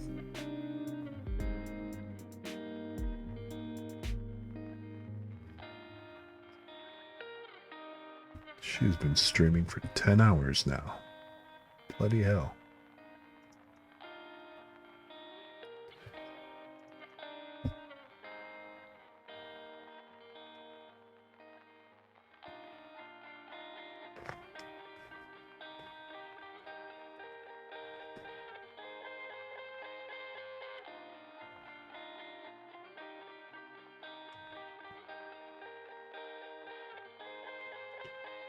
Time to check in on a couple of folks here.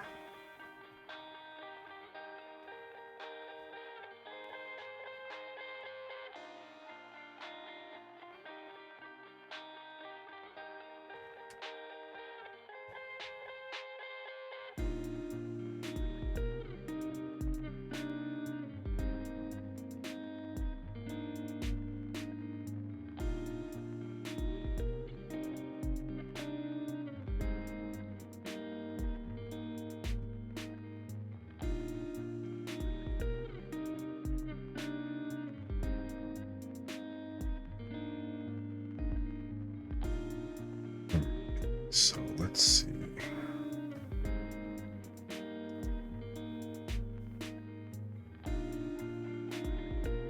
Kind of looks like I need to reboot this machine. Oh wow, look at that. You really are doing a rapping stream, Bez.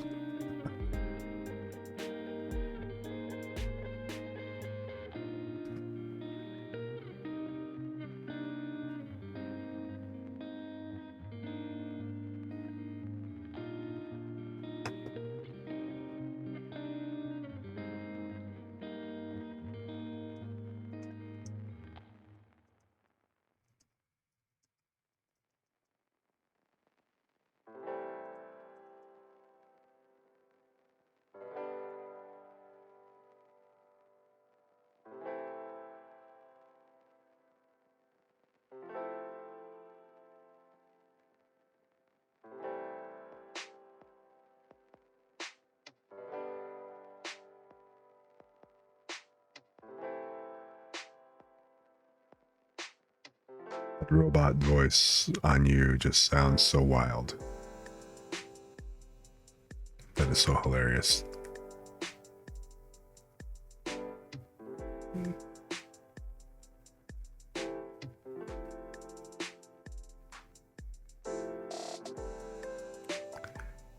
Yeah, it's been going on 5 hours on my end. I'm surprised. I've gone a lot further, a lot longer than I expected.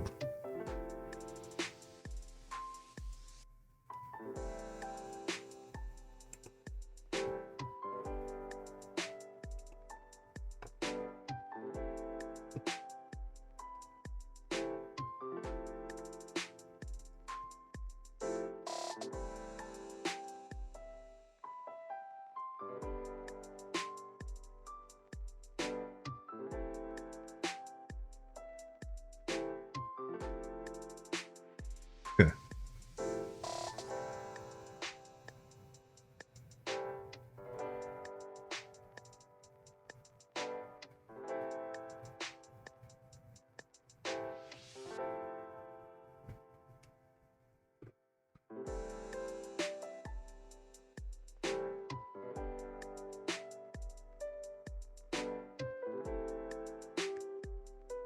Be content and indeed.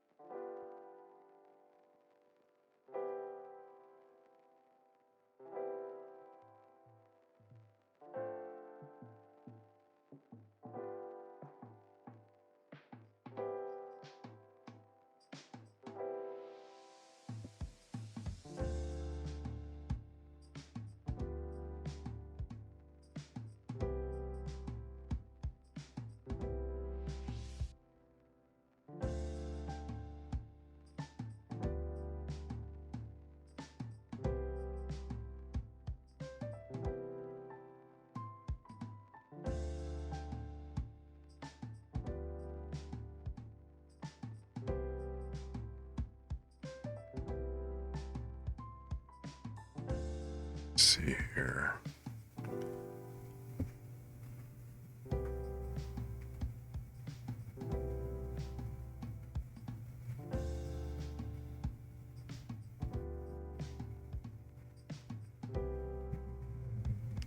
Alright, so I think the next thing I want to go ahead and do is apply the shadow behind the ears.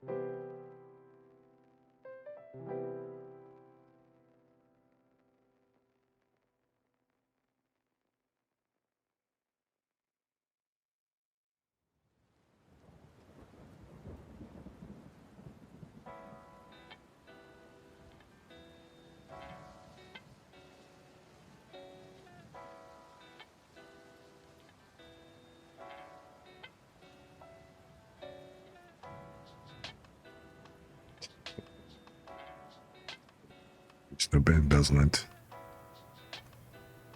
What kind of fun are you? Sitting here losing the business channel again.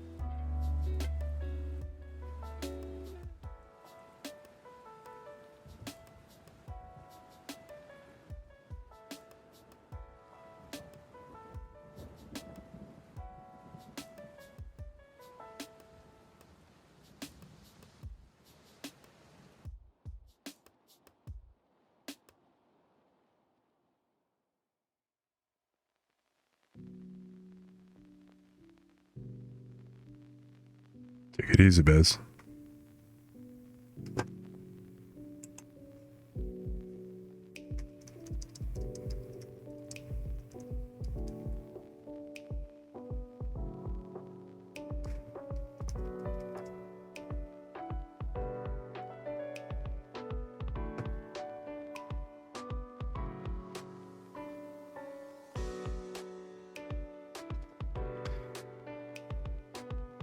Let's see here.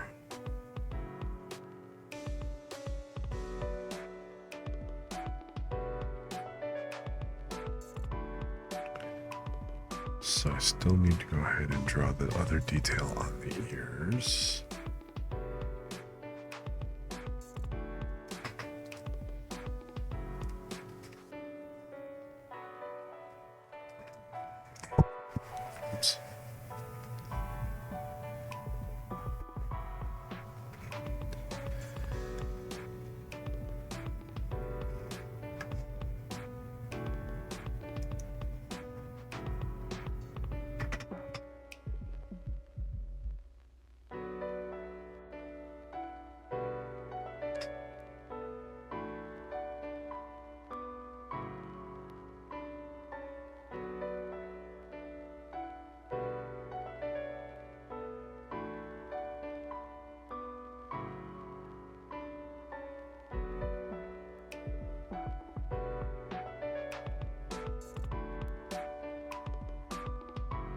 So I think I'm going to start by drawing this.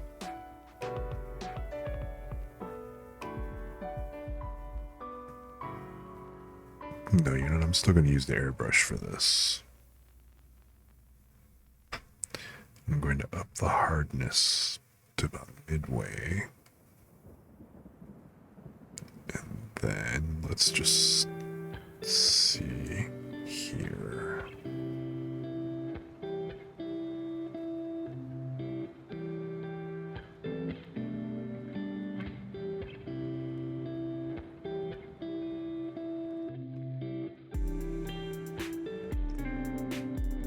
Sure, the density is all the way up on the brush.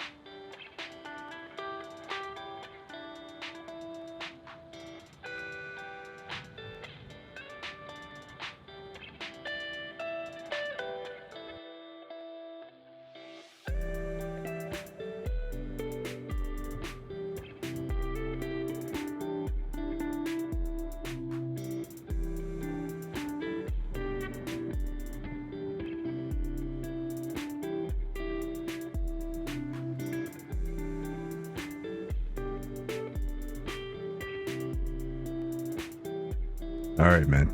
You take it easy and have a good night. You streaming tomorrow morning, or are you taking a breather?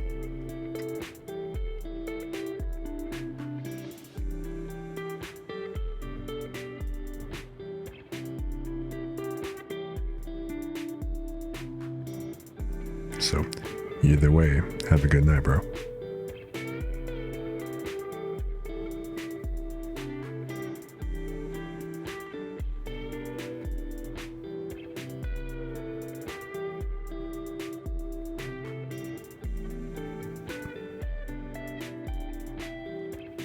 If you wake up on time, you can relate to the feeling.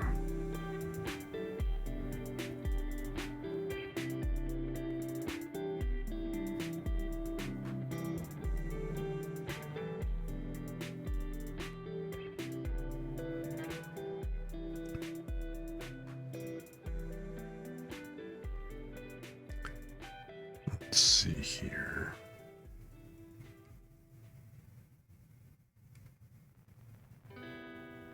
Yeah, I mean, that looks like crap, but that's okay at the moment.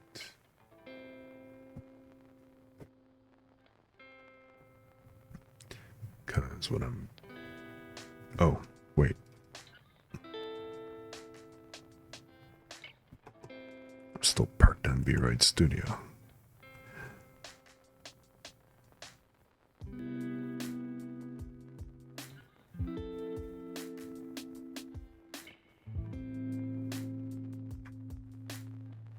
So now let's go soft. Kick the brush density down again.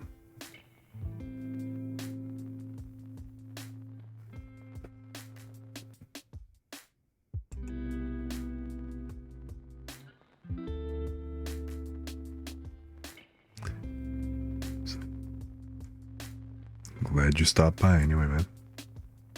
So, hope you had a good stream and it looked like you were pretty productive, and hey, good night.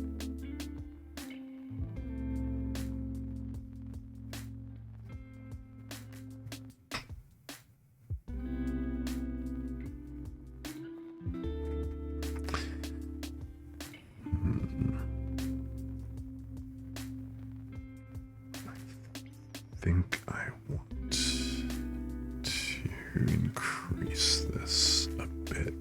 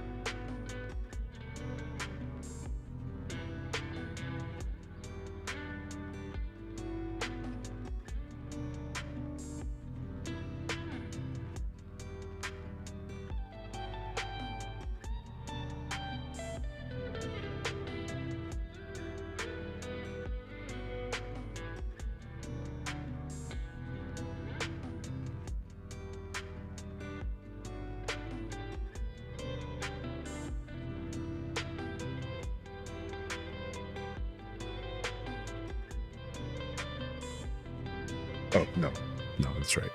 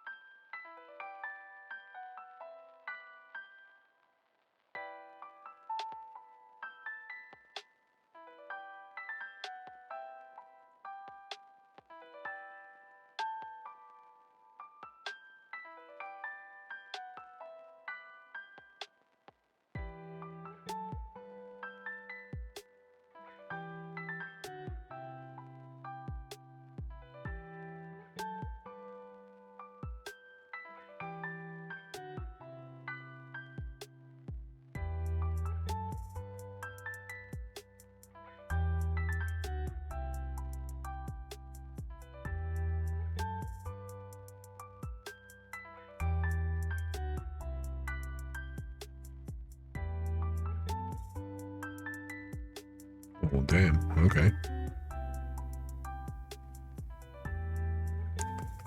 Think the line is a bit much. The shading isn't bad. Doesn't quite match up, so I should probably kind of bring that over a bit on the underside of the ear.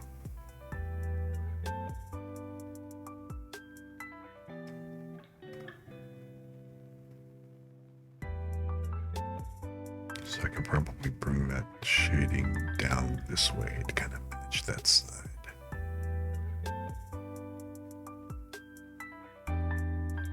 But overall, that isn't too bad. I should blend. I need to blend that line in a bit better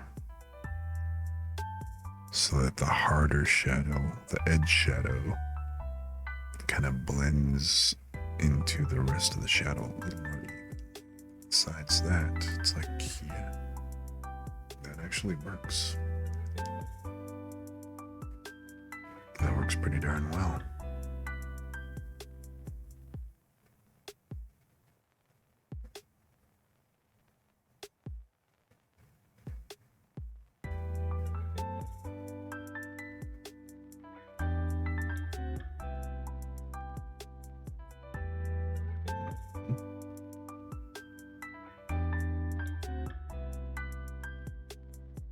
I just need to age him out some.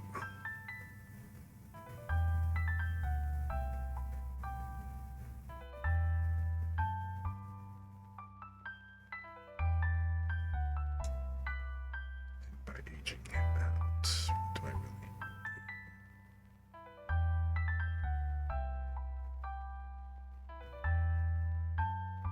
I mean, he needs age lines.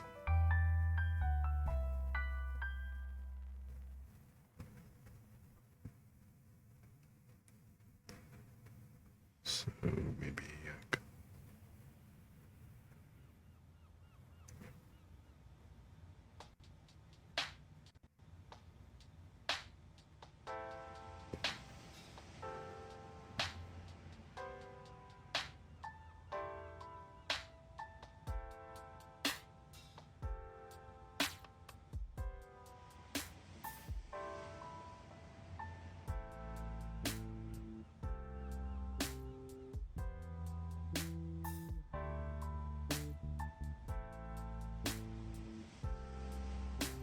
damn.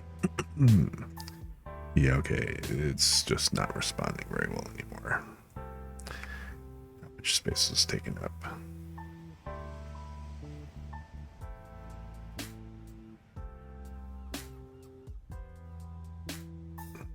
Let's see here. Yeah, the memory pressure is pretty high up there. VRoid Studio is taking up 20 gigs. Thus, I've got a 5 gig swap file in use. That would be why everything's slowing down. OBS is already taking up 2 gigs.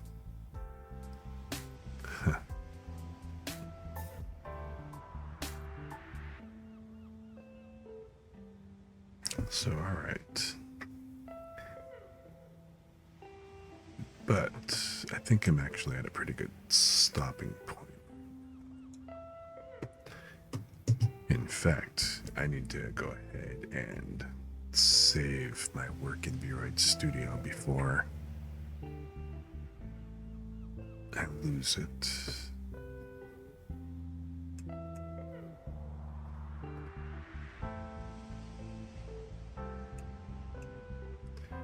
So let me go ahead and overwrite this.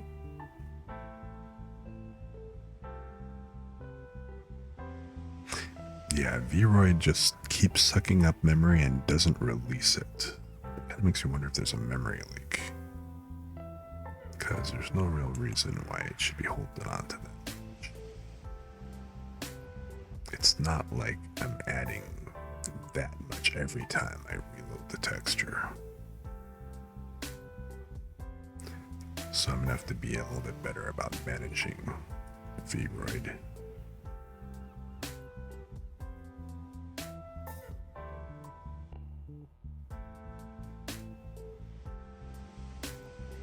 But let's go ahead and exit out while I still can.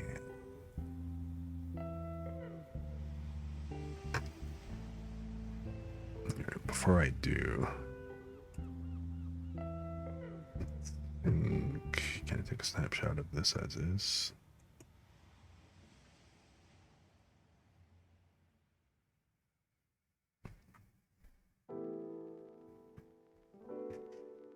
I haven't actually tried taking a snapshot yet.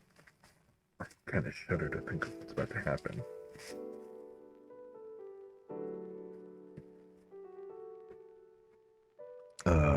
Huh.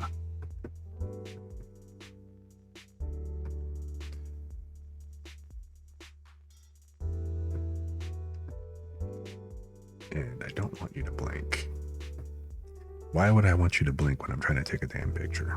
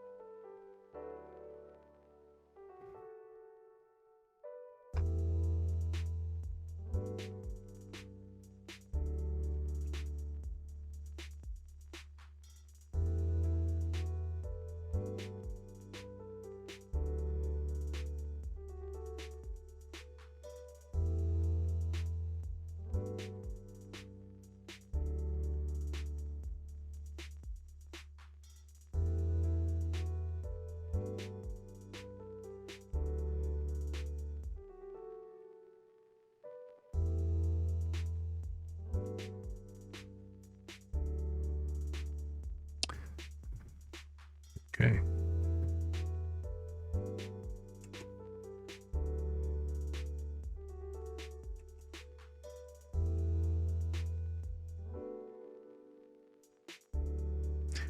And now we quit out.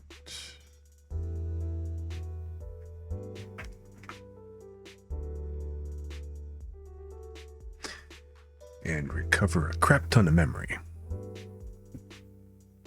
Right?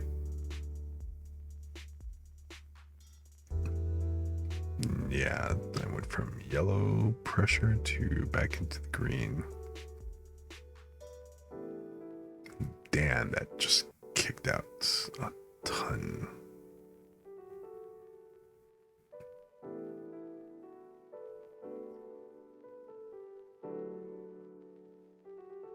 Okay, cool.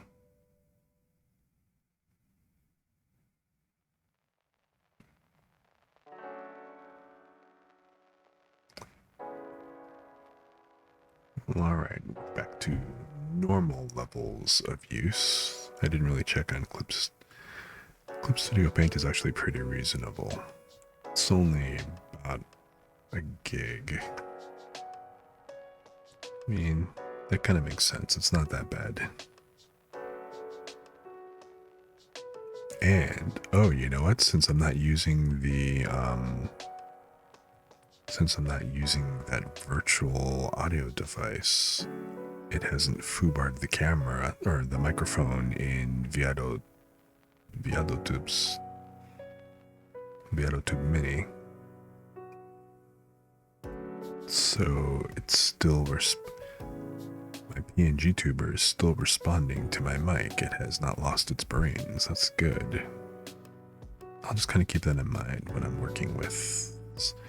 So that multi-output device, it's useful. Like I said, if I'm going to play games, that's cool. But if I'm just going to do music, like off of YouTube or whatever, I'll do that directly in OBS and it should be cool.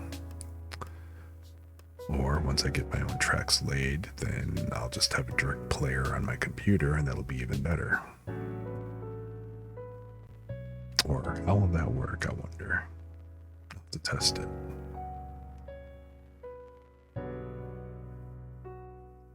But that being said, I have been streaming now for damn almost 6 hours.